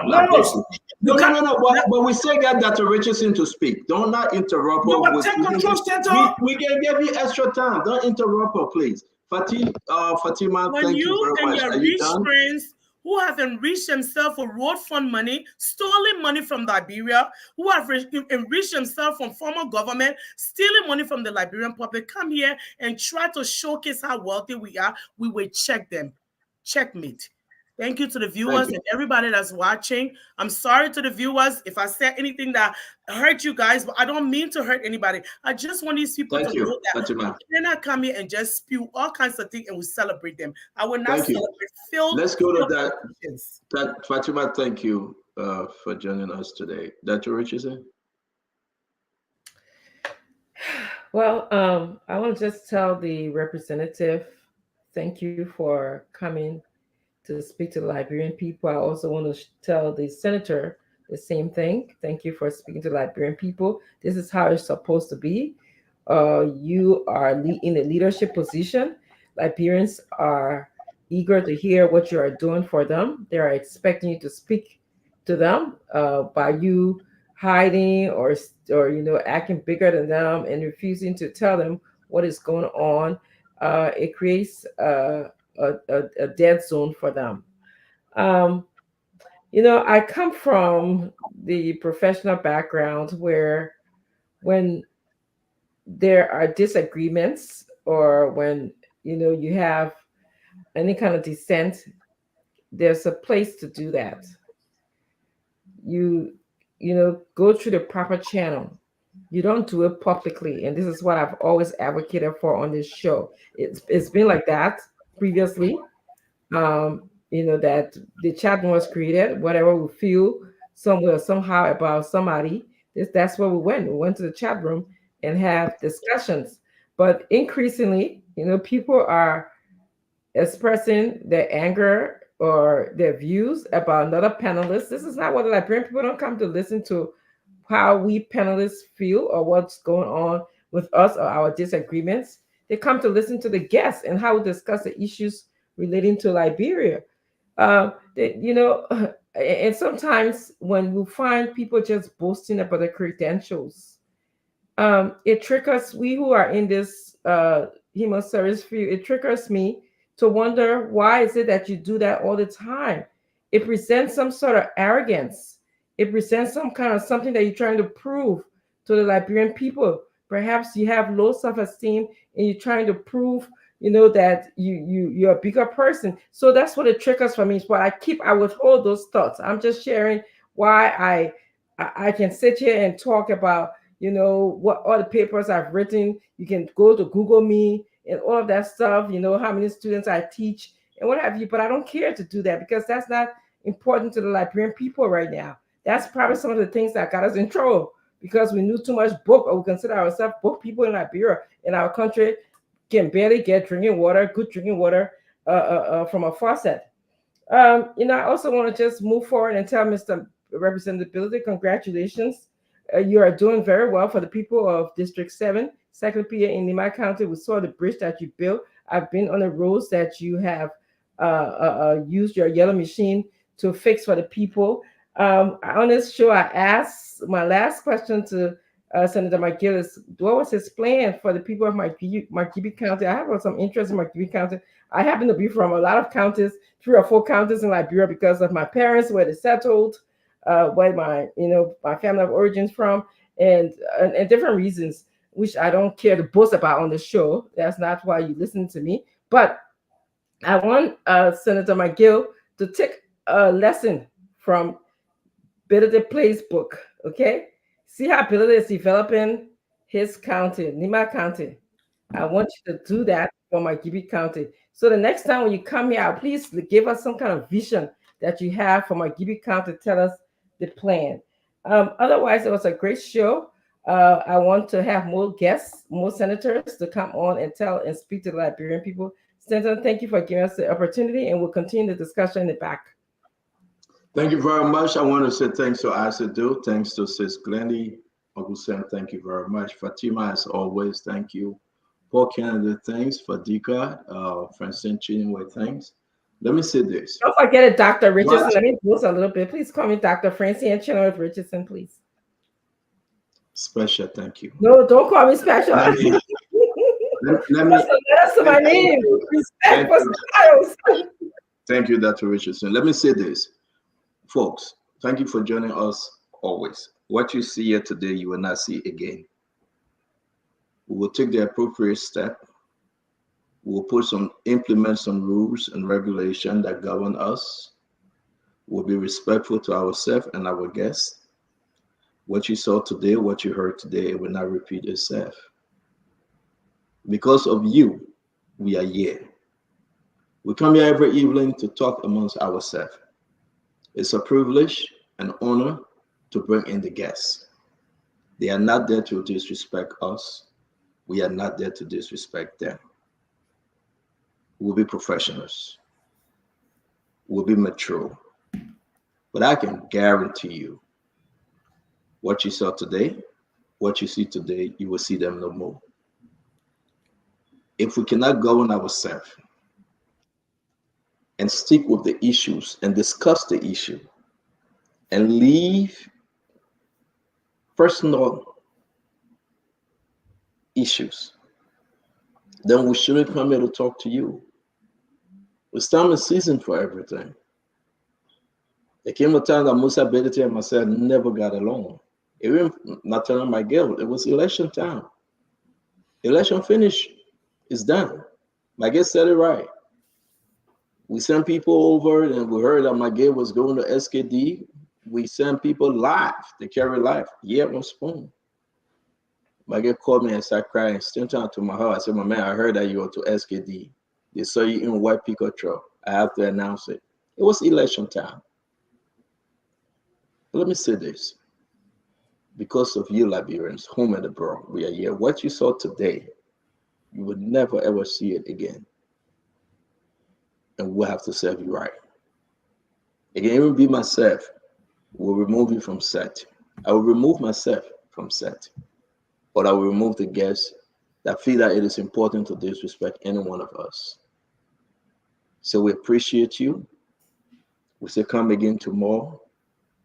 And we have a new guest for you tomorrow. We'll be discussing the issue. I mean, wait, God almost said nothing. Just said, you know. Can you remove him? Remove his Stanton. You know, I'm sorry, Fadika, that you put your girlfriend place so you went on the background. Whenever you put your girlfriend place, that when you use that background. Okay, all right, but let me say this. I would say I'm so happy that Asido and Paul Kennedy will be traveling this weekend or early next week to the state. At least they will have good internet and good electricity, and there will be no problem with their internet connectivity. What state they're going to? Paul Kennedy is coming to Maryland. Asido is going to Minnesota. Look at that. So, wow, we'll be saying they're all live story. Just it. I want to say it was a good show, folks. Have a good night. Nelson, can you come on? Take care. I love you. Don't forget, Uncle Sam is going back to Liberia in 2 weeks. Uncle Sam will be in Liberia in 2 weeks to go get his consultancy. Saying our own story. I mean, I got no clue on your story about who going well. My story, I stick to it. Nelson, please wake up. You can't call about his story and stick to his story. I heard that Yeke Koruba get an announcement coming up on Sunday, 4 p.m. And you make a press conference. He said, only Yeke television will be there. Nobody else. Right? No, they meant online TV. Because the men I want, they online TV because the man is having a press conference to interact with the people. He's saying the truth. Yeke say, if you want to go there, please go there on time. And folks, Nelson, if you guys are going to cover Yeke, I'm begging you, you don't say anything about me. Yeah? If you're going to cover Yeke on a press conference, you don't say anything about me, please. If Yeke allow you to cover him. But Nelson will be there. Yeah, you I haven't heard from Yeke in a while. I want to hear from Yeke. And I will also suggest Spoon gotta be all over, man. This is not separating people. You gotta No, be. no, no, no. Spoon will be there. And I heard that Joel will be doing rounds too, doing some press conferences here and there. And, you know, it's good. But when Janga Ko sent LDCC open an indictment investigation against your acting party chairman, he's quiet.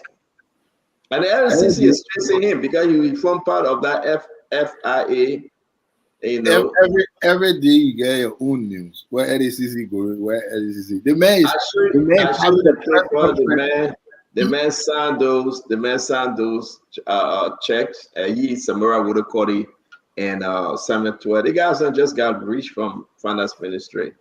The man is having a press conference tomorrow to talk about all of this Kosovo, Yellow Machine. I mean, we will listen to Jangako, man. Nobody another chairman. Nobody will listen to Jangako. Jangako, I mean, because that guy is talking to, but Jangako is a serious problem. They will probably jail Jangako, though. Seriously. I don't know him, but he's too deep into that FIU or FIA saga. You know, he make a lot of money from that era. So you gotta be careful keeping him as chairman, though. What do you think? As it do? I think Jangako brings a lot to the table. I mean, he's an Anthony. He's a financial expert. He understands the CDC. But the allegation that he stole the money, those allegations. Well, you know, UP Bank campaigning from campaign time to today. So that far, everybody's stealing money in the country beside UP people. Although 22 million went to Dusty Road, no, they steal. The other man said, I want 80, you have to get 200,000. No, they steal. The other man can say, oh, sorry, we commit. Honestly, that one I campaign talk. But the truth is, Jangako is one of those people that you can't separate the CDC from. CDC is him, he's CDC. Like he knows the institution, he knows the environment, and he brings a lot to the table. Now he's the acting chairman, paving a way for a new chairman to be elected during the convention. So he's acting. He will not be the chairman. Well, he's acting. He's paving the way for the future. I personally have my choice for the CDC. One of the reasons why I'm here, because I have said that I've never you are about to leave in the next week or so. So no. We are here to rebrand our party, and I will be one person who will be taking leadership position in the CDC. I will be taking news. Nelson, it's a breaking news. I will be taking a leadership position in the CDC. That's something I aspire for, and I think as a country we need to have very vibrant opposition, or people that wouldn't just be looking at what they get in their pocket, but what they stand for. Like I've always been one person who, the little girl brought my cassava. I'll just eat my raw cassava here, and I'm okay. You eating raw cassava this night is after 12. You eating raw cassava. If you eat the whole day, let me see the body though. The body with some pork, right? Let me see. No. I don't want you to see it, but you know.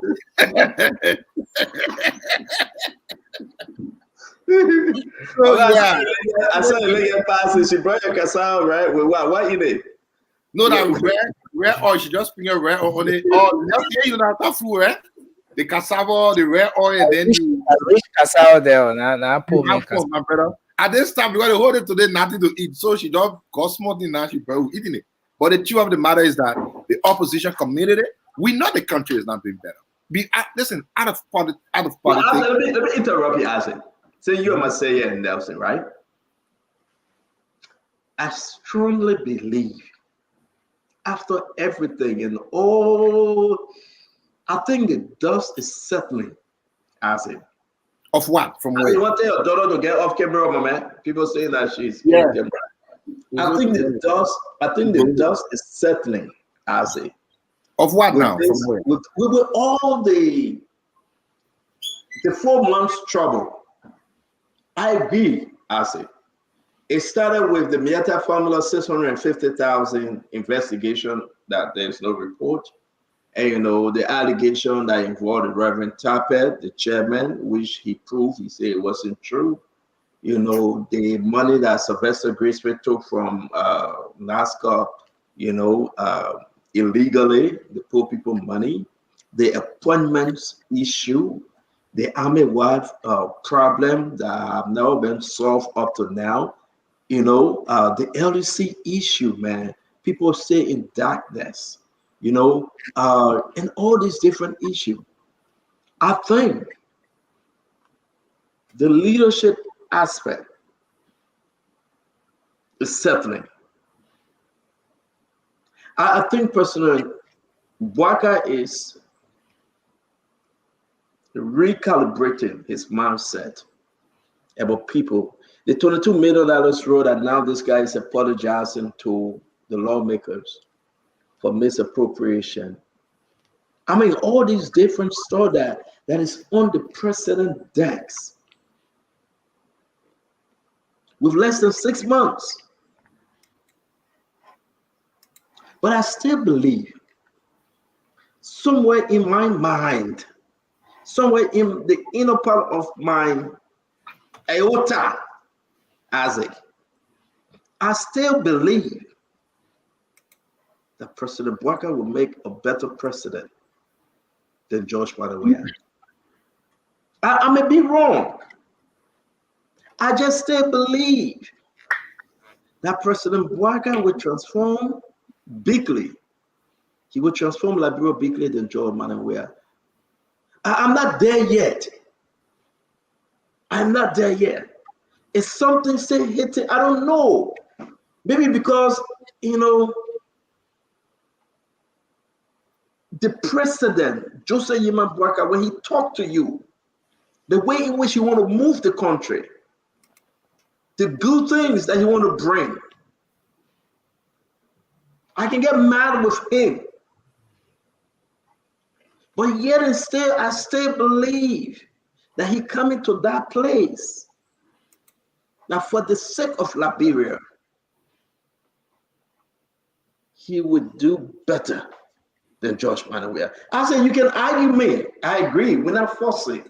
But I'm being sincere with the Liberian people that still listen to us today. That somewhere, I still believe he will execute, he will perform better, and he will leave a legacy that the Liberian people will look back on and say, hey, Uncle Joe, he was a better president. Don't take it away from me, I said, though. It's just me. I'm not, listen, because I know him. I said, let me end. I beg you, 10 more seconds. I know him. I'm not saying the people around him. Okay, it was alliance. It was political alliance. He had to go, But I know him. I know when he speaks. I know the love he got for the country. I know how he intends to change something.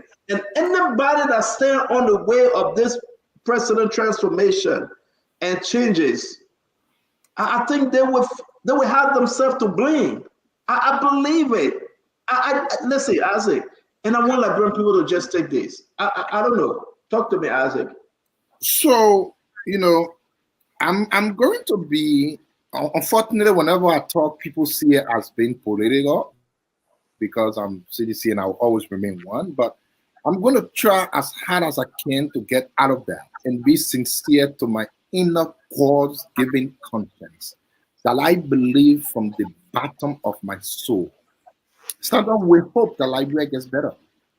It will be a good thing for all of us if the country does well. It will be a very good thing. I really pray for that, and I really hope it happens. But this is the thing, Stanton. As a person, me, one of the things that will make me support a political person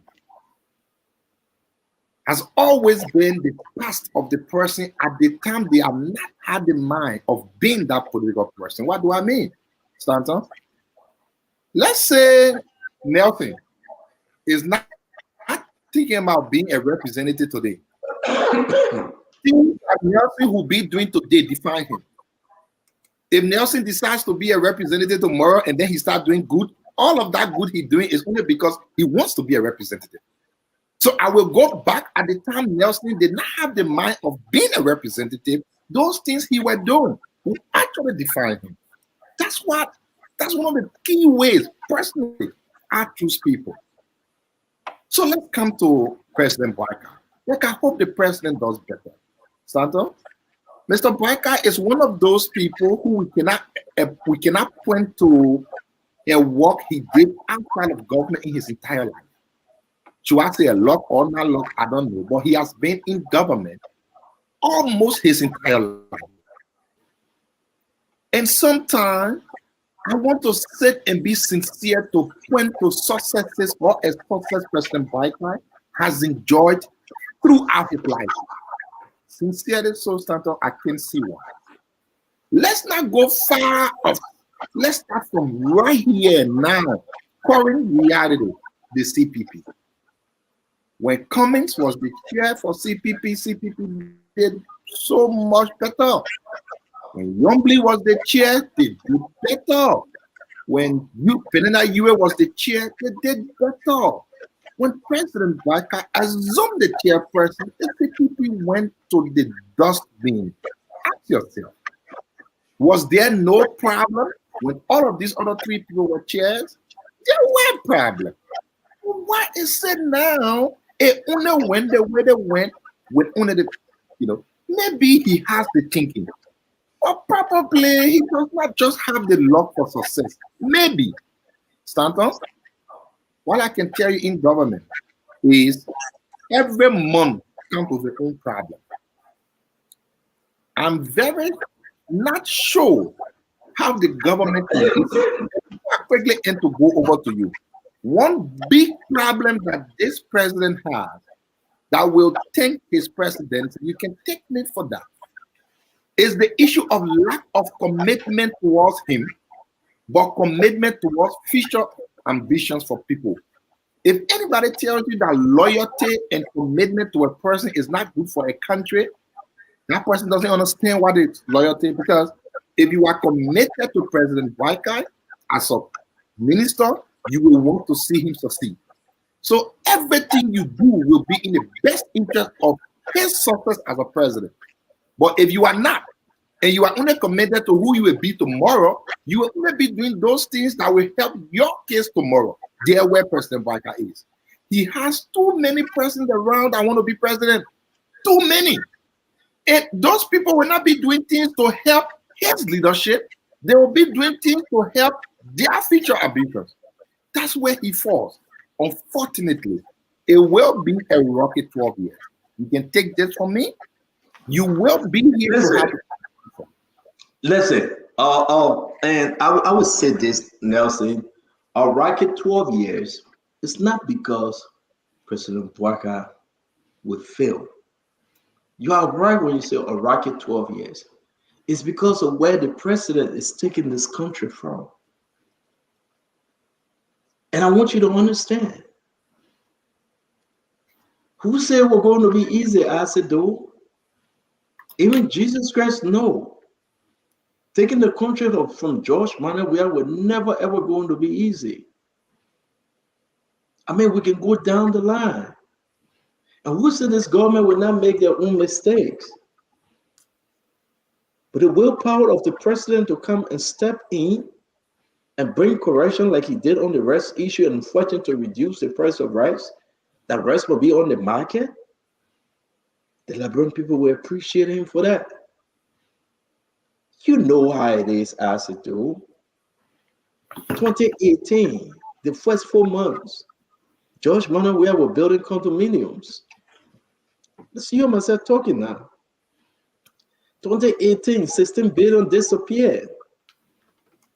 2018, 25, coming up to the COVID, food distribution and money. You guys were playing in it. Look at the document we have for the July 26 program. There was a budget set aside. But the Ministry of State requested another 300,000 for what? The other group requested another 200,000. Total came to 730,000, almost $1 million. Today, CBL, the central bank, is in problem. I say, you know how you left? You first spoke. Folks know how they left. They go various entity and ministry. So saying that it will be a rocket star, hell yeah, it will be. Saying that it will be rough, Hell yeah, it have been rough. Just imagine taking Liberia all of the hole before setting Liberia on the path. Ain't nobody say it will be easy. And that's why we are telling President Bwaka, if anybody stand on the way to be a problem, they should be removed. The crew people say, Sebeda 20, you able to put it down. You're minister now, you're director, you're CEO, he appointed you. Whether you from Liberty Party, whether you from MDR, wherever party you find yourself, he appointed you. If you mess up, he will remove you. And that's what we're pushing President Bwaka to do. No favor. Not because my son said do it, not because my daughter said do it, not because a political leader that endorsed me said do it. If you mess up, we'll remove you. Look around Joseph Bwaka. Some of his own family have not gotten a job as a do. Some of his own children, some of his own relatives have not gotten a job. People should applaud the president for that. So sometimes we get angry when we see those people that we fought for and say give them job, that say, oh, Stanton, I will do it, that came on spoon, and we have faith in them, and they're messing up. We tell the president it's about time that you let them go, or else they're going to sink this ship, they're going to sink this thing, they're going to crash the train. So, brother Asido, it won't be easy. No Liberian should think that it will be easy. It's not bread and butter. Taking this thing from Georgia, it's not raw cassava. It's not gari and peanuts. No. The Liberian people were eating death. They were eating root. They were eating bitter leaf. I said, you agree with me. Let me use your own line. You agree with me, Isaac. Liberia was to a dark place. 6 o'clock, everybody indoor. 7 o'clock, people are afraid to hit the street. But look at the country now. Go out. We still got challenges. Of course we do. But that's why I love for you to be on the show. I love for Sam to be on the show. I want more sedition to come, for us to argue and let the Liberian people decide. But it was good talking to you, my brother. Yeah, but before you go, I just want to say this. You know, it's a good thing to have faith as you do, but they say work without faith. Faith without work will never lead to success. You ask, Stanton. You know, I have never bothered by this George we have damaged the country political pen. I will wish one day I want to do it alone. One day. You can bring all of the we have damaged the country people on the show. Let's really discuss we are damaged the country. We're not going to just yell, insult, act rude. We're going to be calm. If you bring education, we discuss what George we have damaged in education. Then I present what he thinks. If you bring youth development, you tell me what George we have damaged in youth development, and I bring what he thinks. If we bring the economy, you tell me what George we have damaged in the economy, and I tell you what we fix. You bring LEC, you tell me what George we have damaged in LEC, I tell you what George we have fixed. You bring infrastructure development.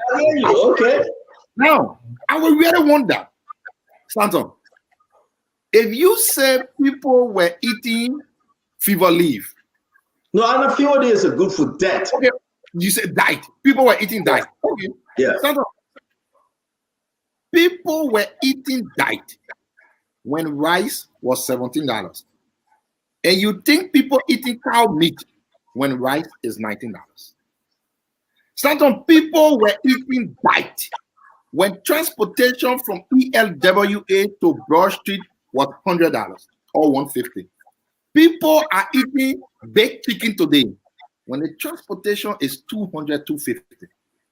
People were eating diet when and people are eating baked cow meat when the gas press is 8:40. And we will be here again tomorrow. I say, Why? Nelson got to do the show. But the 1 p.m. yeah. Now you want Nelson to I say, I want us to have a conversation.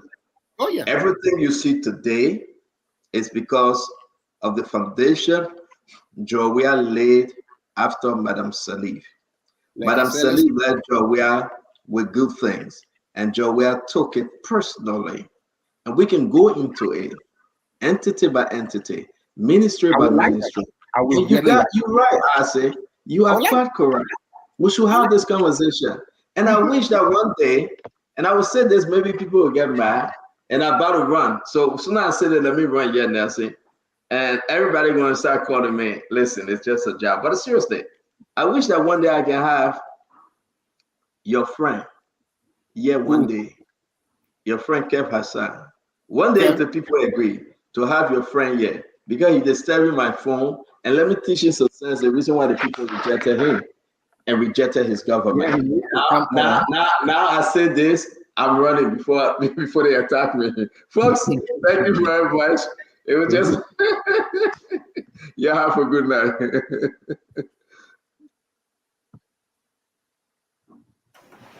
Well, folks, that's how I would like to draw down the curtains on the show tonight. Many thanks to all of you for being here with us on this edition of the program. Spoon Talk right here on Spoon 107.5 FM, Fabric 101.1, Super 95.5 FM, and a host of other radio stations across the country. Thanks to you for being here with us. And again, I want to say thanks to our folks online for joining us here tonight across the internet on YouTube and on Facebook, Spoon TV on Facebook. That's Spoon Talk Live on YouTube. We appreciate all of you for joining us tonight. Just before we go, I want to send out do a few birthday greetings for some of our folks here. So let me start with Aaron Kuban.